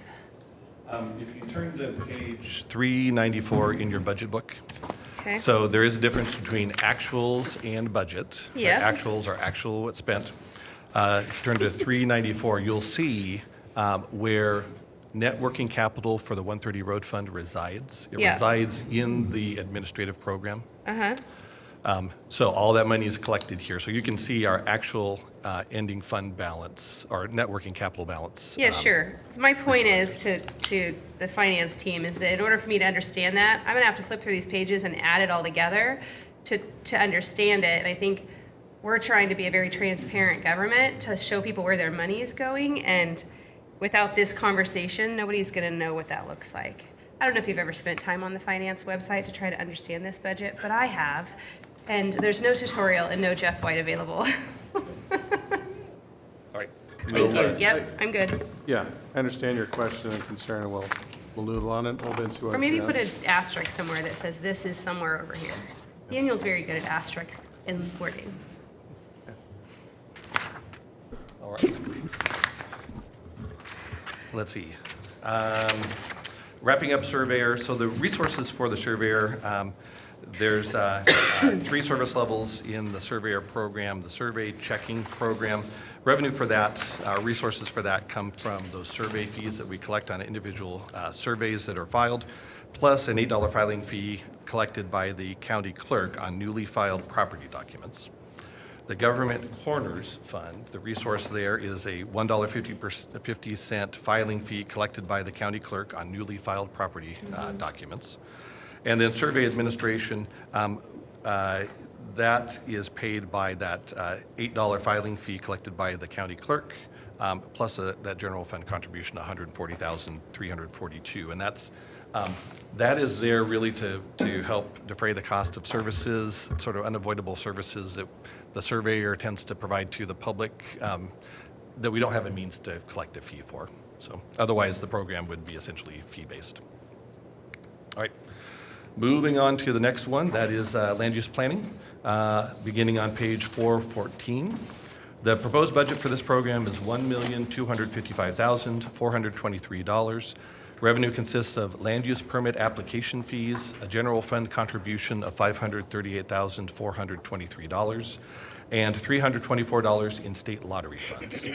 This program administers Marion County's comprehensive land use plan, implements land use regulations in unincorporated areas of Marion County, and administers the county's participation in the National Floodplain Insurance Program, among other services.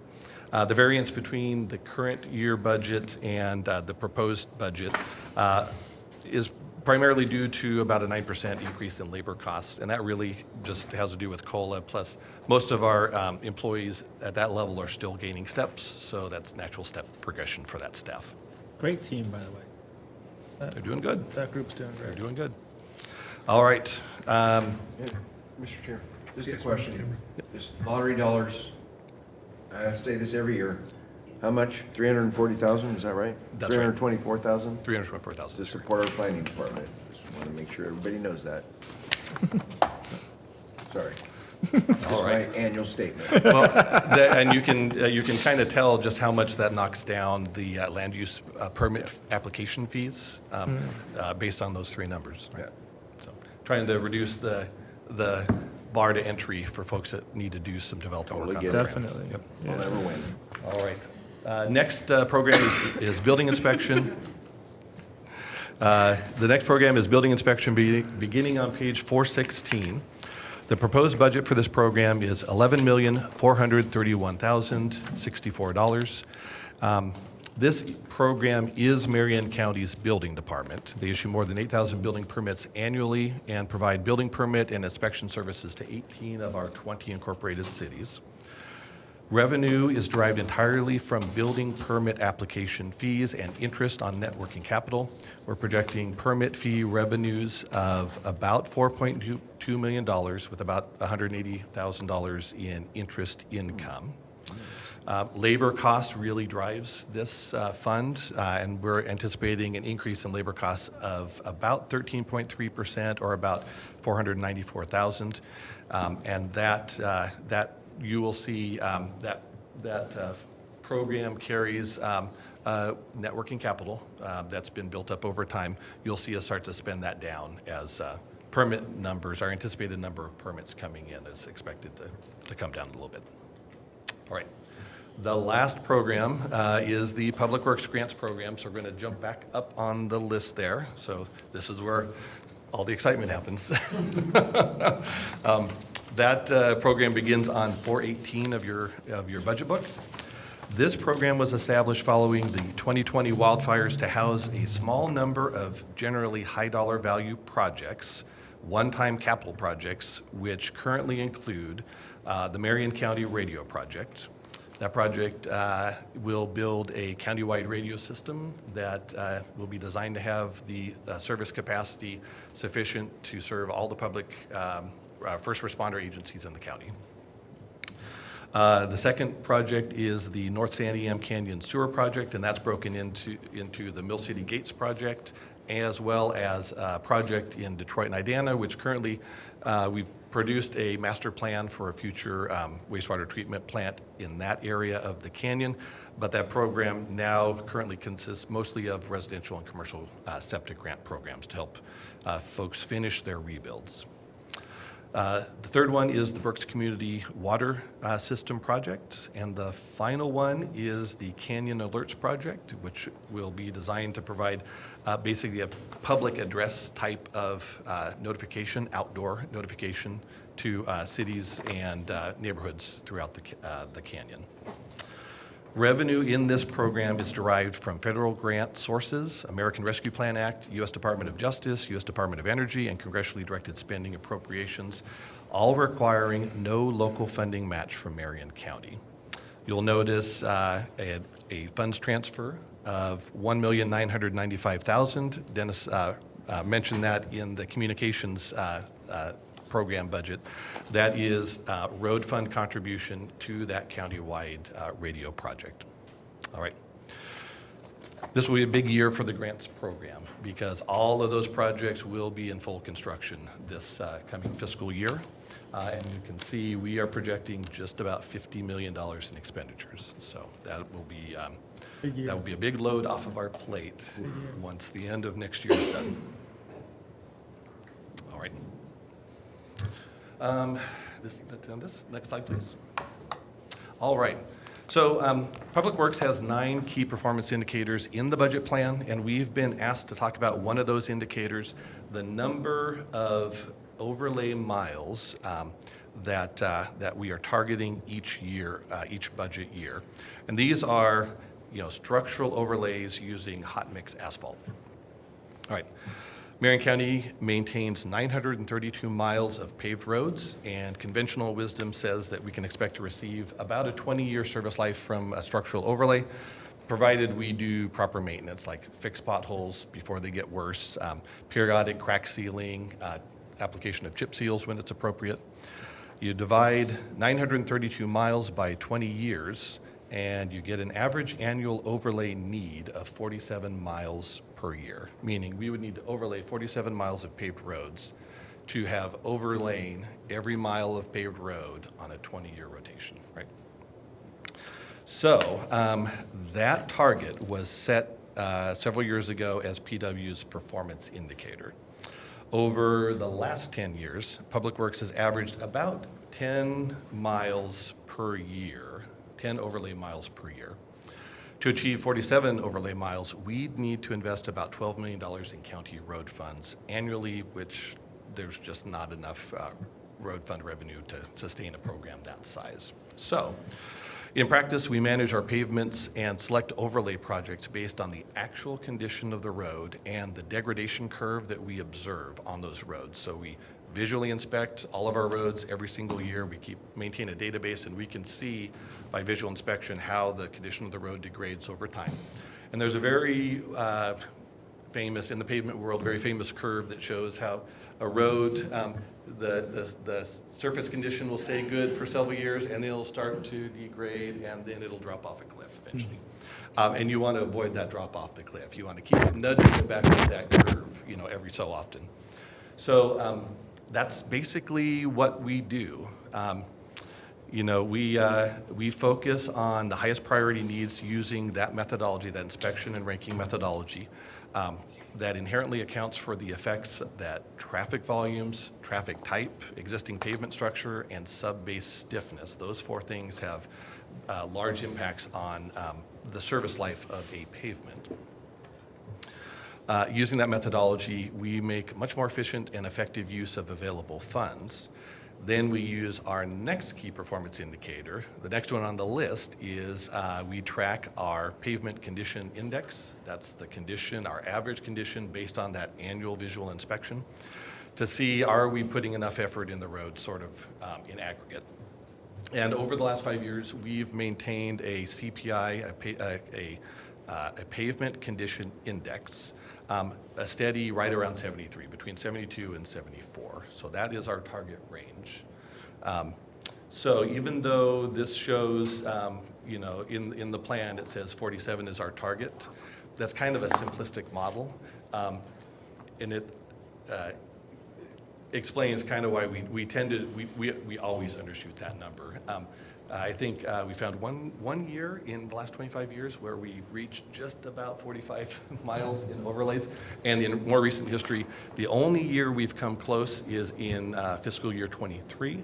And the reason why we reached that, we would have been right about 19 miles using our normal paving program budget.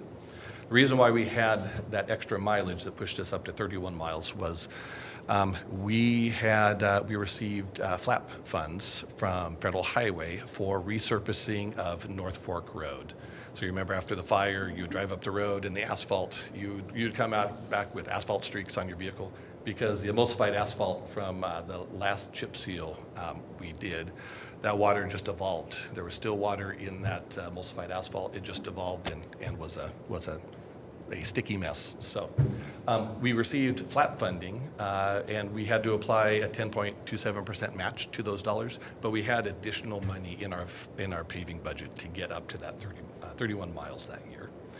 Other than that, we typically run right around 20 miles per year, and when you see some of the low marks, that's typically because we're working on a road that needed additional work. So a good example is last year. Last year, we focused solely on resurfacing Cascade Highway from Almsville to Silverton. Right? I was gonna mention that, Brian. I just said Andermatt Road. Yeah. Cascade Highway. Well, you did such a phenomenal job. Like I drive that road a lot, and it is a really nice road. And I think the same thing about that North Fork Road. A really nice job. And then I also was going to mention the work that we're doing on, doing some work on non-county roads, right? They pay gas taxes too, right? The folks that live on non-county roads. So one of the things that I appreciate is you have limited resources, but I really appreciate how your team has said, okay, within the limited resources, can we tailor it, right? Instead of just being content by saying, well, we only have this much money, we're going to do about 15 miles of road, let's just not care. you've done a really good job of caring about the work that you're doing, and I think that makes such a big difference to the community. I appreciate that. And I do want to recognize Brandon Stoyles. He is an engineering associate in our engineering group. He manages that program. He's got a paving background and has really, he gets the lion's share of credit for how that program is operating now. Really, yeah, really impressed. Should I mention a road by my house so I can say nice things next year?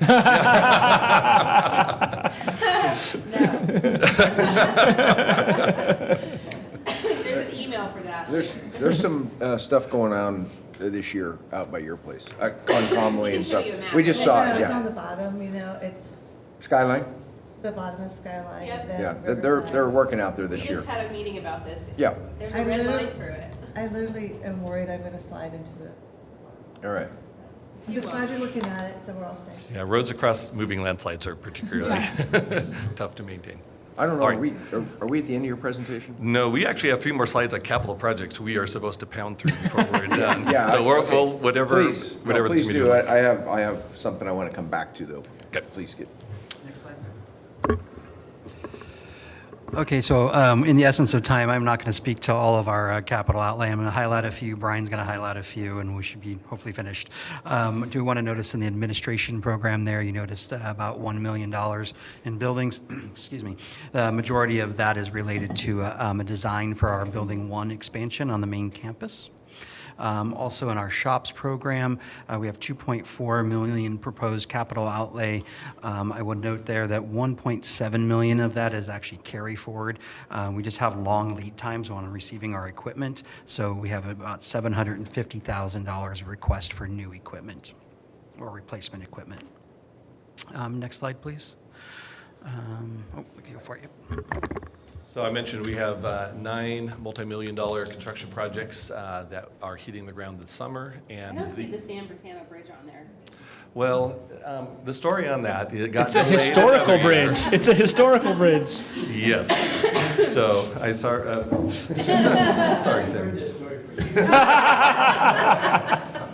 It wasn't our fault. It's going to be historic, bridge. like him. Well, as we originally were supposed to begin construction this summer, that was the timeline for the project. That bridge, once we did all of the NEPA clearances, SHPO determined that that is it's eligible for listing on the historic register, the Register of Historic Places, and therefore it warranted additional work to preserve its historic character. So ODOT, they took on a challenge trying to sell that bridge, so they took a few months out of our project schedule, offered the bridge for sale to other entities that might like to take it and repurpose it in another location. That, they didn't get any takers, and so we're doing, oh gosh, I forget the name. My bridge engineering skills are slipping. A HARE report, a historic resource report. If you go to the State Historic Preservation Officer's office, you will see an entire library of reports that you can open up, and it's got detailed reports and photographs and descriptions of historic places that are no longer, and this bridge will join that library. It needs to be labeled on the binder, the San Bernardino Historic Bridge. Like, we can make a board order for that. Absolutely. Just to be clear. So There's a unfortunately, shovel in my office and an order from the former commissioner that when I get this job, I have to get that bridge done. And I'm telling you, we hear about it every year. Yep. I'm 5 years in. so the happy news is that, so ODOT used up some of our time and pushed us back. So we had to delay another year. However, we just executed the agreement. ODOT's going to give us a little more money to get that work done, and we are set for bidding this winter and breaking ground next summer. So, but back to these. Sorry, these are 5 of our largest ones that are coming due. You'll see our pavement preservation program. It is usually that is 100% road fund, our own local road fund, no federal grants. The other ones are federal grants. Probably the highest profile one is the North Fork slide. That is the big slide on North Fork Road. We will be bidding that this fall, and I forget how many hundreds of tons of crushed rock it's going to take to build a stone buttress to support that landslide and keep the road stable. But we are basically giving the contractor about 6 months to crush all that rock, and construction will begin next summer.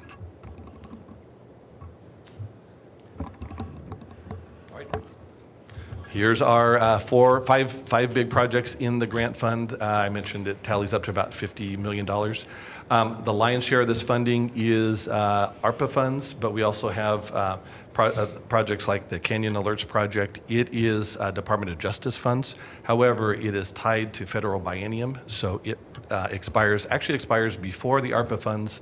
ARPA funds expire the end of next calendar year, December 2026. The Canyon Alerts funding actually expires sooner than that, so that one is on a Fast track. a fast track. And just an environmental services program, we have the 11.5 million there. That is for land acquisition and design of a new transfer station to be determined of location. Equipment and software, most of this is equipment carry forward from prior fiscal year. We only have about $40,000 of request for new replacement in fiscal year 26. Next slide, please. As you see with parks, all of this is restoration related. And then fleet, we have our annual light duty fleet replacement of 1.7 million, several vehicles for different departments. You see there the second bullet point under fleet, the health department fleet, the DAS replacement vehicles we spoke about. This is the third and final year of replacing those vehicles.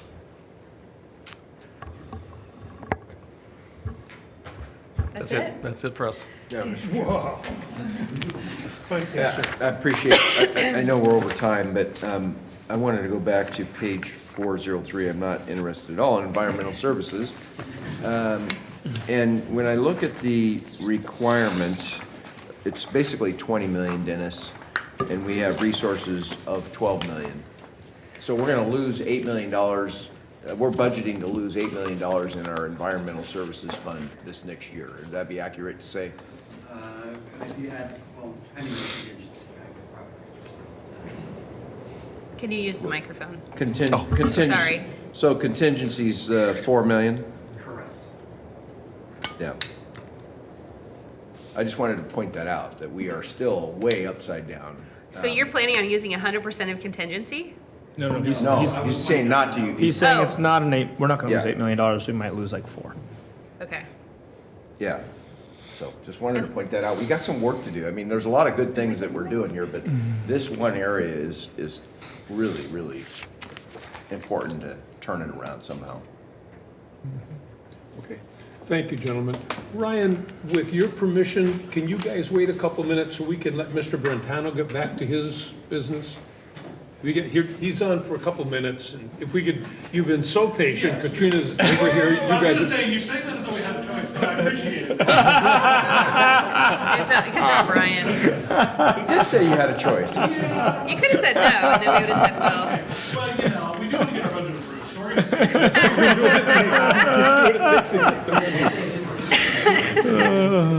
Mr. Brentano, thank you. You've been so patient back there. I even think I saw you napping there for a second. Chair Vance, it's good to be here. Good to see you. It's good to see you. I appreciate this. I've come back from Tillamook, to be honest, this morning, and my lovely Labrador Marion is in the car, and I told her I'll be right back. Well, see, I lie to my dog all the time, so. So can you make sure you're speaking into the microphone? Is the light on? Thank you. Sam, we just got a It is lap now. for my girls for Easter. I don't, it must be fine because she shut the door. But I'll point it Very, out if very. it's a problem. All right, Chair Vance, members of the Budget Committee, thank you for giving us this time to talk about the Finance and Treasurer budget. My name is Jeff White. I'm the Chief Financial Officer for Marion County. And I'm Sam Brentano, Marion County Treasurer. The Finance and Treasurer Department budget begins on page 213. This group is responsible for the following major functions: payroll, accounts payable and accounts receivable, general ledger functions, purchasing and contracting, budget, annual audit oversight, grant compliance, tax foreclosed property management, financial reporting, investing and treasury services. If you look at the slide or page 216, you'll see our total budget is $5.6 $7 million for 28.6 FTE. That's an increase of 1 FTE, which I'll address in a moment, but first I'm going to give Treasurer Brentano the opportunity to talk about the Treasury function. I'm pretty happy, and you should be, with what's been going on in Treasury. Well, I'll start with the investment income has gone from $4,300,000 to $7,200,000. I'd like to say it's because of my abilities, but the reality is interest rates are much improved than the COVID years when a lot of our investments were made. And we're getting great service from GPA. I'll always say it wrong, Government Portfolio Advisors. They've really done a great job. And a couple other little highlights. We did some things with their advice. We swapped out some of those low 0.5% loans, took the loss, and then rolled them over into, instead of being 0.5%, 4 to 5, and that's generated a lot of income for the county. And in addition, kind of just repeating, we've had those maturities of those low interest rates and rolled them out into something higher. So investments are up and looking good. And I think that's all I could tell you, but it's good news. Mr. Chair? Yes. Sam, you kind of, Mr. Treasurer, you said it wasn't because of your abilities, but hiring good people and supporting their work is definitely an ability, and so I do think you get some credit for that, and that's big money for this county. I don't think I hired him, but I kept him, so that's probably just as good. Okay, I'll go with the non-treasurer functions. The majority of the change in our budget is due to that one additional FTE. That is a position approved through a decision package process. It's specific to hiring a payroll person to be able to provide ongoing payroll services while we're trying to work through the implementation of a new payroll module. That position is being funded by those ARPA dollars set aside for the ERP project, so it's not being allocated out to departments. It's meant to be a position to exist during the term of the project. If everything works out magically like we think it will, there will be a vacancy about the time of the other project, and we wouldn't need to do any layoff or anything, but for the time being, it's specific for that project. We did have some, you'll also see in the decision packages, some requests for some increase in costs. Our armored car services went up over $30,000. It's been just unbelievable what that service costs, but it's necessary. They pick up the cash from all our other departments, so we don't have employees hauling cash around. And then also our bank services went up about $8,000 in fees that we just couldn't absorb in our department budget. I think, I don't need to go into a lot of detail. Our department will be focused on the ERP project. It encompasses everything we do. Once we get that contract signed and we can kick that off midsummer, everything will be 100 miles an hour with that project while still trying to maintain what we need to do every day and paying people and paying vendors. Back to Treasurer. Just a few things. Just to be aware of, there's new payment card industry credit card standards coming up. We'll make sure we're complying with that. We've inventoried all the devices in the county and to find out what we'll need to replace and upgrade. Kind of what Jeff was referring to, we'll be expanding the use of teller and cloud when this ERP is done. And the last is we're having discussions with the bank regarding improved fraud protection systems and procedures, and we'll be looking to implement those this year. So pretty much business as usual, but there's always some changes. Okay. Thank you very much. Questions? Then thank you for your consideration, and I promised Ryan that I'd say something good for Health Department. We'll just give them everything they need. You heard it from the treasurer. Give Marion a pet for all of us.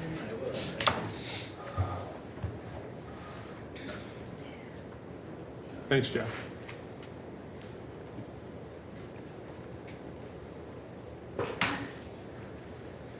Hello, and have a seat and grab the microphone and identify yourselves for the record. Okay. All right. Good afternoon, Chair Vance, members of the Budget Committee. My name is Ryan Matthews. I'm the administrator for Marion County Health and Human Services, and I'm joined by Katrina Griffith, Deputy Director with Marion County Health and Human Services. All right. right, so if we can move to slide 2. So this, our department is on page 233 in your budget books, and this particular slide is on page 237. So as you'll see, our fiscal year 25-26 proposed budget is $117,768,785, and we do need every one of those dollars. And that is a decrease of about $673,000 from the current year. And our FTE that we are requesting is 512.86 FTE, which is a decrease of 25.75 FTE from the previous year. And we will get into on a future slide some of the FTE reductions. You will note that our department is broken up into 4 divisions, and we have 14 programs. Now, that is a change. In the past, we'd had 15 programs, but I'm sure you can see in the fiscal year 25-26, the intensive services and supports program is at 0. So I do want to make sure people are aware that doesn't mean a bunch of services went away from our department or are out of our budget. That particular program, the intensive services and supports, was a remnant of a prior reorganization that happened in 2017 with a previous administrator. Part of the reason for that was there was a lot of funding attention at the time for what they were calling intensive services and intensive case management. And there was a belief at that time that if we sort of took all of our, or what we considered intensive services, put it in one program, it would position ourselves for additional funding and service enhancements in the future. That really never came to be, and so how it's actually operated is it's a mix of adult services and child and youth services, but it's in a separate program. It doesn't operate as a separate unified program, and it really wasn't very descriptive. So I think of, community members looking at our budget, they can kind of understand addiction treatment services, child or youth mental health, crisis services, but intensive services and supports are not intuitive, to someone to know what services those entail. So in the current 25-26 proposed budget, we are recommending not appropriating any of our resources or FTE in that particular program. And how that'll work is you'll see that our adult outpatient mental health services has increased by about almost $2 million, and that is because our assertive community treatment team, our ACT team, which was part of the ISS program, has shifted to adult outpatient mental health. That's really where it's operationalized, and it works with our adult behavioral health team to serve adult individuals that are really of the highest need of serious and persistent mental illness. You'll see that our child and youth mental health services program is increasing by about $6 million, and that's because the other 3 services that were within our ISS program have shifted there. That's our wraparound for youth, ESA, which is Early Assessment and Support Alliance, and then we provide mental health assessments at the juvenile department. And so all those services and those FTE, which total 29.8 FTE and a little over 5.7 million, are shifting from our ISS program into child and youth mental health services. So just as it becomes a little more descriptive and a little more obvious where we're spending our money and where our services are operated out of. So that's really more of a budgetary impact than something that is impacting any services we're providing to the community. One of the big changes I did want to highlight on here when we're looking at the year-to-year variances is our residential and support services program. So you'll see in the 24-25 budget, it's just over $9 million, and that's going up to a little over $11 million in the next fiscal year. And this is really an outcome of the new Medicaid waiver, the 1115 waiver for the state of Oregon. They have added what they call health-related social needs, HRSN is the acronym that they use, and those are housing supports, nutrition supports, and climate-based supports that are going to be eligible and currently are now eligible for the Medicaid benefit. And so our increase here in the housing program is because we are going to be offering more housing support services for individuals in our community. These are going to be individuals that are being served in our other programs or have experiencing a mental health diagnosis. Those Medicaid dollars will be coming into our department. We will be paying for leases, utility payments, barrier removal, housing navigation, case management, treatment, and supports. And so those services are growing. They've come online during this year. We received a Pacific Source Medicaid grant for this service, and we're anticipating continued growth in the new fiscal year, especially as the population that's eligible for those services increases. Yeah. Yeah, do you expect that to be stable? It's a good question. You know, Do you expect it to be stable? I don't know. The Medicaid waiver has been approved. Yeah. And so I do anticipate, I mean, at this point, we have to anticipate that the Medicaid waiver that's been approved for a 5-year span of time Sure. won't get rescinded. I do think that everybody's nervous about Medicaid in general.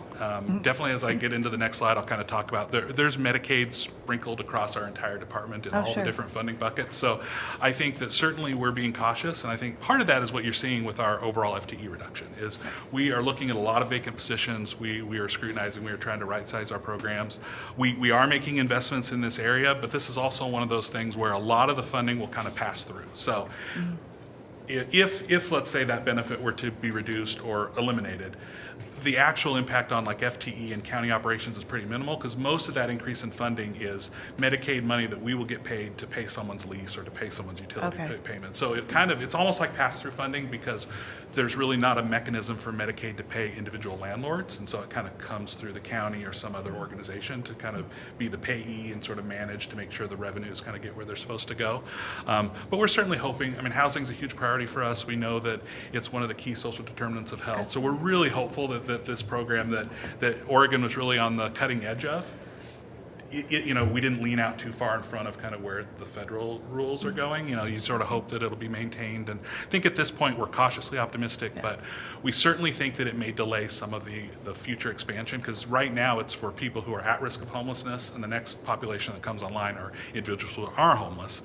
And I think that as the state starts to think about rolling out eligibility for more and more people, I think that's where we're probably going to see some delays, because maybe the Medicaid funding isn't at the same level they were hoping for. Right. I mean, you have to do what you know. I mean, and I'm not expecting that you could, none of us can really predict what's going to happen tomorrow. But it's scary, we acknowledge But that. there's a realignment amongst the community on how to distribute and how to do services, and when you do that, it takes a while to get used to a new system, and if the systems have to keep change, but that's out of our control. So I was just kind of curious what your thoughts were. No, Thank you. it's a good question. It's absolutely one we're asking ourselves as we're going through this, for sure. Something that Ryan, you said, I just want to highlight, is part of what you're doing here is preparing, right? You're lowering the risk to our services that we provide by coming in with a reduced budget, right? So I think that's a credit to you, and it's something that people should take confidence in, that it's not like you're going to be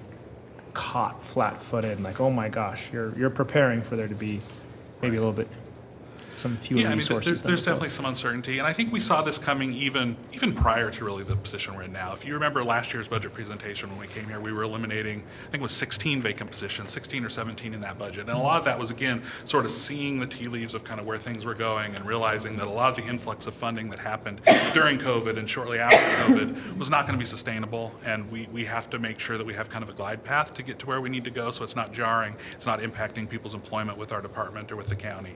And so we're always trying to kind of be ahead of that, and I feel like here we've mitigated a lot of what the risk could be. And it's a credit to you, I would say, similar to the way that we handled ARPA. So you saw governments that took ARPA, they rolled it into operating budgets, even though everyone knew it was one-time money. And then when there was no more ARPA, you had these governments say, oh my gosh, we have a crisis. Well, that was a totally foreseeable thing, and if you had been responsible with that money, you wouldn't have a crisis. It's a credit to this government, we didn't do that. It's a credit to you that when that COVID money came in, you used it to build sustainable programs rather than building unsustainable programs. So I just want to credit you. Denise, to answer your question a little more clearly, I think the Board of Commissioners is paying close attention to the administration, and we're navigating conversations nationally, but there's been information this week released out of the House federally that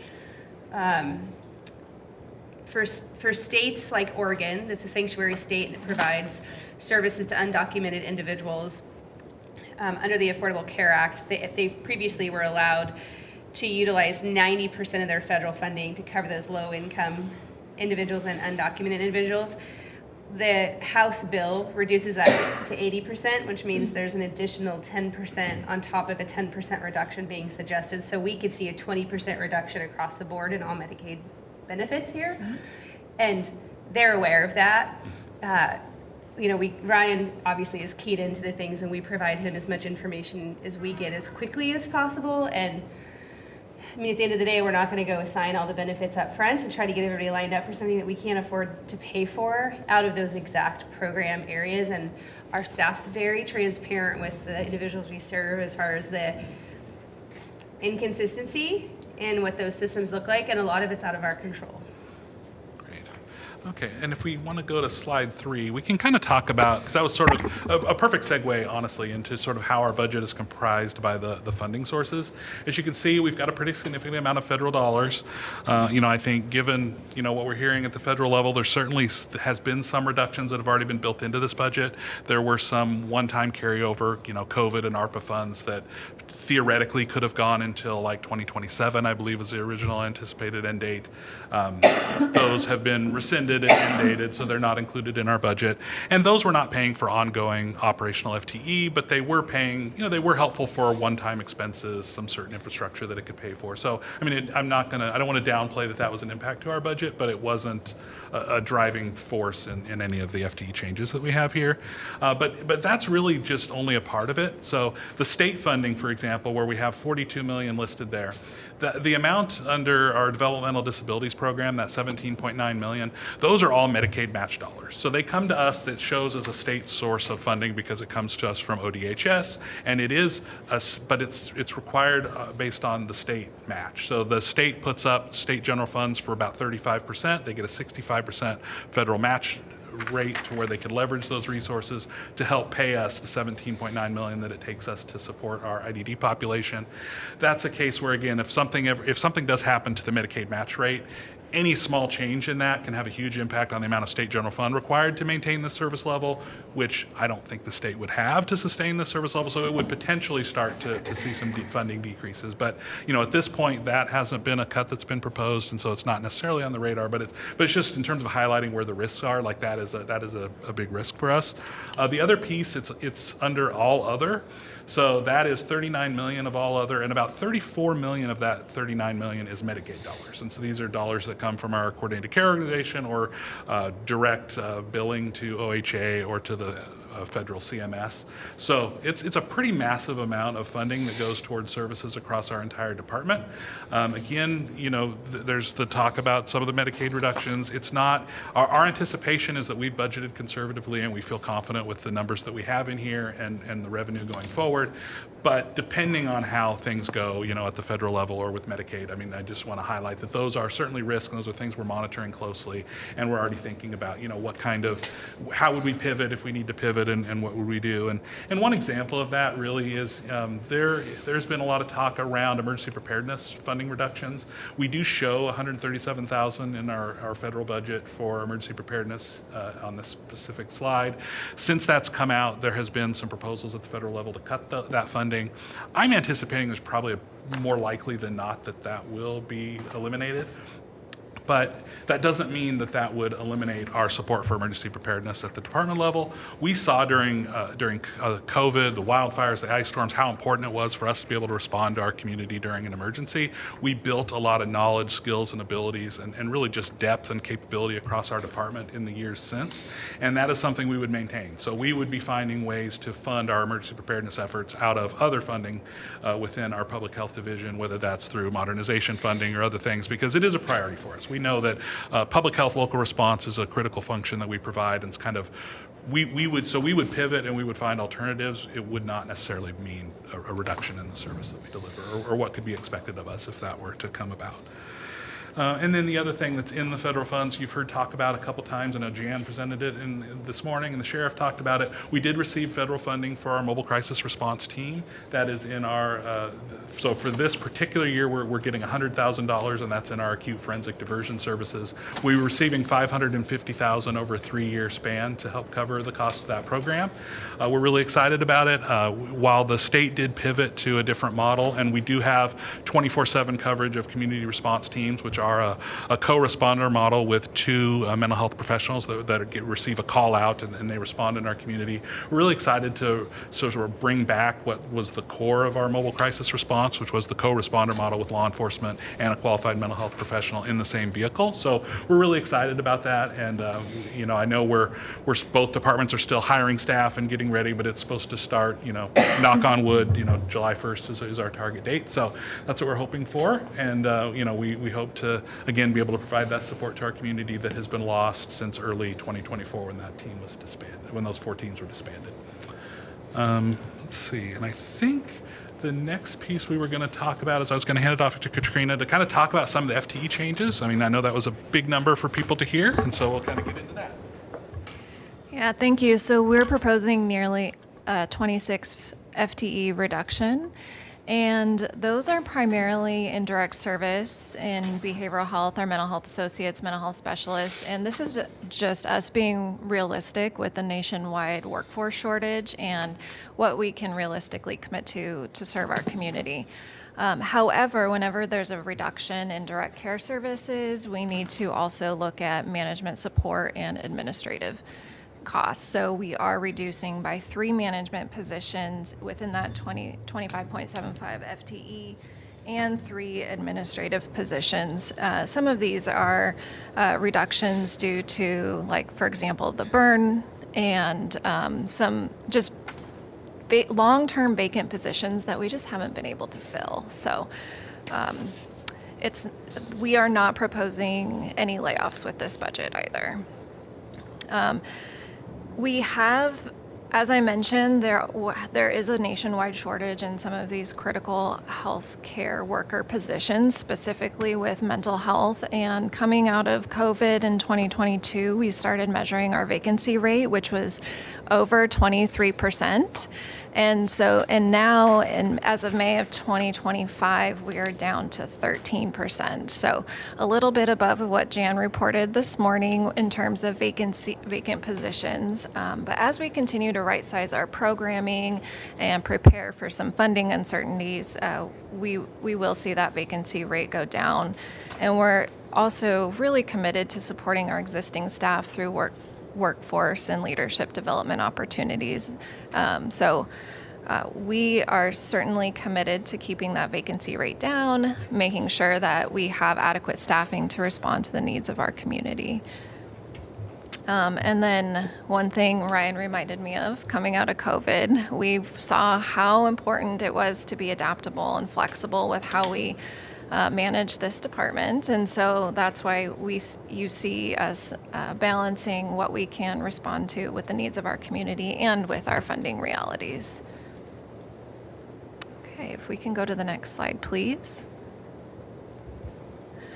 Okay, so we do have 6 performance indicators in our budget, and the one that was selected for us to present on, which is the prevention of communicable diseases. So the first graph that you see are school exclusion orders issued. And those are, if a child does not have up-to-date documentation, either vaccination records, a medical or non-medical exemption on file, then we do send a letter about 2 weeks ahead of school exclusion day issuing an order. However, only about 25% of kids actually do get excluded on exclusion day out of that 2,000 number. We did see an increase post-COVID, as I'm sure you could imagine. There's lots of reasons for that. And the second graph here, prevention of communicable diseases, are the number of immunizations given. And so we're certainly pleased to be a safety net provider for a lot of folks. However, we recognize that people get the best care when they're connected to a primary care provider.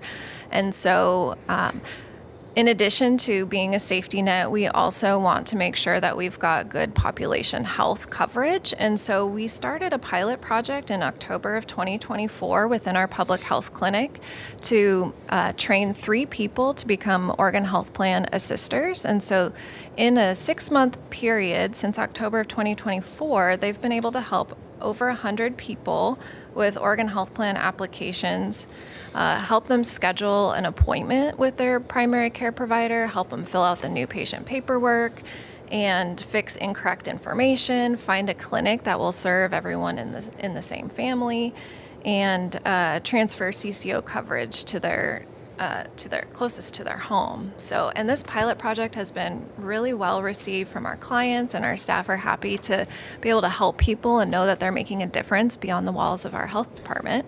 And it also aligns with our community health improvement priorities of access to health care.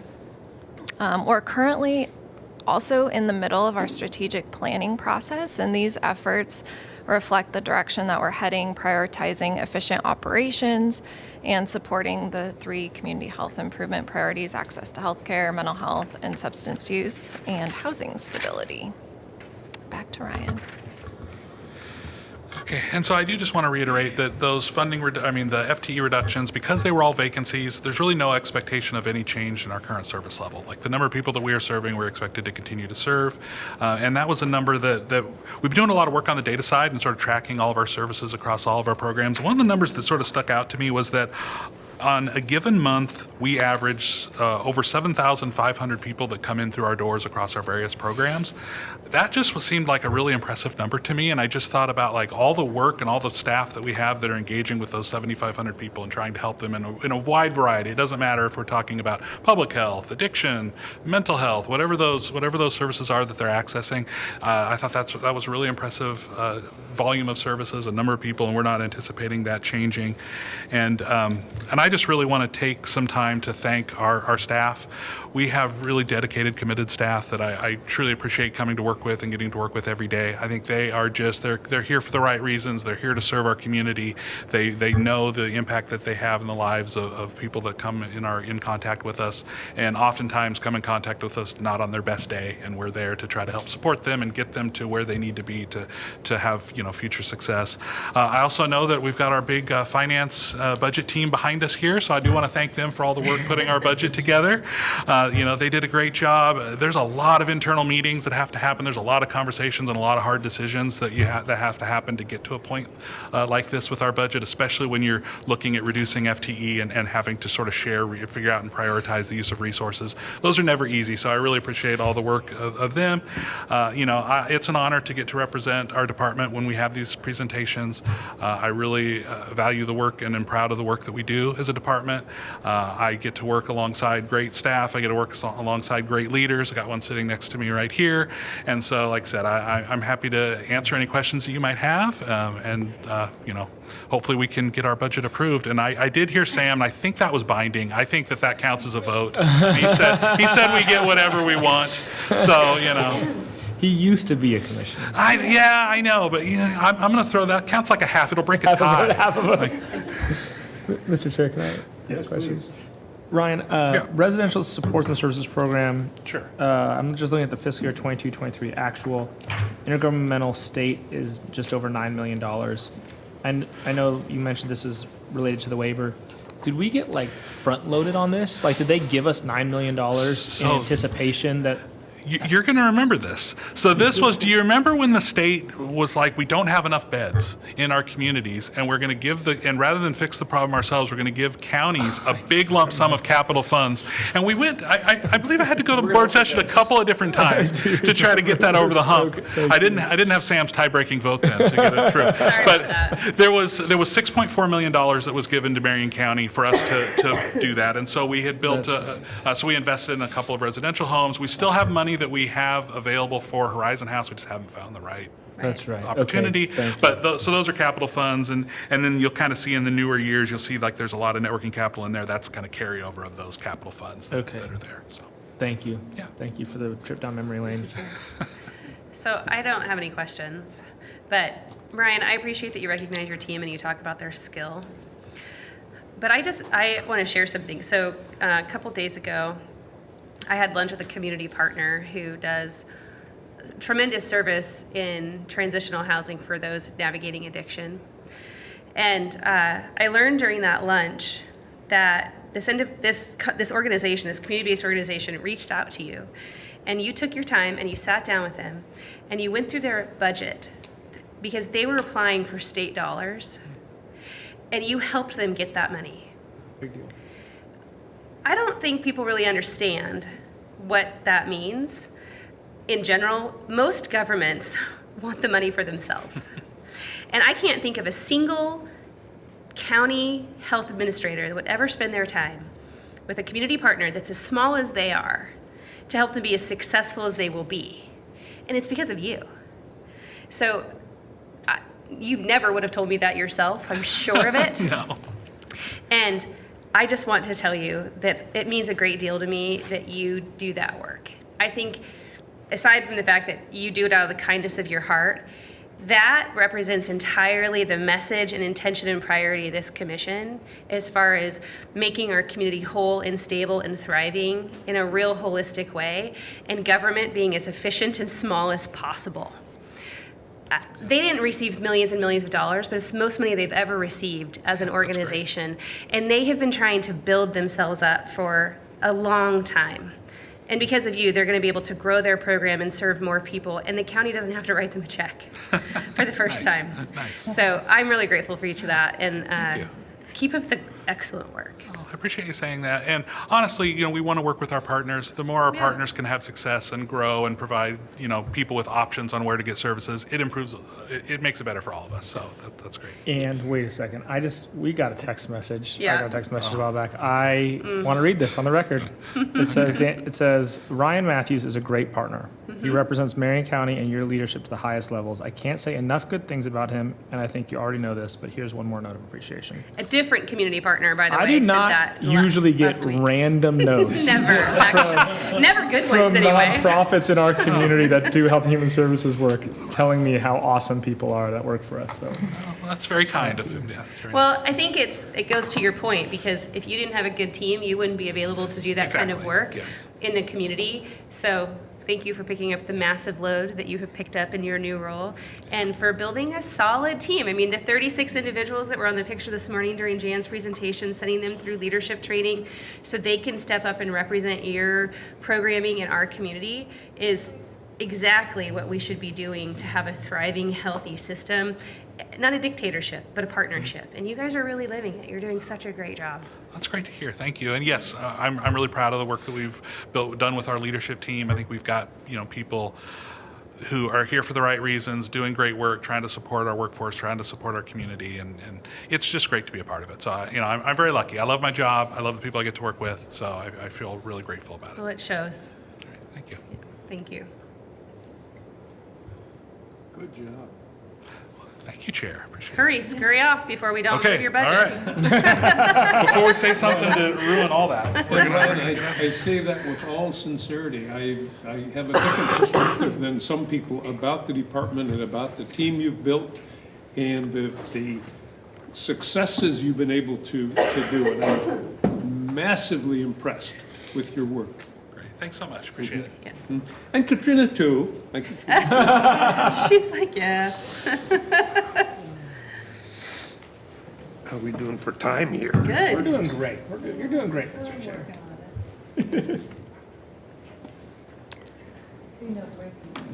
You ready? Yep. All right. Go for it. I bet we'll get there. He'll be so fast. I'll be concise. Good afternoon, Chair Vance, commissioners, and members of the Budget Committee. My name is Steve Elzinga. I am Marion County's new county counsel. Our budget starts on page 363. Our department's total proposed budget is 11.8 FTE and $3,742,715. About a quarter of that is net working capital due to restricted law library funds. There are two programs in the legal department, legal counsel and law library. Legal counsel has a proposed budget of $2,447,686 and 10 FTEs. That would be Andrea, Donna, Gail, John, Cody H., Sela, Cody W., Scott, myself, and we recently hired a new attorney who will start in July, Sebastian. We handle civil litigation, provide legal advice, review contracts, and oversee outside counsel and independent hearings officers. This year, we are also starting a new law clerk program, and Marissa is our first law clerk. The law library has a proposed budget of $1,295,029, again, most of which is net working capital. It has 1.8 FTEs, John and Beth Ann, who run a reference library located at the courthouse, serving county departments, the legal community, and the public with legal resources and research. Next slide, please. Legal counsel is mandated by law and funded through the Central Services Fund. The law library is also mandated by law and funded by state court filing fees. Next slide, please. In addition to our other work, our team reviews all contracts over $25,000, and the volume of contracts reviewed continues to grow each year. This current fiscal year, we are on track to review over 800 contracts, including multiple large ARPA contracts. And we anticipate more contracts next fiscal year. Thank you for the opportunity to partner with you to serve our community with excellence. I'd be glad to answer any questions you may have. I just have a comment. You You're doing a have a great. comment? Yeah, I just want to say thank you for your work. You say you're the new legal counsel. You don't feel new to me anymore. I know we kind of threw you in the deep end, and I think we told you when we were hiring you we were going to throw you in the deep end. You've just been a huge value add to this team, and I really appreciate all your work.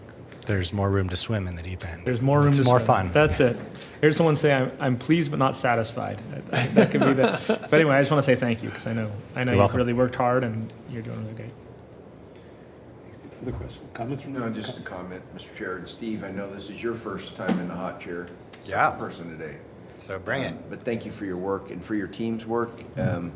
I know there's a lot of people behind the scenes, and it does seem like you're in every meeting, even when other council is there, and I appreciate that you're getting up to speed on their work and what they're doing too. So it's great to have you be a team member that really looks for the whole county and what's going on. So thank you very much. Appreciate it. You're welcome. Yeah, I've got a lot to learn, and it's exciting to. So do I, and I've learn been here about a lot 11 of years. things. Every day there's something to learn. That's okay. Yeah, thank you. Okay. Look at him. Good job. In an hour. Thanks, Steve. Less than Yep. 5 minutes. Chad, the test is for you to name every single employee in the department now. I'm just kidding. Not that you couldn't. I know you could. All right, good afternoon, Chair Vance, Commissioners, members of the Budget Committee. My name is Chad Ball. I'm the County Operations Manager with the Board's Office. You can find our Board's budget on page 79 of your packet. We have a proposed budget this year of $4,714,565 with a total of 18 FTE.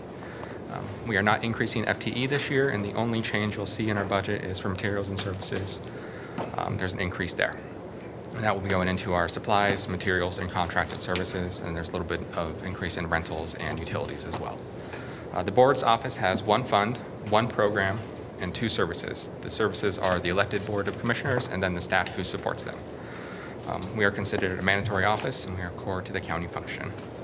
One of the key indicators that we track throughout the year is how many assessments we do. And since 2006, the Board of Commissioners office has engaged external contractors to conduct performance audits for county departments and programs. These audits help the board enhance efficiency, evaluate organizational structures, and provide recommendations to optimize service delivery, ensuring the most effective use of taxpayer funds. Over the past 2 years, we've done a few. We've done human services, we've done business services. This past year, we did fleet operations and contracts and procurement. This coming year, we have the clerk and recorder's office, and we're going to be doing community services. The way that we pick these is if there's a new department head, we try to do it then, so we give them kind of a roadmap if anything needs to be changed or they know what's going on is going smoothly. We also look at just other avenues. Maybe if they haven't been done in a long time, let's do another review, make sure we're doing everything that meets industry standard. So those are some of the things we use, and I'm happy to answer any questions. I don't have any questions. I work with the guy every day. I'm going to say something controversial. Please do. Oh, okay. I think this is the best the board's office has been since I've been a commissioner. Just as far as the staffing and the competence and the support that I feel the board has to do our jobs and to serve departments in the community. Yeah, so great job to you, Jan, to Chris, all the policy analysts. I mean, really good place, really happy right now. They're doing great. The front office is doing really well. Gary's done a great job Yeah. ensuring that these types of meetings go smoothly. Yeah. Chanel, Mary, Brenda, like it's just a great crew right now. Skylar and Aaron, Skylar, Matt. Aaron, Well, I'll do it. You're helping, yeah. Yeah, okay. Heather and Tony and Trevor. John. Yep. And then Matt, he's back there too. I just know Matt, my yeah. salary's $4 million. How much are you getting? I mean, I saw there's a $4 million budget up there. I know what that's. It's all going to 4.7. me. Is it? Yeah.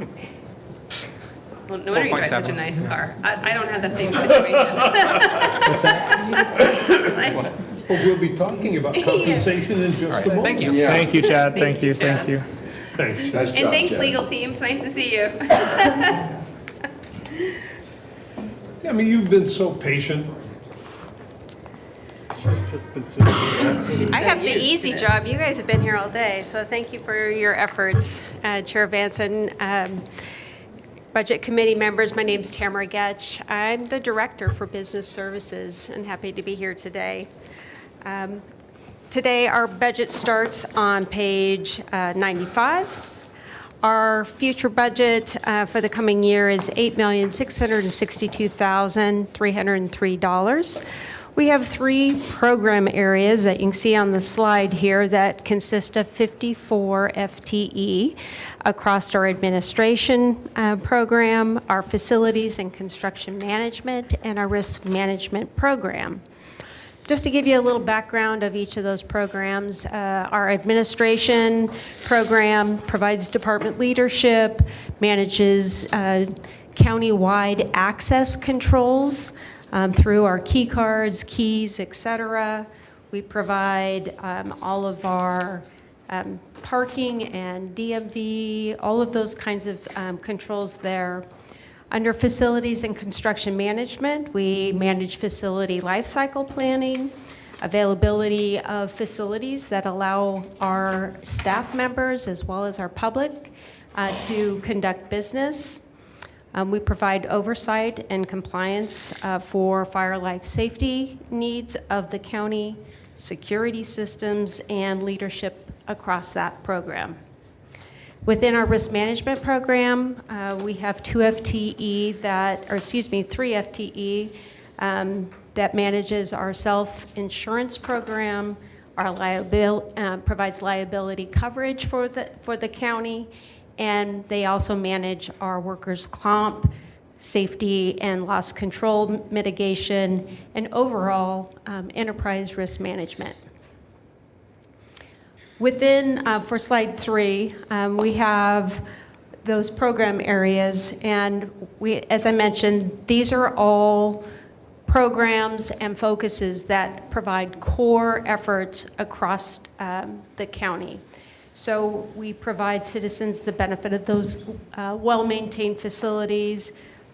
We have operational supports that ensure that our departments can do their business, and we also do those loss controls that I mentioned earlier. This department is fully funded by general fund, and mostly that is gathered through administrative supports that we get through administrative cost recovery. So it's our admin fees that we get, and that helps us conduct our business. So within the administration program area, we have $1,172,602, and that is, as I mentioned, is general fund, administrative cost recovery. We do have some charges for services, such as key cards that are lost, et cetera.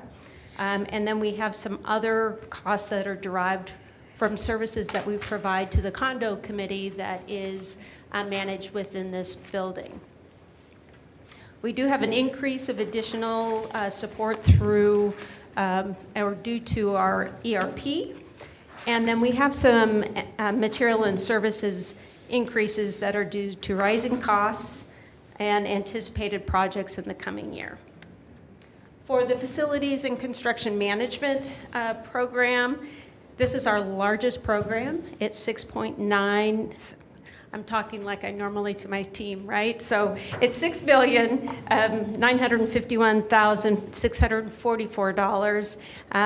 It too is all general fund that is collected through the charges for services, our administrative cost recovery, and there are also funds for that come in through the condo committee as well for services provided to them.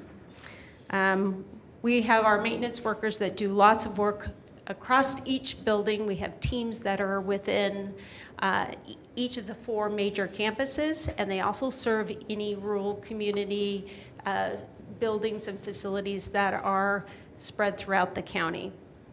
Our risk management team has a total budget of $538,057. There is a slight reduction in the funding here, and that's due to a staff change. We have a new risk manager on our team this year, and so we have some cost savings because of that new team member. And all of this is through general fund administrative cost recovery as well. And slide 4.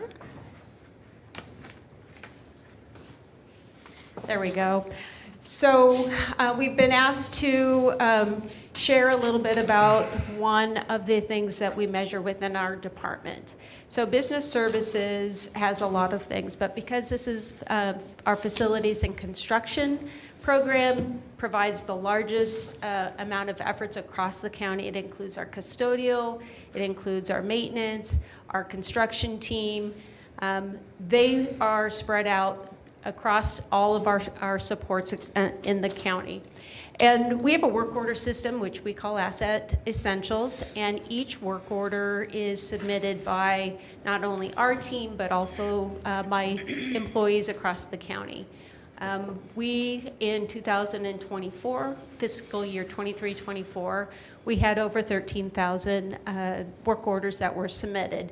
You can see we were at 67% of those work orders were preventative in nature. Our goal is always 70%. So we were slightly under in this particular year, but what I'm seeing as a trend at this current year, we have new leadership, we have a team that is super dynamic, super focused on customer service. I'm seeing a really fantastic increase in their approach, their customer service. I'm getting an increase response from our customers saying thank you so much for your team members. So I'm seeing a marked change in what we're receiving as far as input from our customers. And so I'm projecting that we're going to be at least at 70% in the coming year. Preventative maintenance helps the county save money. If we can do a good job in making sure that we make our investments last at the very least, their life expectancy, we can put off paying for things sooner than we need to. And we can make gains through those efforts. So that's what this particular slide represents for us. I just want to say that also, it's not in here, but our department has been also working on a strategic plan. In the Board of Commissioners presentation, you saw that we were provided an opportunity to have a department overview. We've been looking at that. It finished last year. We've been looking at it at a management team level, been working with each of our team members to look at what can we do to not only better align with the priorities of the county, but also address some of the things that were identified in that plan. And so we've been doing that. We're about halfway through, and it's fun just to see them finally, the light bulbs are starting to go. It's something that I don't believe the department has had in the past, and the management team is, I can feel their energy starting to take hold and be able to share that with the board soon. Great. So thank you. I'll take any questions. No questions. You got it. Really like your team. I got to see him the other day. Yeah, They're great. I don't have any questions. I guess, Tamara, I'd just like to say that your team lifts a lot. A lot of capital projects, lots of details, lots of really, really important, costly details. Yes. And I know that the board, myself specifically, kind of rides you guys pretty hard to get these things done. But I appreciate that when they do get done, they've been done right. It's not just because of the cost savings of not having to fix something in the near future because we didn't look at it right, but because I think it shows the level of commitment that business services employees have in the investment of the county-owned systems. Mm-hmm. And I think it makes it more comfortable for people to come to work every day in a building that's been cared for by members of your team on a daily and annual basis. Yeah, thank you. And this next year, we're going to see an evidence building come online, thanks to your team, a new behavioral health crisis center come online, some remodeling, I think, at Building 1 over at Public Works. And medical examiner. Right. The two substantial ones the public's going to notice, I'm pretty sure, is Evidence Building, the Behavioral Health Crisis Center.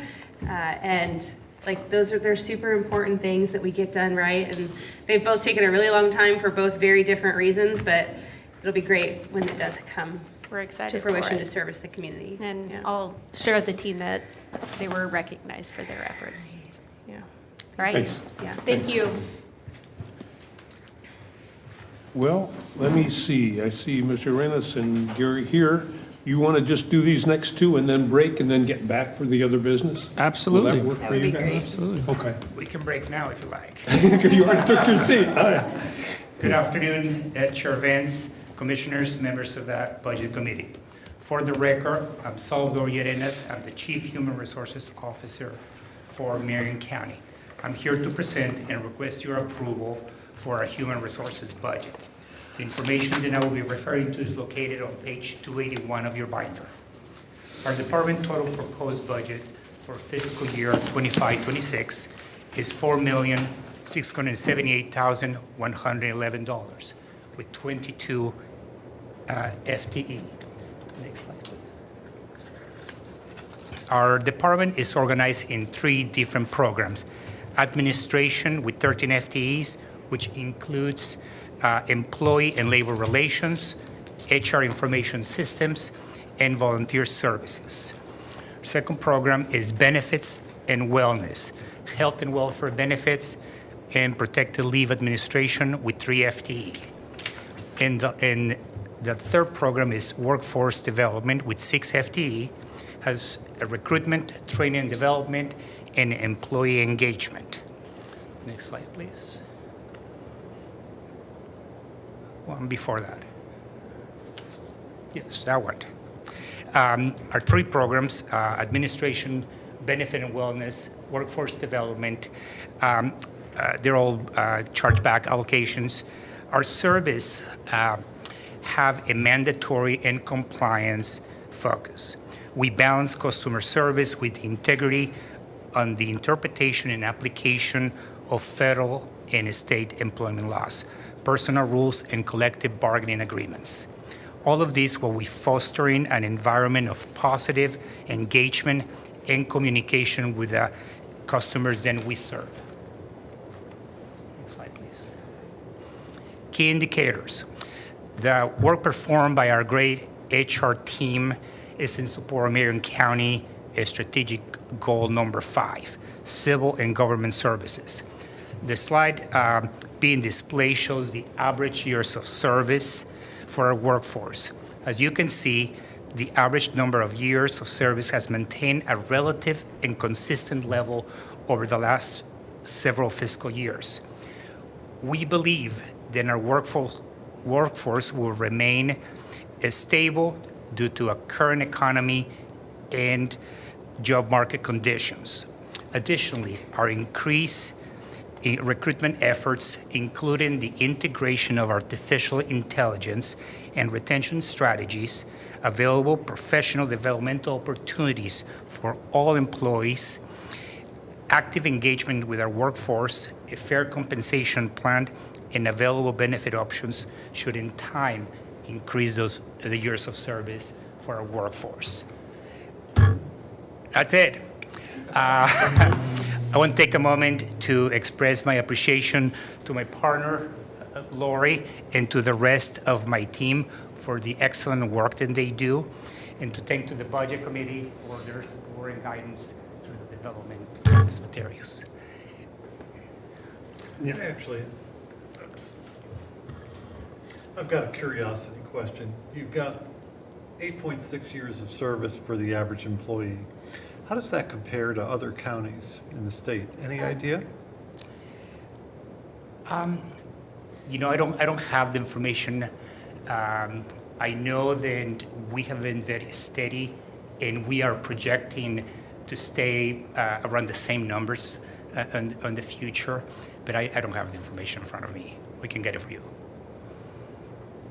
Yeah, I wouldn't have any idea. It was just more of a curiosity to see, as far as satisfaction of employment and whether people feel like they're having opportunities for advancement, and do those play into having a longer longevity for tenure? Oh, I can answer that question.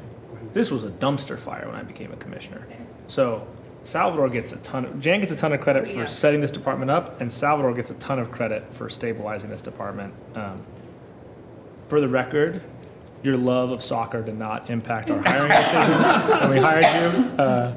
Though now that I know that, I think that's awesome. But you've just done a great job. You've done a phenomenal job.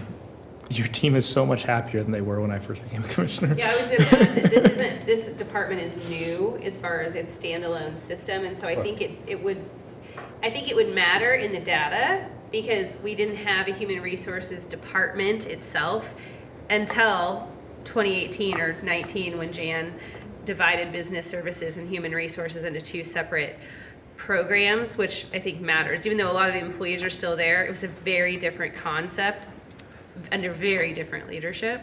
And we had some turnover in business services for some of these same positions before the. Yeah. But if you were to look at 5 years to see if the same trajectory, maybe, but I don't think you can compare. Mr. Chair, thank you.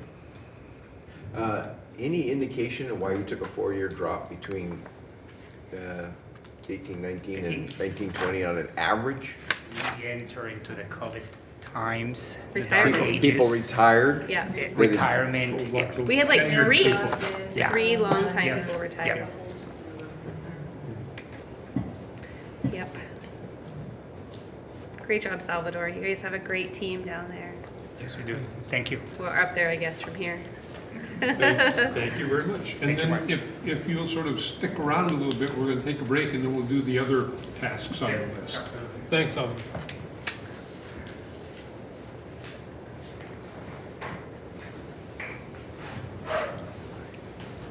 Good afternoon, Chair and Budget Committee members. I'm Gary Christopherson, the IT Technology Director. I'm Cynthia Klein, Administrative Services Manager. The Information Technology Department is committed to providing Marion County with modern, reliable, and secure technology solutions. Our department forms the backbone of county operations, delivering the infrastructure and the systems that enable the other departments to provide the services that they do. I just did want to take a second to say IT is also about people. We have a very strong, dedicated team of people right now that are working very well together. They exemplify professionalism, and they've been working very hard the last year, a lot of the time behind the scenes, to keep all of the critical services up and running that the Marion County departments use to provide all the services that they do. And with that, I want to turn it over to Cynthia so that she can give you an overview of our budget. Okay, and I'll talk to slide number 2.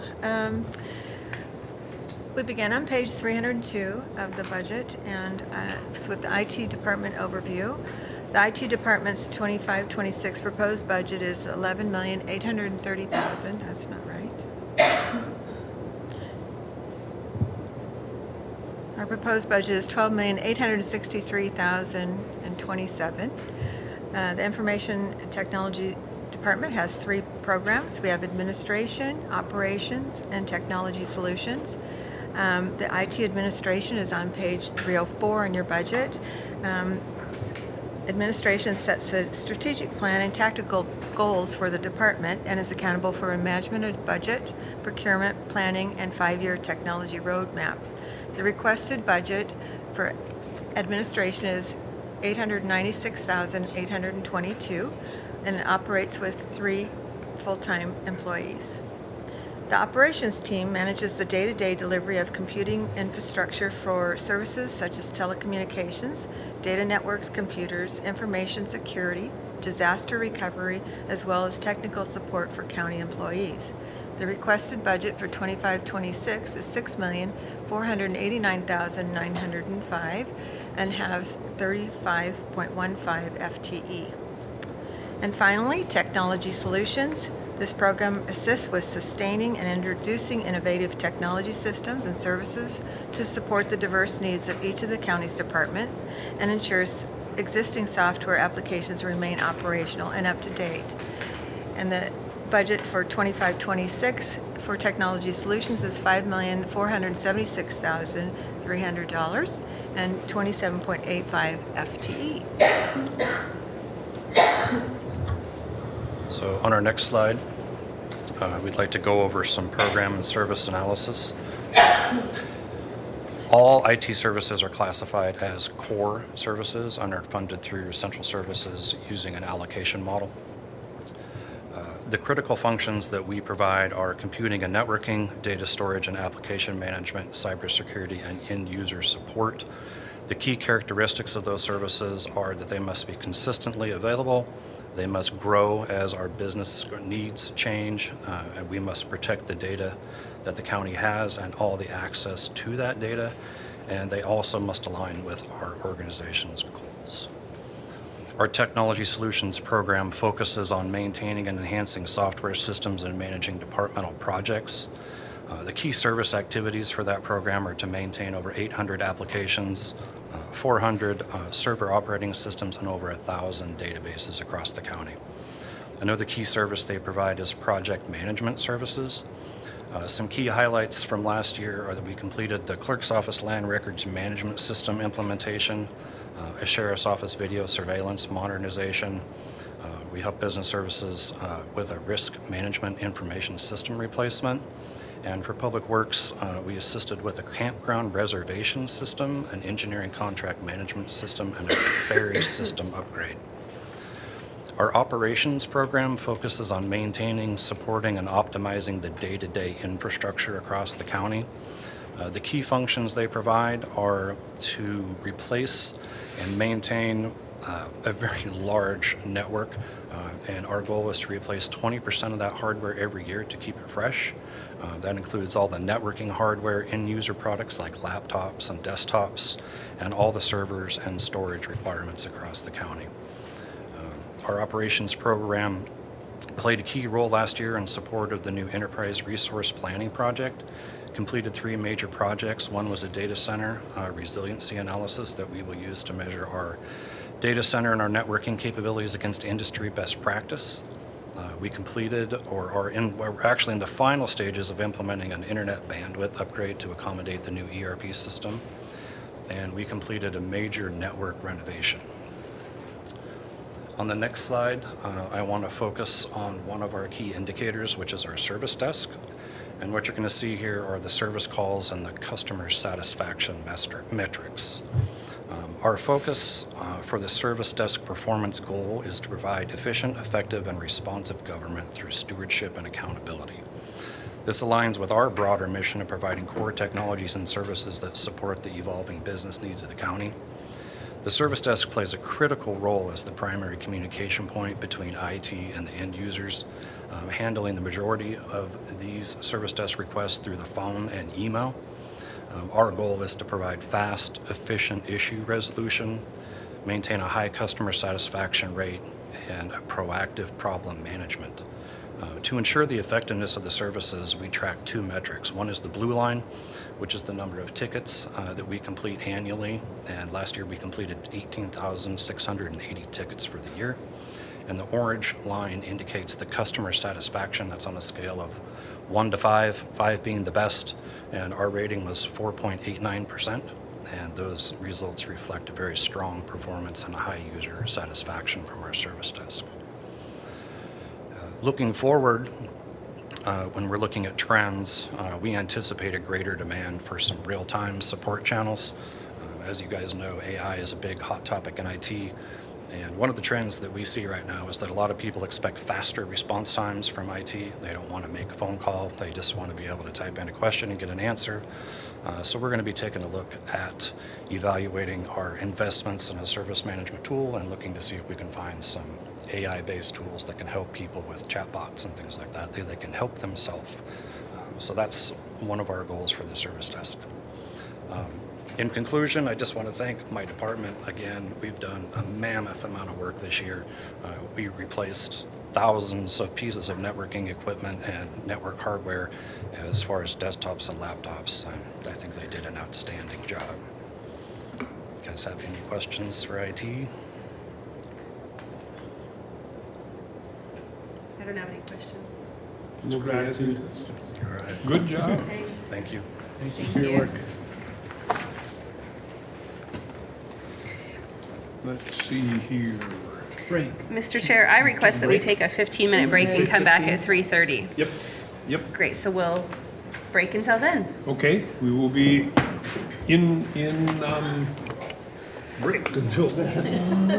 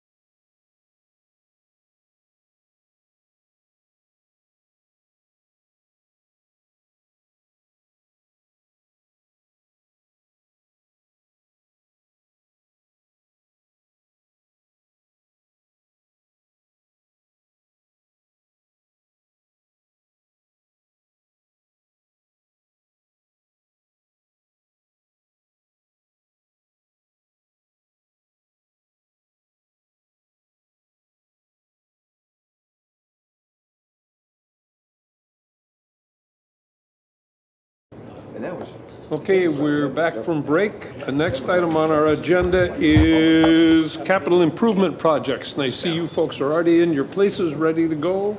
So we'll move right into that one. Great. And thank you for waiting for the delay. Okay, well, good afternoon, members of the Budget Committee. For the record again, my name is Daniel Adado, and I'm a Senior Budget Analyst in Finance. And we are here to speak about the Capital Funds section, which begins on page 573 of your budget book. And I'm also joined by Gary Christofferson, IT Director. Tamara Getch, Business Services Director. So, like we've done in the past, I will just be providing an overview of the total capital program budget and structure, and then handing off to these folks for the details on the individual projects. Capital outlay, and just a reminder for folks, I know you all know this, but just in general, capital outlay or capital expenditures refers to one-time purchases valued at over $5,000 and are tangible in nature. And these expenditures can take a lot of different forms. And physical construction is the most visible, but can also include IT hardware and software, and as well as equipment purchases. And you'll see that range of projects in this budget. And from a budget trend standpoint, capital projects can fluctuate significantly year to year as new projects are added or prior year projects are completed. So you'll see that in the budget section as well. And finally, I'd like to draw your attention to the capital details section located in the last tabs of your budget binders. In case you want more written information about the individual projects, you can find it there. So we do have some explanations about what those are at the very end. So if you'll go to the next slide, please. So at a fund level, and as shown on this slide and on page 588, the capital funds budget is $24 million, and the public works capital budget is $97.4 million, for a combined total capital budget of $121.6 million.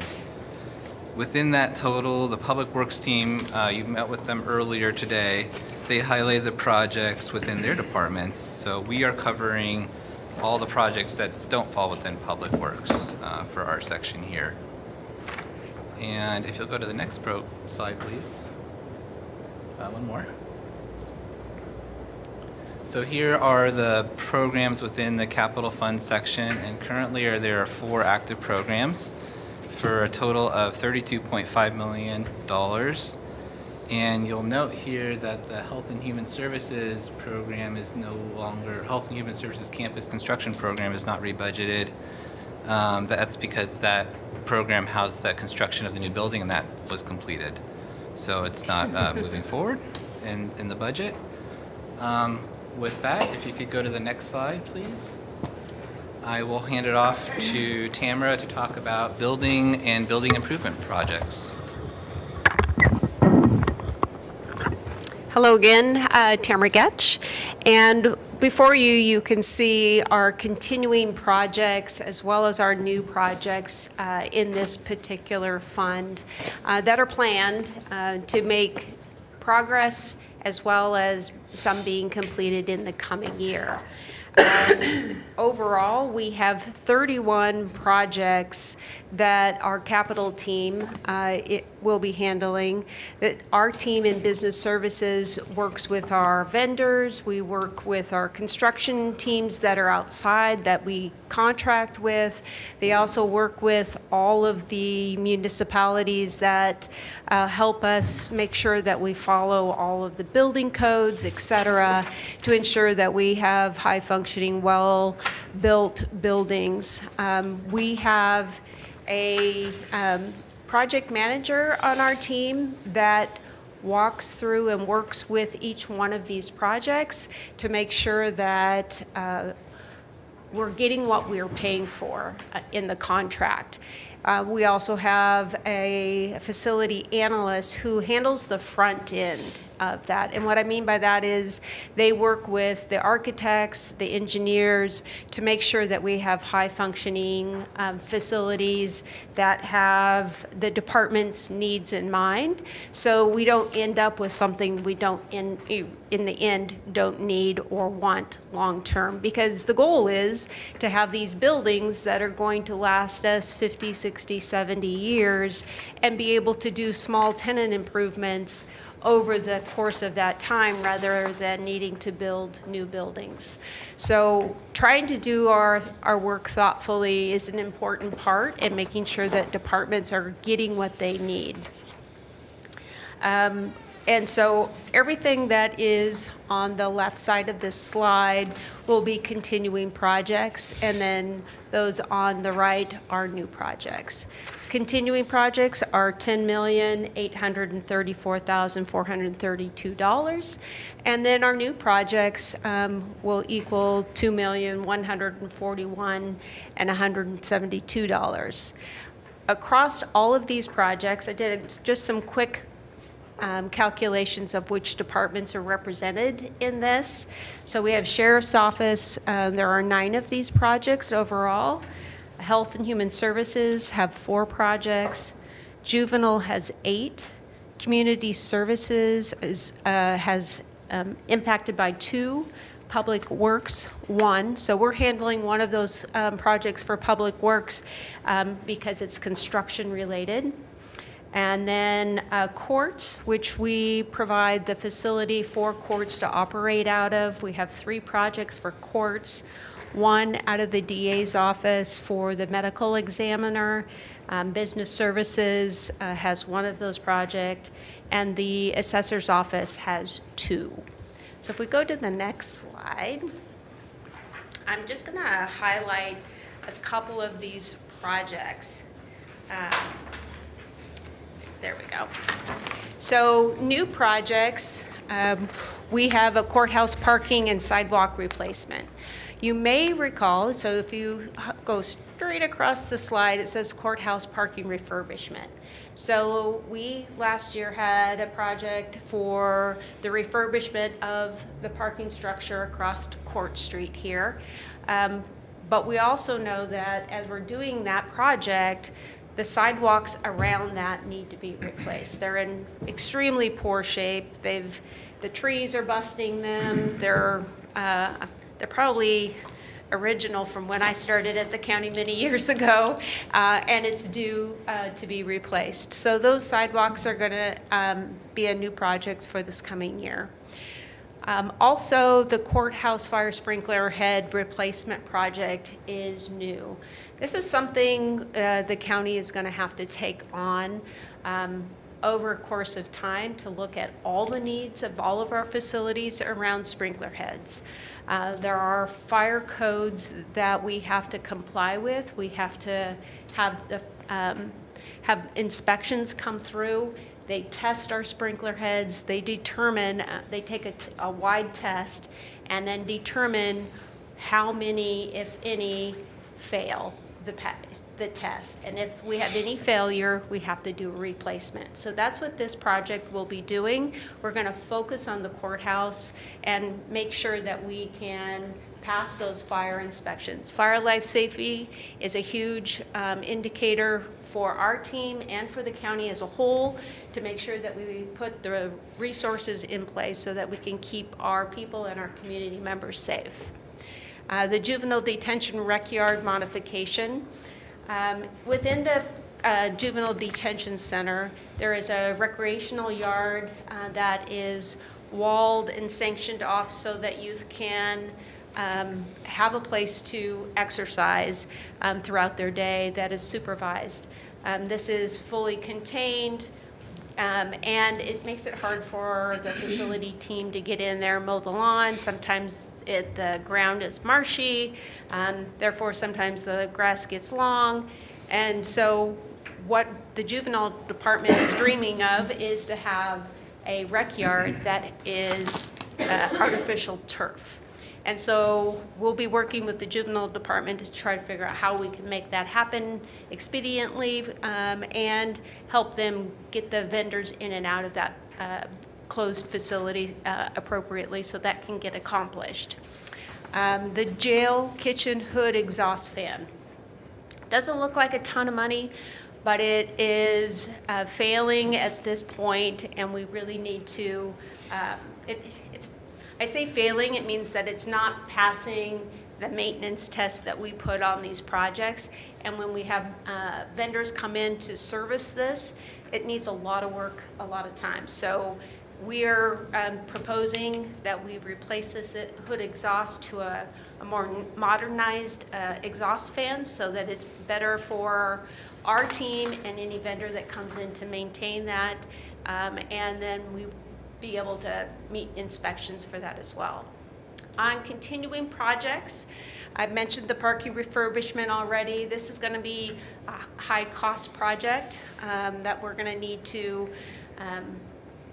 both manage the work and the people who park in that structure during the time of the work. It's time for that building, that structure to be refurbished, and so we're already working on those plans. The Health and Human Services Building Tenant Improvement Project, that is one that is going to enable the health department to terminate its leases in some leased facilities around the Salem area.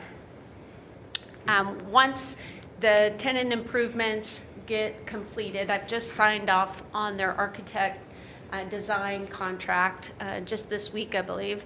And so we'll be able to start the work here shortly in the summer, likely, to be able to work on those tenant improvements. And that tenant improvement will provide better workflow for our employees and for the customers that they serve. A very large project. You see a small portion of the work being done in the coming year. That's really going to be civil engineering that's going to need to happen on this particular project. We've got sewer systems, sewer lines. We have electrical lines in there. We have traffic flow issues with the facility as well. Our goal is to improve the pavement, improve the driveways, and improve the traffic flow in there. Personally, I want to see if we can get the driveway from Fresh Start Market over to the juvenile apartment to cross what is currently a yard so that we can increase parking as well as traffic flow. And then lastly here, we have the court annex, and it's the HVAC unit there. It's just another upgrade. It's time for that to happen, and this will enable us to continue to do ongoing maintenance and improvements in our HVAC systems throughout the county services. Those are the projects that I was going to highlight for you. If you have any other questions about any of the other projects on the list, I'm happy to try to address those. Thank you, Mr. Chair. Tamara, thank you. Sidewalk. Yes. Is this the sidewalk behind the parking Street? structure? It starts from the driveway that goes to the sheriff's well. State Street? Yeah, so if you go here on Court Street, Church Street, State Street. Yeah. Okay. It's a C So shape. what are we gonna do about, are we gonna take the trees out so they don't do this again? Are you kidding? what- Are you serious? Well, what are we gonna do so the trees don't destroy the sidewalk? I mean, I love the trees, and also it's in the city of Salem, so could you imagine? They would Well, lose their minds. Excuse me, I'm asking a question. Just like, I'm serious. What are we gonna do about the trees that are destroying the sidewalk? We have a plan to work with the city of Salem and try to come up with a solution. I don't know what that solution may be. Maybe it will be a change in the pathway of the sidewalks. I'm not exactly sure, but We I could hear what you're relocate the asking. trees to Riverfront Park and put them in the park or something, Yeah, right? they are very large oak, white, I don't know if they're Oh, white I oak. know. They're an oak tree Yeah. that does have a large root system that are prone to doing what they're doing to I sidewalks. mean, I love trees too, but, you know, if we're gonna spend $400,000 on a Yeah. sidewalk. And then the second one, the second question I have is the parking structure. When I got here 11 years ago, I remember looking at Sam and Janet and John and Janet and Jan and all of us.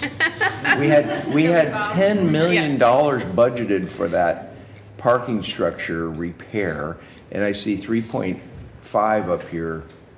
So what were we thinking of doing back 11 years ago versus what we're gonna do now? If I recall, we were going to be increasing the size of that structure. Oh, that's what that was. Yes, so what we're doing now is we are resurfacing Restoring the what we structure have. and making sure that any water penetration is prevented in the future. To preserve it? Yes. Okay, thank you. What's that? Yes, and it is loan money. It's what? It's on a loan. Through Oh, we a gotta pay loan, it back. yes, Right, yes. Yeah. Still Commissioner, Mr. Chair, what is the juvenile detention RTU replacement? That's Did I miss rooftop unit. Rooftop. Yes, so Okay. rooftop units, we did, if you recall, we did this current fiscal year, we did a roof replacement and a couple of rooftop units. And this is a continuation of that project so that we can ensure that they have the appropriate ventilation. Thank you. I don't know. further questions? Yeah, just I'm because sorry, Denise. it's been on my mind all day and I haven't figured out who to ask the question to. Stabilization Center? Center? Yes. Remodel. What is the stabilization center? So that is a project that we're working with the sheriff's office on, and currently I don't know if stabilization is the exact name that will land out eventually. That's what we're calling it right now. It's currently, or in the past, was known as our transition center. And this will help with them to serve people who are in the community in need of additional supports that aren't necessarily jail related. Did I get that right, Sheriff? Okay, thanks. Great.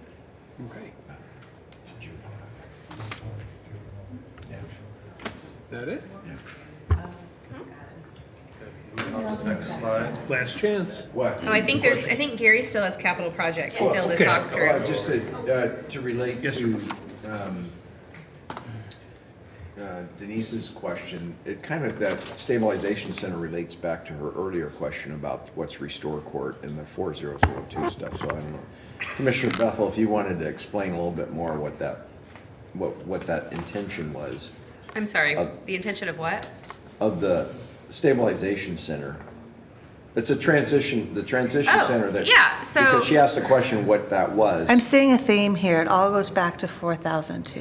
Yeah. Yes. Yes. I mean, ultimately, we need to be able to house some of our community offenders in certain spaces that are not the jail to get them specific services. And so in partnership with the DA and the sheriff's office, the sheriff decided to close the transition center and remodel it and created a stabilization center. So there'll be different types of individuals navigating into that with the assistance of the DA and the court in order to provide more wraparound intensive services so they don't recidivate and they are not in the jail. got it, except all these new kind of friendly Yes. words are confusing. Sorry. Yes, and we forget that you're not here with us all years. We're Right. building this ship in the river. Yeah. Yeah. Good job. Yeah. I can give you much more offline if you want much more offline. So you don't- I feel like I'm going to show up to some meetings throughout the year, so I'm caught up. Great, we'll invite you. So continuing Moving on, right along. on the left-hand side of your screen, you'll see the continuing projects. I was going to focus on the third one down, which is the Justice Courts Case Management System. So the Marion County Justice Courts are replacing a 25-year-old legacy case management system with a modern solution. The current system is extremely outdated, lacks critical functionality for today's judicial operations. The new system provides some functionality that they really want and they currently don't have, which is streamlining case processing with workflows, improving public access and online services. They're enhancing data sharing with justice partners and support state and federal reporting requirements, and it's going to drastically strengthen their security and reliability. We're taking a phased approach to this project so that we can make sure that we do not impact court operations while we get this new system installed. And the project is going to ensure that the courts can continue to deliver the services that they do today. On the right-hand side are some new projects. The one specifically assigned for IT is to assist the juvenile department to replace their refrigerator monitoring system. They provide a lot of food services out there, and they're required by law to have monitoring systems. So if the power ever goes out or a refrigerator or freezer loses power, they get alerted immediately and they can spring into action and save their food before it gets spoiled. On the next slide, we're going to talk about the IT equipment replacement projects. There are currently several projects on there. I was going to focus on numbers 1, 4, and 5. So these are the IT network surveillance equipment and battery backup equipment replacement projects. So we have a ton of equipment all across the county. We have to keep those systems up to date so they can maintain warranty and support through our vendors. Again, our aim is to replace 20% of that equipment annually, getting rid of the aging equipment. The components are essential to maintain secure, reliable, and high-performing technology services. The key goals are to improve network performance and stability, ensuring power is continuously available in case there are brownouts or power outages at those sites, and maintaining compliance with the functionality of our video systems, so we have to replace those on a regular basis. And if you guys have any questions about any of those other projects, I'd be glad to answer them. I don't have any questions. Sure. And a big project that was mentioned earlier, we have the evidence building that is about to start construction mode. We've been in the planning mode and the RFP mode for quite some time. It actually was one of my first meetings as I came into business services. It's exciting to see this come forward.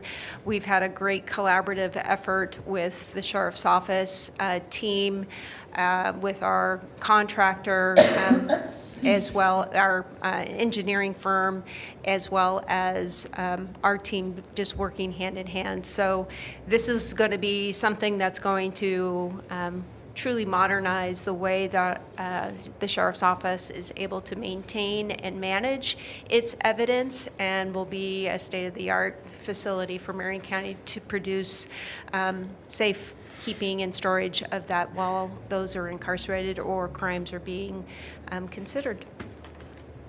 It's exciting. It's going to get done this year. And just to round us out here, there's a couple projects that are sprinkled in other department budgets. There's a cemetery fencing for $25,000, that's in tax title. There's a work crew trailer in the sheriff's office, and also the jail TV rewiring in the sheriff's office. I'm sorry, what is cemetery fencing? Do we own think- cemeteries? I think I Is that know the it. cemeteries that are like in the middle of farmlands that we have to keep? Yeah. Oh my heavens. Your No pun intended. your tax dollars at work. I mean, yes. Yes, okay. The things you drag out of the back crevices of your mind as a commissioner, like, oh yeah, what do we have, like 6 of them somewhere? We only have to fence one. Oh, we only have to fence one. Well, that's good. What is a jail steam kettle? Is it steam or is it on the slide? What's it? I'm on page 576. They're looking at the screen Sorry. like what? New projects. Jail steam kettle for $17,680. I assume that's not a tea kettle for $17,000. Is it for the boiler? For Yeah, the, it's equipment in the, jacket it's equipment in the jail kitchen. It's like an industrial-sized kettle. Literally, for boiling water. Cooking soup. Cook soup. Oh, it's like in the kitchen. Yeah. Yeah, the big thing. You need a tour of a real kitchen, Commissioner? A commercial one, maybe. In the real world. I mean, I feel like I have a real kitchen. You do. It's very nice. A commercial kitchen. All right. That's for volume feeding. Volume feeding, okay. Yeah. Wow, good to know. Exactly right, Mr. Chair. Okay. I think they're done. Okay. Thank you so much. Last chance.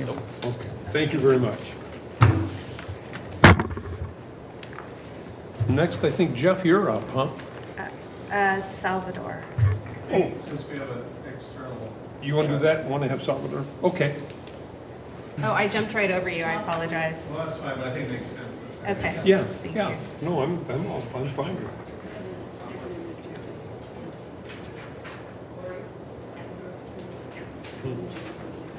No, I thought you were figuring it out. Thank you. Thank you.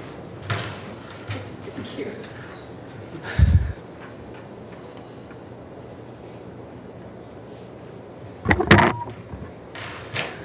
Good evening, good afternoon, Good afternoon. Thank you for Commissioners being and here. Budget Committee. Thank you. So I have a script. I'm going to read the script, and then if you have any questions, I'm happy to try to answer them. And Salvador's in the audience, as well as super smart computer Aaron, and also Lori. So you have a full house. The Elected Officials Compensation Board is responsible for the annual review of compensation for elected officials and makes recommendations to the Budget Committee regarding adjustments to compensation and related practices. The board conducts its review in accordance with Oregon Revised Statute 204.112 and established compensation board policies. As part of the 2025 review, the board evaluated market data to assess whether current salaries are aligned with comparable positions in similarly situated jurisdictions. The analysis indicates the elected officials' total compensation is below market averages, with the exception of the sheriff, and the treasurer positions.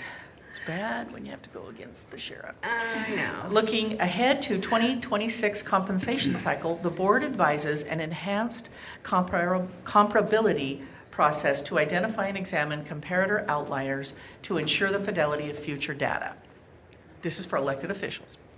Effective July 1, 2025, the Marion County Compensation Board recommends adjust the Marion County Assessor upward by 2.61%, adjust the Marion County Clerk upward 4.42%, adjust the Marion County Commissioners upward 10.2%, adjust the Marion County District Attorney upward 7.7%, adjust the Marion County Justice of the Peace upward 9.52%, uphold the remaining Marion County elected officials, positions. The board further recommends a 3% cost of living adjustment for all elected officials other than the treasurer. The amount is consistent with that provided non-represented employees, which aligns with the collective bargaining agreement of the county's largest represented bargaining unit, the Marion County Employers Association, MCEA. Thank you for the opportunity to serve the community and all of you. Mr. Chair, Yes. just for the record, I need to declare a conflict. As a commissioner and a recipient of this recommendation, if approved by the Budget Committee and moving to the commission in the future, I would have a direct conflict. So for the record. I also have a conflict I would like to declare. No, I may. Waiting for the third chime there. Potential conflict, sure. Okay. Okay, with that in the record, go ahead. Can we ask questions? Of course. So we do this every year. We do.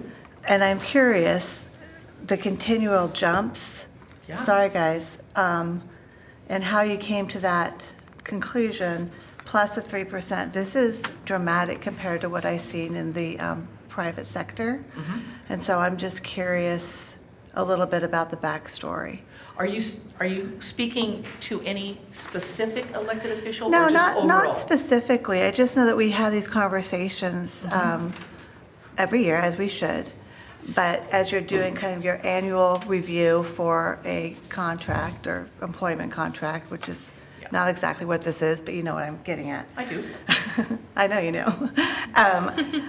Just the, 4%, 10%, 7%, I just wondering, let's just go, I guess it is a commissioner. So what was, I assume that you're comparing with other comparable counties? Correct. We have 6, I want to say 6 comparators.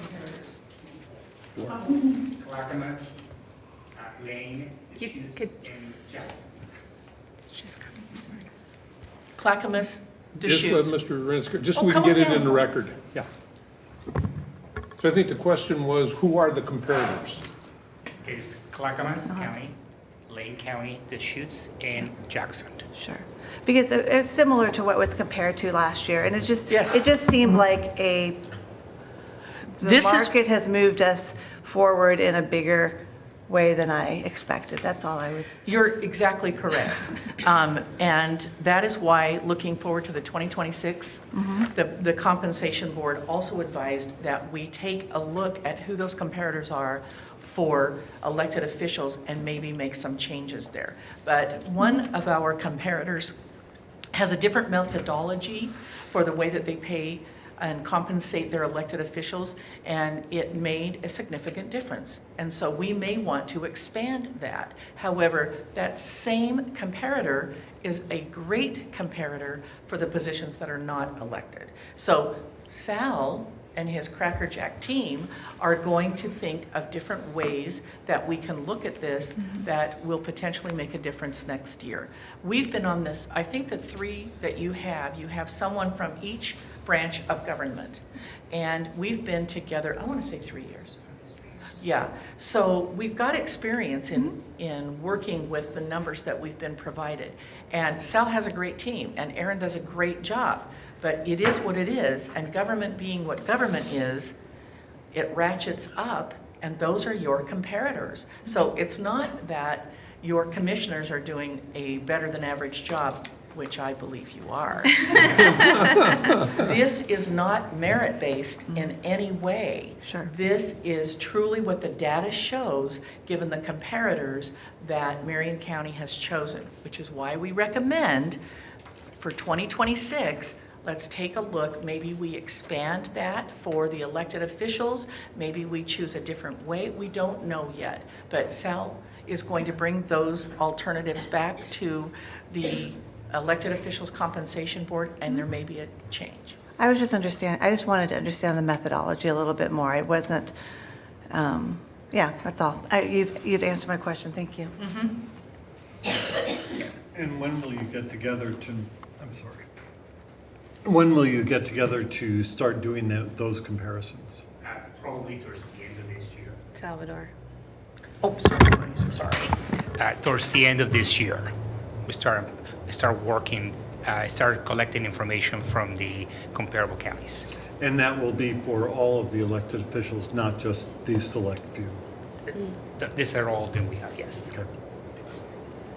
And for the record, there are statistically valid methods that are used in government human resources to do this. You don't just pull it, there's a process. Correct. And it's a sort of a nationally recognized in the human resources world process for doing it.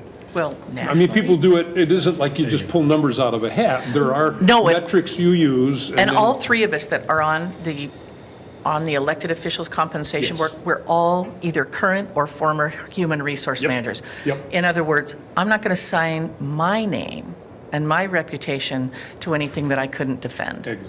Exactly. I think that's important to remind people. I think it is of, too. Because pulling these numbers out of a hat, no. There's deliberation processes, statistically valid ways this is done, in the world of human resources. I was going to say, you have professionals looking at this as Yes. well as your professional Yes. team. Yes. Okay. Questions or comments?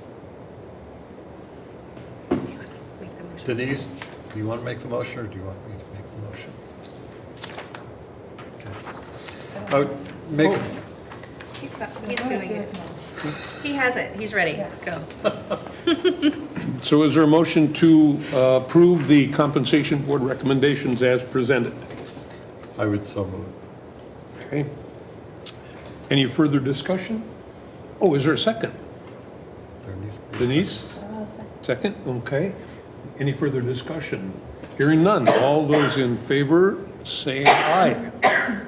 Aye. Anyone opposed? Aye. You're No, I'm not opposed. I didn't hear all the ayes go around here. Okay. Yeah. There needs to be at least four. Anyone Yeah, aye. opposed? Hearing none, the motion carries. Thank you to the Thanks so much. compensation board. I didn't, Commissioner Wilson, did you vote? I said aye. Okay. Mr. Chair, Yes. if you would indulge me, and I'm sorry, Jeff, also, if you would indulge me. We have a bit of a surprise today. Yes. For the Finance Committee, the Budget Committee, on Sunday, Jan Fritz celebrates 30 years of service in Marion County.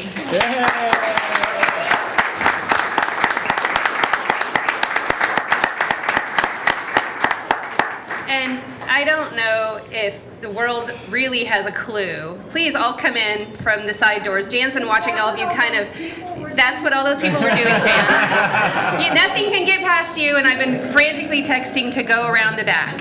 So as you all funnel in, I'm just going to give a bit of a speech, and then the other commissioners will jump in. When I first became a commissioner in 2021, I got sworn in on a Monday, and then for like a week I saw Jan Fritz upstairs, and then for 4.5 months I didn't see her. And I couldn't figure out for the life of me where she was and what she was doing, and I was too new to go bang down the door and ask. But what I quickly learned towards the beginning of April is that she hunkers down in the back of the board's room in Mount Angel Conference Room with all the folks from finance and all the department heads from across the county, and they put this budget together. And it fluctuates anywhere between $700 million and $1 billion, depending on what we've got going on in the world since I've been a commissioner. But Jan has been here for 30 years. And we usually do service awards out in the community. The commissioners go together, and we each have something to say. But Jan, we're not going to do this in a regular board session because I just want to say to you, you are the champion of this county.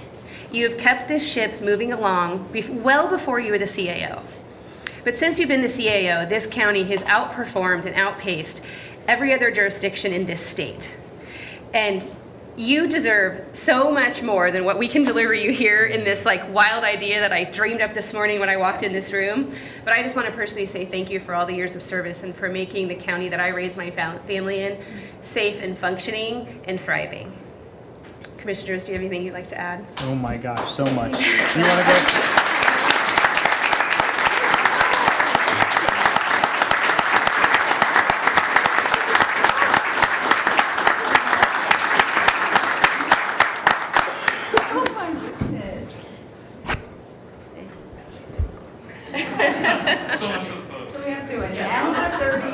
Yeah, well, and I don't know if the TV can see you if you put the flowers right there in front of her face, so just to be clear, maybe put them next to Denise on the dais. Kevin or Cullum or anyone else, do you want to say go something first? to You want me her? to? Okay, Or- I have lots of things. So I have all these images in my head of moments where, but for Jan Fritz, our whole community would be worse off. So I'm just going to like start kind of mentioning things that pop into my mind. The first one, of course, is 1 a.m, the night of the fire, Jan Fritz calling the gal who runs the state fairgrounds, opening that facility. 1,200, 1,400 people were there in those hours. 1,800 animals. Between 1 a.m. and 6 a.m. I remember going there that day after going with the sheriff's deputies up Crooked Finger, coming back, going there, having staff break down because they were so overwhelmed by what was going on. And Jan just was executing, and literally thousands of people were relying on Jan Fritz in that moment. The next memory I have is COVID. The governor shuts down restaurants on St. Patrick's Day. I remember that one. People had literally just bought food for the weekend, you know? Restaurants were out thousands of dollars, sometimes tens of thousands of dollars, and then their businesses just got shut down. And we were the first county who said, well, let's do an emergency grant program to try to keep businesses alive so they can meet payroll. We opened it up. I think it was my fault. I was like, look, let's not make this too big. You know, let's only do like $250,000 in the first tranche, and we got $800,000 in requests. And I remember walking back to Jan Fritz's office and saying, Jan, remember how I said I needed $250,000? I need $1 million. We can't look these people in the eyes and say no to them. We can't do that. And I just remember Jan saying, okay, I'll back you. And we walked back into that meeting, and I was with the other two commissioners. I said, guys, like, we have to spend this money. And Jan was like, we have it. That's what it's for. Let's do it. And then I remember the board's office and central services literally handwriting those checks over the weekend to get those out to people. Those are just two. There's so many other stories where, but for Jan Fritz, you know, so many people's lives are different. And then the final thing I want to say, Jan, that I so admire you for is I tell people you're not a real commissioner till you're the one on a 2-1 vote. You know, part of believing in democracy is believing in it when it doesn't go your way. And I can tell you, like, there's no shortage of egos in elected office, right? Like, we're not accused of not having confidence in what we think is important for our community. But I think believing in this community, believing in this government means that you accept the result when it doesn't go your way, right? And I know that's been a big growth thing for me. One of the things I so admire about you, Jan, is you are so smart, so sophisticated, so good at your job. You could use that to undermine the will of the voters. You could use that to manage the elected officials. And instead what you do is you respect the process, you respect the elections, you respect the 2-1 votes or the 3-0 votes, even when you're shaking your head going, oh man. And I just so admire you for that. I so admire the way that you, you make sure that we know the law and we're always doing what's right and ethical, but you might have policy preferences at times where you're like, boy, these commissioners. But so long as you know that this is what the elected people elected these folks, and these folks did their vote in a public meeting, did the right process, you figure out a way to make the government work, to make democracy work in our community.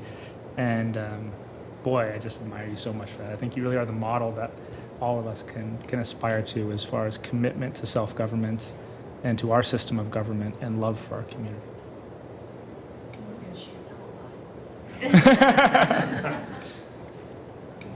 Well, Commissioner, I'm sorry to inform you, she is so smart, she does know how to manage us, and you don't even know it. That's true.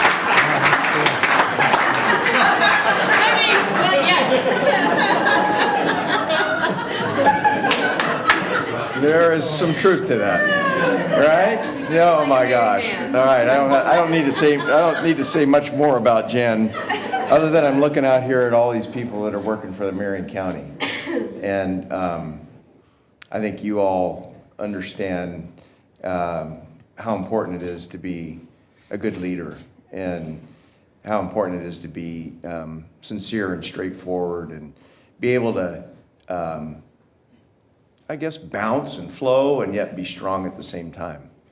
And from the time I've been here to even today, I just look around this room and think about all the people that are standing here that are serving Marion County, and Jan's just one of you. But she is at the top, and at the top of a servant leader, which we all are, to serve the community like we do.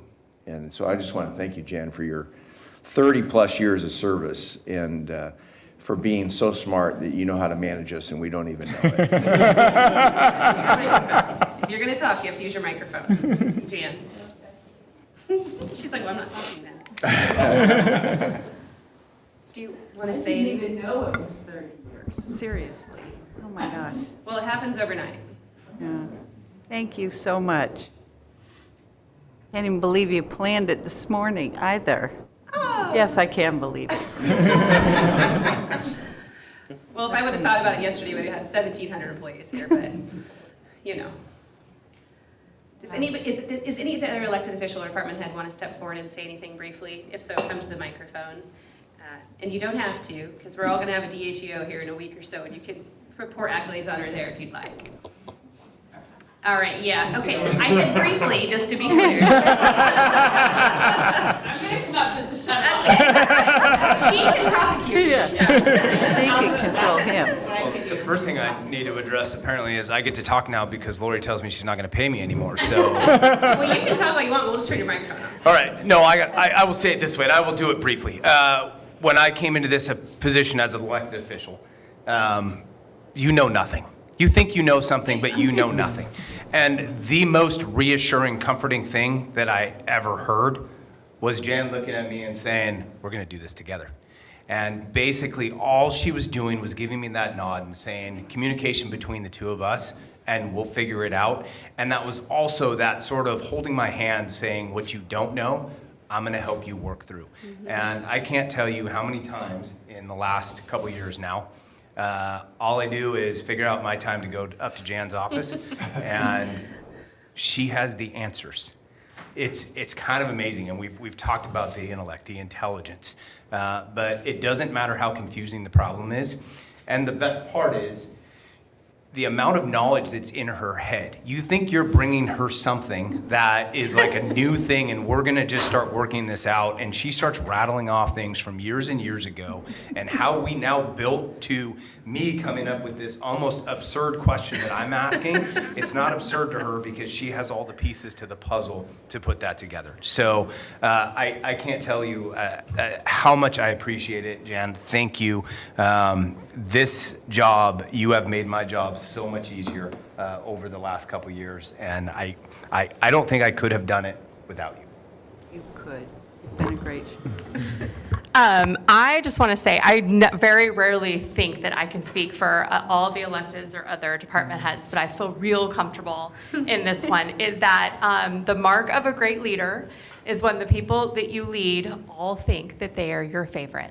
Yeah. And I think we all think that we are Jan's favorite. And that means she can teach a master class in how to be a great leader, how to be smart without being condescending, how to help people learn how to do something rather than showing them how to do it. And we all know who her actual favorite is, but I think we all owe her a debt of gratitude for the fact that she has taught us very valuable lessons as we work alongside of her and for her. And so we all owe you a great bit of thanks for teaching us how to do it well. So thank you.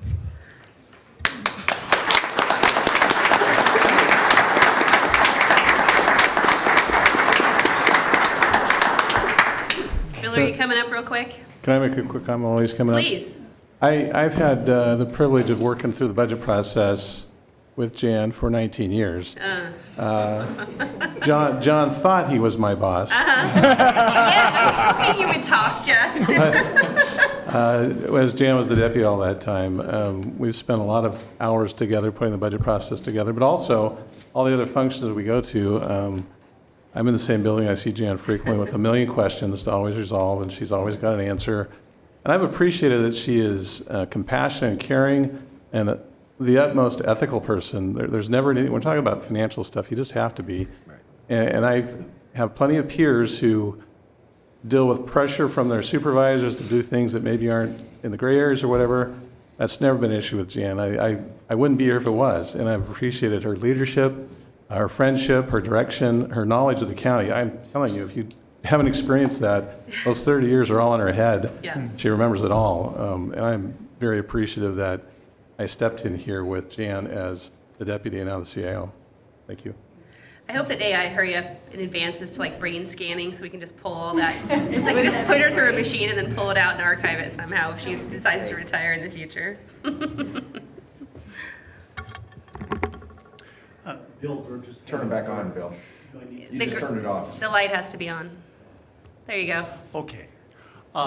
Jan, thank you. Thank you for your services. Jan, this county has always been a leader in the state and in the nation. I think of the children's project that this county started out and made a really big difference, inroads with Randy Frankie and with you. And from then on, you've just been running and finding other ways to make this county even better and better in your even leadership. She brings harmony when we're not always as harmonious as we can be. She brings the best out in us, and that's really great, not only for us and our growth, but for the way we serve the county. And your dedication is just been fantastic. I left my regular time last night, and I saw your car and Jeff's car still there. I don't know if you even went home last night. But I think it's just you've got such a special nature to you, as well as the skills, that your dedication is that we're all going to be in this and we're all going to do this together the best that we can. And again, the I guess maybe some side effects or serendipities of that is that we do become leaders in the nation in all the different areas that we work.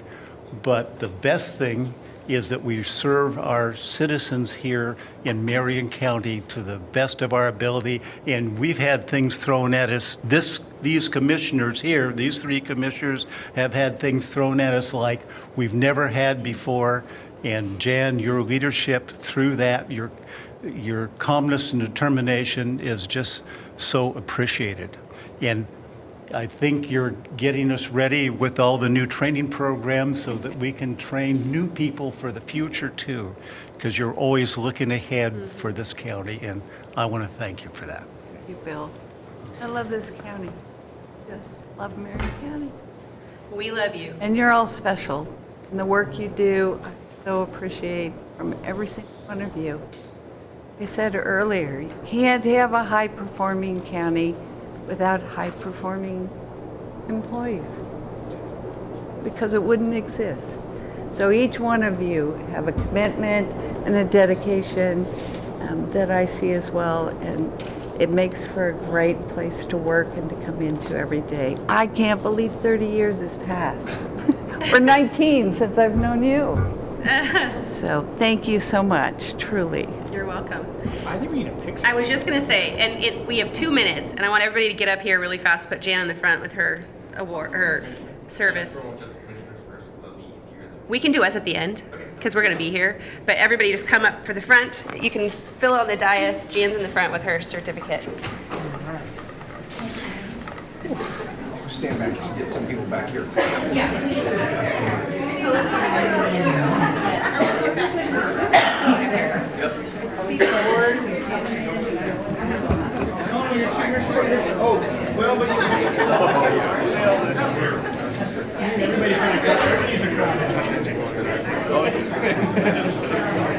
At 10%. I couldn't rise till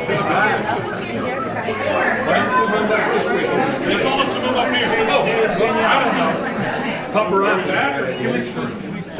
just as long as everybody gets in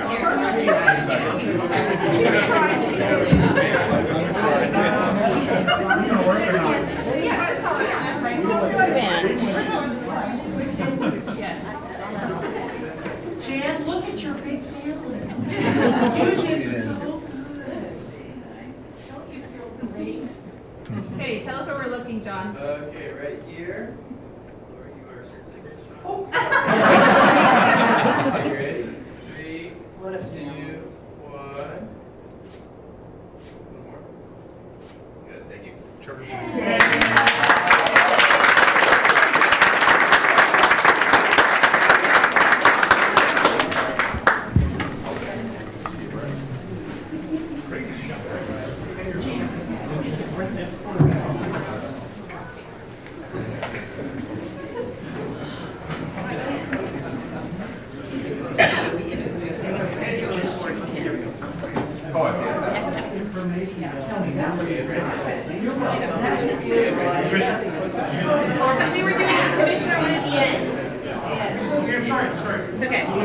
No, the end of the meeting. Okay, fine.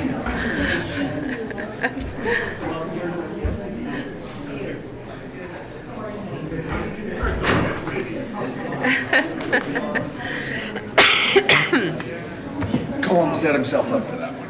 I know, that was perfect. Oh my God. It was so bad. Oh gosh. I walked right into it. You did. And you just took the 2x4 right on your nose. So thank you, Budget Committee, for indulging our little hiatus left turn there. And now, Mr. Chair, I'll hand it right back to you so you can finish this up for the afternoon. Back to me. Let me see, where we got compensation, but I lost my place here. Sorry, so we're doing non-departmental and other funds. Non-departmental and other funds, and Mr. White, you are up. Jeff White, Chief Financial Officer for Marion County. This is deja vu this morning when I got up here, the room emptied also. It's not you, it's us. I don't know. Chair Vance and members of the Budget Committee will be going through the non-departmental budgets. And I might, if you're okay, make it a little quicker than normal. And maybe I'll just point out the significant changes. So if you'll start on page 533, non-departmental operations. These are our programs and budgets that, as it says, aren't aligned with any particular department. You'll see things like our debt service funds, our some funds where we get money that just passes through directly, like our county schools money. We get it and we just write a check. Our ARPA money, our rainy day reserves, self-insurance.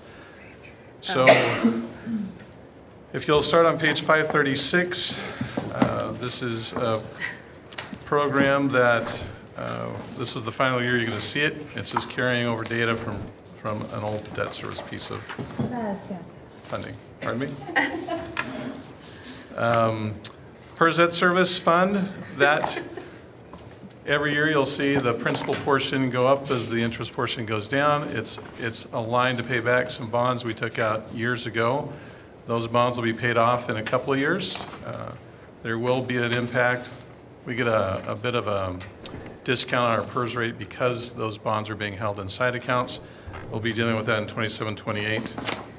The capital improvement loans program on page 538, this is where the loans we've borrowed. We borrowed money in 2013, 16, 18, 22, and in 23, 24 to take care of many of the buildings we built, some of the repairs.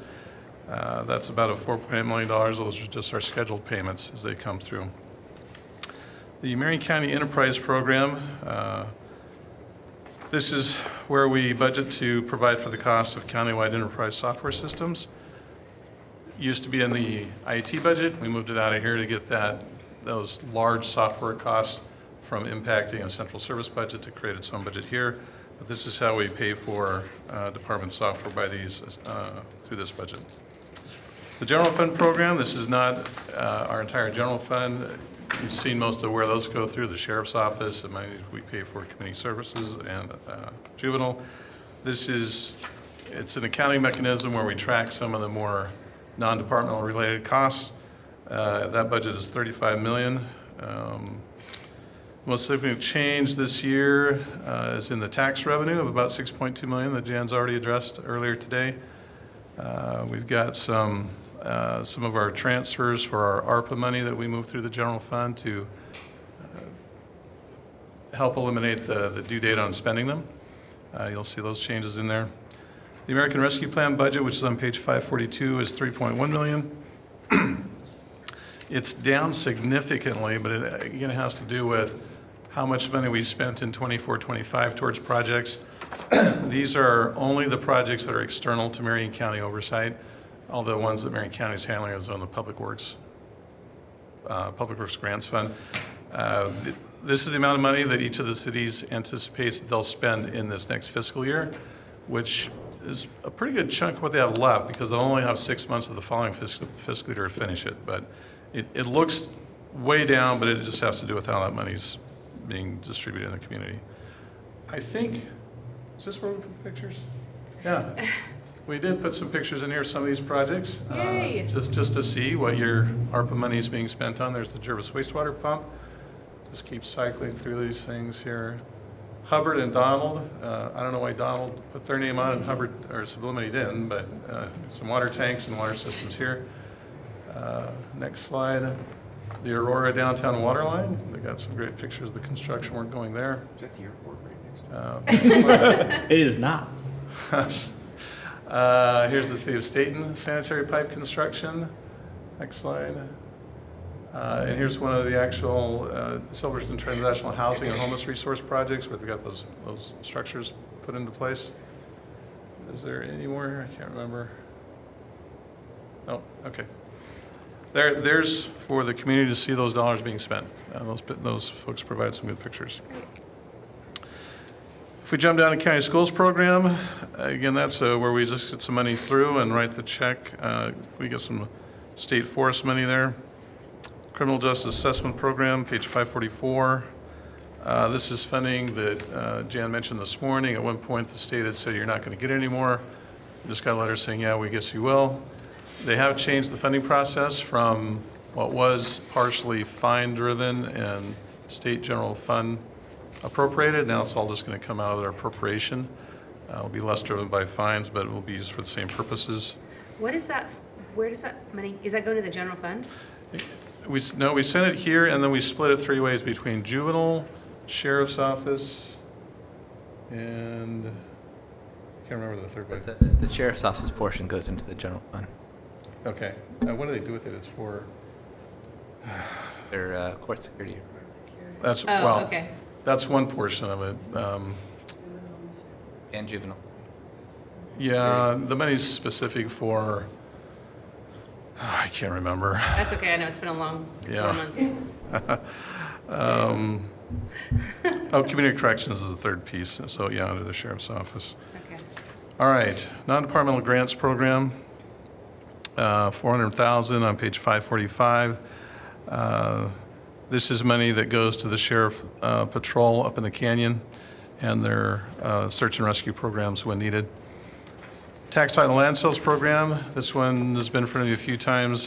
The dollars are growing because we've been holding money due to the Supreme Court decision that we have to change how we handle the sale of foreclosed property. We believe in this next year that this legislative session will come out with some final guidance on how to do that, so we think we'll be able to actually distribute some money wherever that's going, but so it looks like it's up in the budget. Veteran Services Program, this is the exact same budget as you've seen. It's page 548, sorry about that. This is how we recognize funding received by the county from the state of Oregon to help the State of Oregon Department of Veterans Affairs. We match it with county general fund money. The dollars are exactly the same for 25-26 as this year. The Santiam Wildfire Housing Program, we've got money there that was received from the state of Oregon. We're looking to repurpose it to still handle what was initially for rebuilding homes to helping with other projects of the canyon, and in particular for wildfire relief. It's also where you'll see that $1.4 million we got a few years ago, property tax rebate that's sitting there for the county to decide how they want to spend that. Page 550 is the Impacts Grant Program. That's new last year, that Senate bill or House Bill 4002. That program was set up to handle the implementation of the money we got from the state. The Materials and Services Appropriation is going to allow for the expenditure of those funds in transfers to the DA's District Attorney's Office for $349,000, the Sheriff's Office for just over $1 million, and Health and Human Services for about $120,000. On page 551, you'll see the Marion County ERP program. That's where we're accounting for the cost of this project you've heard about many times today to replace our current Oracle system. Down to the Rainy Day Reserve Program, page 552. Money was placed into that fund many, many years ago and has been held in reserve for when some type of emergency comes up that the commissioners can decide to spend. It's about $2.6 million. It grows each year from interest income. And the final program is the self-insurance program. That's a $54 million program that handles all of the assessments we make to departments to pay our health insurance bills, employee benefit health insurance bills, And then any other liability, workers' comp, we have reserves in that fund for any types of those claims. With that was really fast. Any questions you might have? Yes, Question, Commissioner. Sure. This wildfire housing fund went from $12.5 million to 9.6. I know some of that money was spent with Christian Aid Ministries to rebuild houses. Is that, and this might be a better question for Matt, I see him back there. Does that explain the total difference in amount, or does that also include some transfers to? It also is our grant program that we designed for wildfire recovery. So CAM was a part of that, but then there was all the other grants that Matt and Aaron have been, working through and spending dollars out on. I guess my question is the total sum of that $4 million, the 13.6 to 9.6, or is it different than that? I can ask Matt later. Yeah, I don't think we've made any transfers out. I think we just spent it on reimbursement for expenditures. Okay, perfect. There's been no transfers out. There's I been do no know transfers that, out, perfect. For sure. That's actually that's my question. Yeah. Yeah, but there'll be no Perfect. transfers out. No transfers out. Yes. That was my question. Thank you. Okay. Okay. Other questions, comments? Thanks, Jeff. Okay. Thank you. And for the record, I picked up the sign-in sheet, the opportunity for public comment with part of notice, I think, wasn't it, Jeff, originally? And I also mentioned this morning, yes. Okay. And there are no comments, and I don't know from staff if there was anything written that came in. I haven't heard that there was. No, we've been monitoring our online email account. Public comment, there's been no comments. Okay, nothing there. Well, then, next item on our agenda is deliberation and approval of the Budget Committee recommendations. There are two here. The first one is to approve the fiscal budget, and the second is to approve the ad valorem tax rate. Which order do you want? Which order? I think you have to do the tax rate and then the budget, because the Oh, is it tax rate I'm sorry. matters I got them into the upside down. budget, so, Typically give you the yes. tax rate. Okay. Mr. Chair, I move that the Marion County Budget Committee approve an ad valorem property tax rate of 3.0252 per 1,000 of assessed value for fiscal year 2025 through 2026. Okay, is there a second? Second. Thank you. Any further discussion? All those in favor say aye. Aye. Anyone opposed? Hearing none, the motion carries. Thank you. The next motion is approval of the budget. Mr. Chair, I move that we approve the fiscal year 25-26 budget In the amount of? in the amount of $743,294, sorry, $743,294,651. Woo! By fund as proposed by the budget officer. Second. And forward the fiscal budget to be approved by the Marion County So that- Commissioner. I was just going to say, could you amend your I'll read the motion to be whole the whole thing. thing, please, so we Okay. can follow the proper procedure? Sorry, I'm getting It's tired. okay. I move the Marion County Budget Committee approve the fiscal year 2025-26 budget in the amount of $743,294,651 by fund as proposed by the budget officer, and forward the fiscal year 2025-26 approved budget to the Marion County Board of Commissioners for final adoption. And I would second that as restated. Thank you. Further discussion? I would just like to say, again, probably something similar to what I said last year. The budget team, you do such a great job of corralling and herding cats over many, many months. Earlier, somebody asked when Salvador was going to meet to kind of go through compensation packages and a new process, and he said later in the year. And of course, he'll do that before you even begin your budget process, which happens, mid to late January of every single calendar year. Nobody truly understands the level of detail the team manages. I notice because Jan literally is not there for 5 months of the year, and I have to go chase her down. She's always very responsive. I'm very grateful for the work that you do, and that you're always willing to add new things, me asking for asterisks and trying to explain what a networking balance is or whatever, so the public can understand where their money is going, how we're using it, and they can feel really good about it. It means a lot to me that you're willing and flexible. So thank you for your work on behalf of all of Marion County. If it wasn't for all of you, people wouldn't have paychecks, and we wouldn't be able to deliver good services. So it's Yes. Denise? Yeah, thanks. This is one of my favorite meetings of the year. And I know that makes me a huge nerd, but we already all knew that.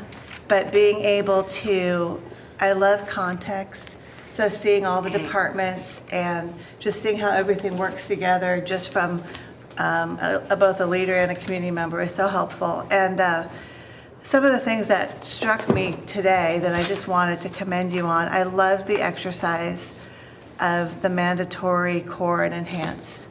That was just brilliant. And I think in some ways we do that, but to actually be intentional and sit down and go through that process, especially as you're looking at budgeting and making sure that we can continue to go forward in our core and knowing what that is. It's amazing how many people don't actually know or have that conversation. So thank you guys, all of you, for leading that. The other thing that struck me was the longevity of the staff here, especially the department heads and the leaders here. They're very familiar. Yes, there's some new ones, but that's due to retirement. You're not having a lot of turnover. And that's just the sign of a really healthy organization and a good workplace. So thanks you guys, all of you, for that.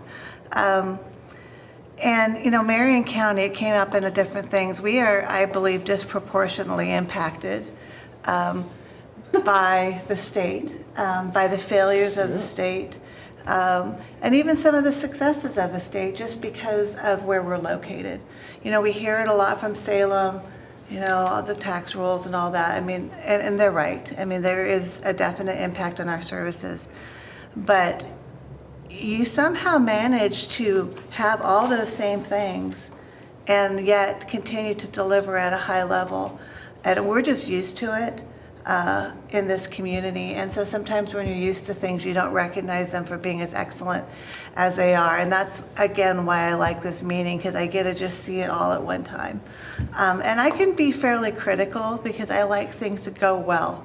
But I also, when things go well, I like to give a lot of attaboys and a lot of praise for that because it's not easy at all, especially being in government right now. So all of you guys, thank you. And this committee, it's such an enjoyable day, smart questions, and people that know and care about this community. So with that, I'm excited to move forward and support this budget. Mr. Chair, if I may, Yes. I just want to add one thing to what you said, Denise, which is one of the things that impresses me so much is not just the longevity of the leadership, but how open they are to improvement. Because sometimes you can be in a place where people are really good at their jobs, they've done it a certain way, and they're like, okay. It can become stale. It can be the opposite. And that's not the case with this group. I mean, you have folks that want to be better. And it doesn't matter if Jan's been here 30 years, she's open to every good idea, the good ones. She's open to every good idea. And just really impressed by that. That's it. We need to vote on this. Other comment? Oh. He was just patiently waiting for discussion. He's doing a great job. Yes. Is there any other further comments he's asking? Budget If not, committee, yeah. then he'll call for the vote. I said I thought we already voted, but. Call for the question. Well, I want to make sure everybody's had a chance to say, and then I will be the final one, and I'll say it's amazing the amount of detail that goes into carefully preparing the budget and these numbers, and how seriously everybody, the folks that were all standing here, all the way down the line to the guy that collects the coins out of the parking meters, if they still do that, that takes the job seriously, and the success comes from good management, but good management of good people. And I credit you guys for all of this stuff. This is quite an achievement, complex achievement, and I appreciate it. And I realize, somebody asked me today how long I've been here. I've been here since the last century, so. Welcome, me too. I tell my kids I lived in the 1900s. Yeah. That's hilarious. Yeah. Anyway, So any further the business to come before the committee?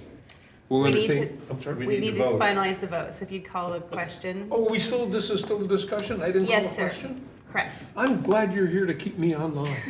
It's a team effort. Mr. Chair, we Mr. Chair, that's her normal job. She keeps all of us in She line. does it very well. So there is a motion and a second before the committee. All those in favor say aye. Aye. Aye. Anyone opposed? Then we are adjourned. Thank you. Good job. Another good job, everybody. Thank you.